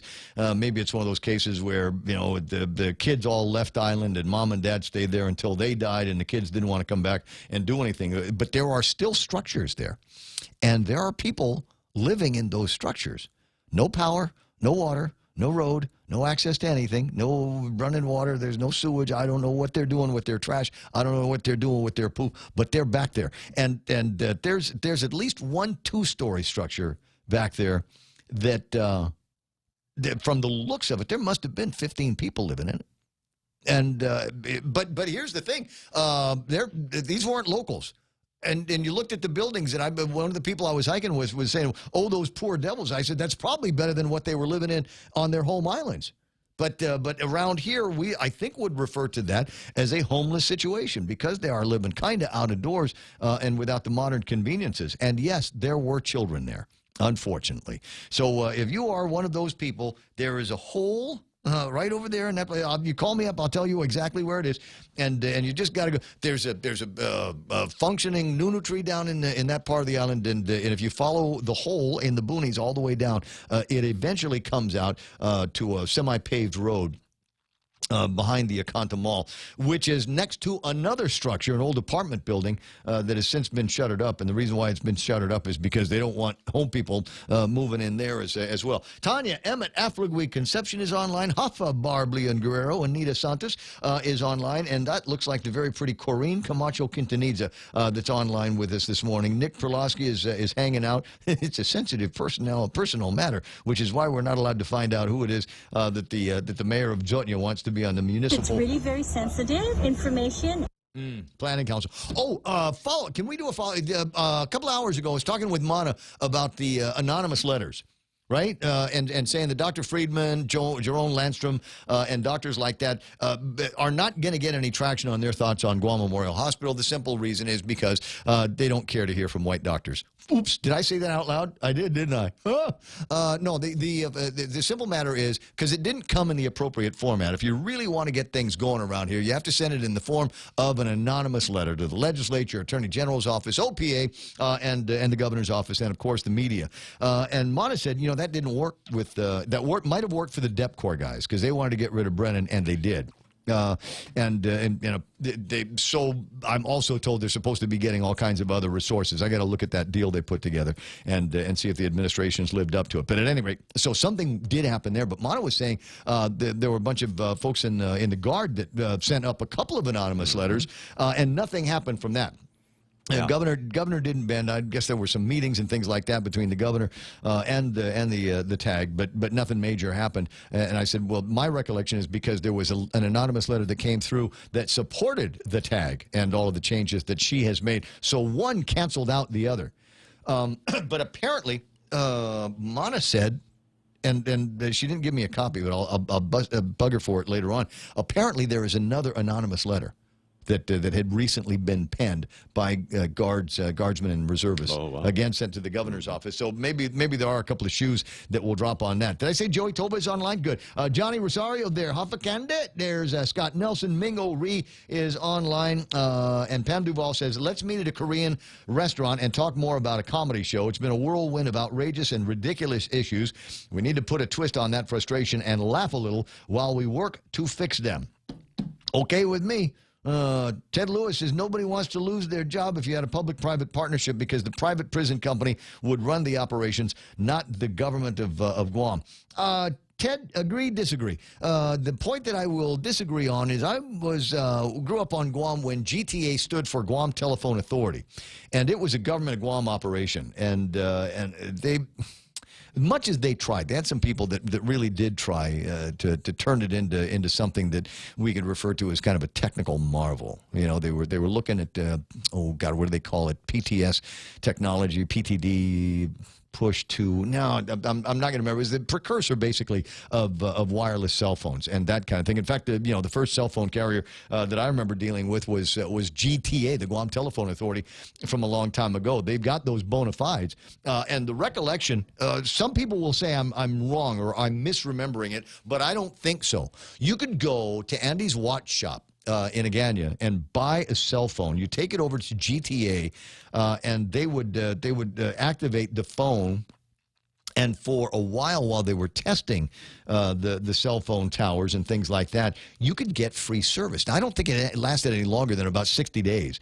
But my recollection is you could get free service from the Guam Telephone Authority while they were doing the installation of the things. I guess the deal is, look, if it doesn't work out, if you're using the phone and it's free and you can't get a dial tone or whatever, then no big deal because you're not paying for anything until we get it right. And then they finally did. But you know, back in the old days, analog cell phone technology, and let me just say, for those of you that are not old enough to remember, I miss analog cell phone technology because they sounded better. The old analog cell phones sounded way better than the digital ones that we've got now, the compression that they're using in an attempt to get more channels on the limited bandwidth. I understand why they do it, but you know, when they went digital, that was more for the phone companies than it was for us. But the old original analogs, and the only problem that we had was, as you might imagine, cell phones took off here like gangbusters. And all of a sudden, you weren't somebody unless you had a cell phone. And they weren't cheap. The beginning times of cell phones weren't cheap, even with the free service on top of it. But everybody had them, and that meant and people will remember. People will remember this because I remember it. At 5 o'clock in the afternoon, you couldn't get a dial tone on the old cell phone system. Number one, because there was only one of them, limited number of channels, and like I said, everybody had a cell phone. So you'd have to check every once in a while to see if you could get a dial phone. You'd dial the number and press the button and see if anything happened. And more often than not, it didn't until things calmed down. It was like drive time out in Marine Corps Drive. Crazy old times. Smug Wimps online. I'm sure he'll remember that. Shauna Bentley is there. Who else is playing around? Kaz Endo, who's listening to the program through what I'm talking about, might be the far better cell phone and internet systems that they've got in Palau. I understand that there have been some changes there from back in the past, and things are looking a whole lot better. Yuka Hechinova is there. Yuka, we're going to have a party at my house one of these days. Make sure you and Manny get together. I want you to make me lasagna, but put meat in it. Put meat in it. Yuka is a friend of mine, and we've been hanging out together for about the last 10 years, and I love her dearly, like a sister, and she'll call me up every once in a while. Hey, Ray, come to the house. We're having a party. I'm making lasagna. I remember the first time I went to making lasagna, and I got to the house, and it was a vegetarian lasagna. Why is that even a thing? Why would you bother to do that if you weren't going to put any meat in it? Can I just off the top? Can I just ask that vital question? You got the layering and the cheese and the sauce and all of that stuff. And what are we putting in it? Rabbit food. Yeah, it's like a vegetarian taco. No, ever. Get out of here with that conversation. It's 9:48 in the morning. Sorry. See, it's simple. There's maybe a half a dozen items on the table of contents, and I'm literally having a hard time getting through all of them. Improvements in the permit center. Yes, 8 to 5 Monday through Friday. Wow, imagine that. We're going to have the one-stop open the same time that businesses are open. Wowie, zowie. But don't hold your breath, because even with the backing of everybody at Adeloop, we still can't get it done until April. Yeah, January, better hours. February, March, April. Not until the second quarter of 2020 we're going to be able to do this. Yeah, their new slogan should be better hours, same red tape. Yeah, just, you know what, privatize that. Why don't you? I don't understand that. Let me see. More screw-ups abuse their supervised release. So Ken and I were talking about that a little bit earlier. Page, I think, 8 of today's Guam Daily Post is a story of a couple of heroes that were given the blessings of the judge. The judge, okay, you did your time. Now you got to do your supervised release. All you got to do is show up every once in a while and pee and be clean. And they got a guy that didn't show up 17 times. And then there's this girl said, hold my beer. Didn't show up for 23 times. I'm going, this is why we have problems with crime on Guam, because every criminal knows they can get away with it. They can get away with it. What's the big story on today's Guam Daily Post? Robert of Fison from South, where all of the Fisons is from. And there's a story. I love the way this is categorized in the news story that Michael printed up for me today, where even his lawyer, John Gorman, public defender, says he's the world's worst drug dealer. Refers to him as the world's worst drug dealer because he could have done more with this, but he didn't. You know, he's not a dealer. Just wanted to pass it around, see if he could make a grand, take care of some expenses and things like that. And Gorman pressed the right buttons with Francis Tadenko Gatewood. Could have given him 10 years. Could have given a Fison 10 years, but because my friend John, and he is my friend. And I will often chide him for his protection of the dirtbags in this town. And he'll chide me back for being a guy on the radio. Doesn't know any better. But, you know, it's that kind of relationship. But he was able to push the buttons with the lady over at the court. And she said, okay, only 57 months. So about half of the term. They're going to have to be some restitution that gets paid. He's going to probably have to make a public apology or wash cars or something like that. But that's the way it is. And I want to say it feels like there might have been some kind of justice, right? I mean, the guy lucked into a barrel of cocaine. If I had lucked into a barrel of cocaine, I would have stopped what I was. It's just stay right there. Somebody watch this. I'm going to call a policeman, and the policeman can come over and take care of it. That's what you're supposed to do when you find a barrel of cocaine. That's what. But if you've got larceny in your heart. And there was, even though there might have been legitimate reasons, there might have been, wow, I'm behind on this because I had the death in the family, that kind of thing. What anybody would be able to look at and say, oh, I guess that was a mitigating circumstance. But should that have been considered a mitigating circumstance? Should there have been, for this guy, as a lesson to everybody else, more time? Should the community have said, wow, to this? I mean, in this case, this is not a wow sentence, and I think the people in this town, the people in this community are so tired of drugs and crime. We need more wow sentences. That's what we need. We need the thugs in this town that maybe only have a third-grade reading level to be able to look at the front page of the news and say 10 years, right? Guy found with drugs gets 10 years. Can we do something like that? That's a wow sentence. On top of everything else. So that would be what I would like to see here is more wow sentences. Really? I got to take a break? Man, it's just getting started. All right, cool. Be right back. GRMC's cardiology department treats most complex heart problems. In our catheterization lab, cardiologists use imaging equipment to treat clogged arteries that can cause heart attacks or heart failure. We perform balloon angioplasty, stenting, and other life-saving cardiac procedures. If you suffer from a heart condition, have your provider refer you to GRMC's cardiology clinic at 645-5500. GRMC, where patients are partners.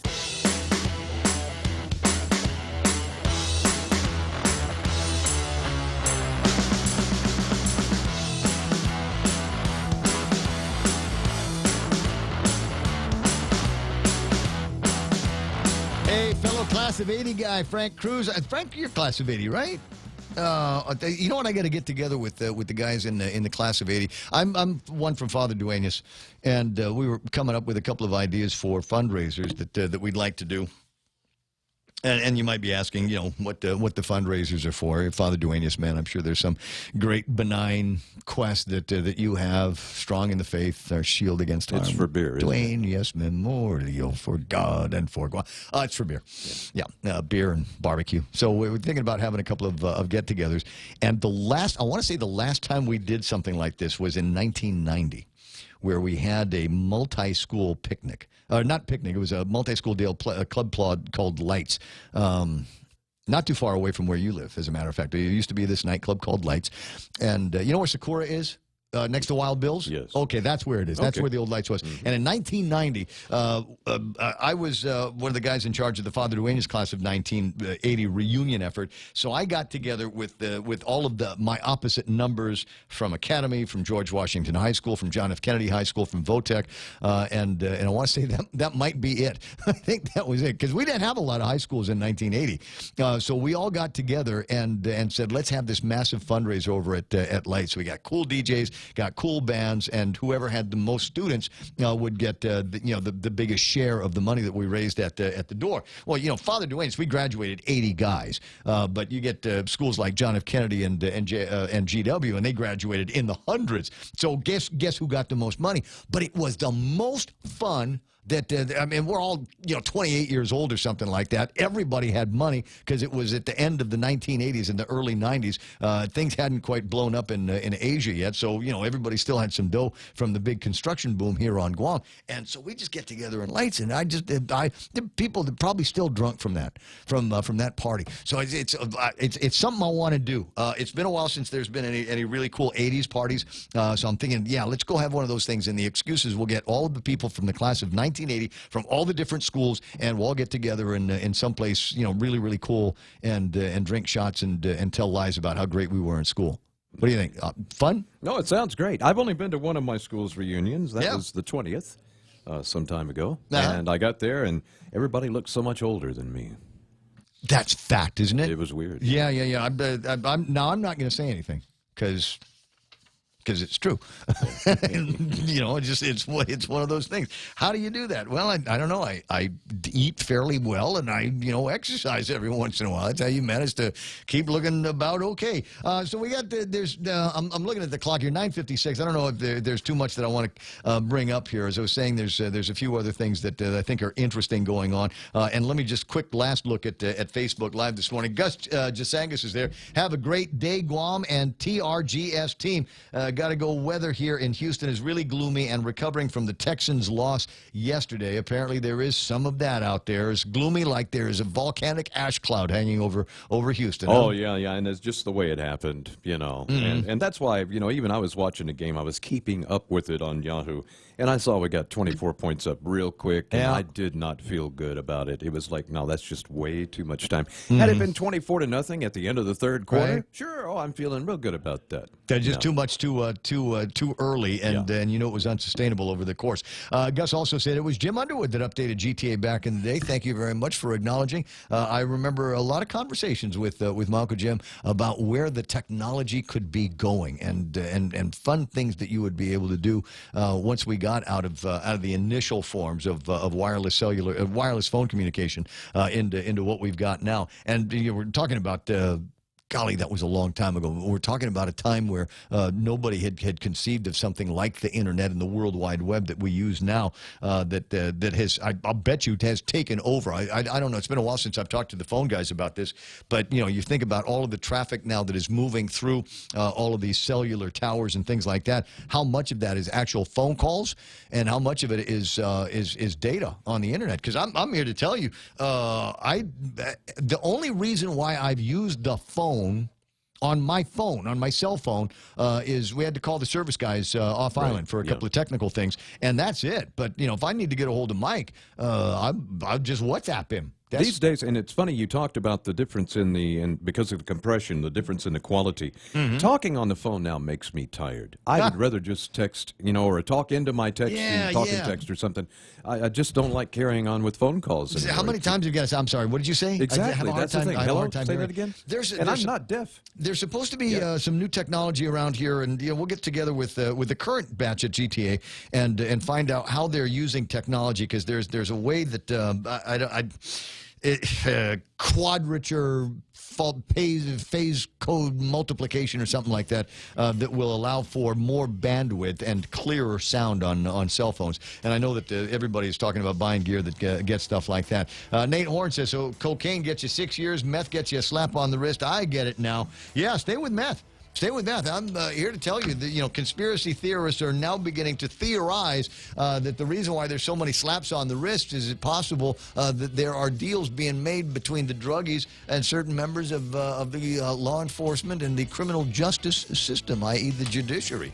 I'm not saying it's happening, but I'm telling you that there are people out there that are beginning to wonder out loud whether that's the case. I'm just echoing that. It's 9 o'clock, 10 o'clock in the morning. For heaven's sakes. I got work to do, so I'm going to go, but I'll be back tomorrow morning, and then we'll do Wednesday on the program, right? That's what we got lined up? Groovy. What we've got lined up for you right now is Fox News Live. The radio station is KUSG, Haggadah 93.3. We are The Point. Moving forward, I'm Lisa Lacera, Fox News. The impeachment trial of President Trump could be just days away. House Speaker Nancy Pelosi meets tomorrow with Democratic colleagues on a resolution sending 2 articles of impeachment to the Senate. She may finally wind down her one-woman blockade. Senate Majority Leader Mitch McConnell argues the delay accomplished nothing. Top Democrat Chuck Schumer says he's still hopeful a handful of Republicans will agree to additional witness testimony and documents. Regardless of the consequences for the president, Democrats are on a quest for the truth. Schumer has pressed McConnell to hear from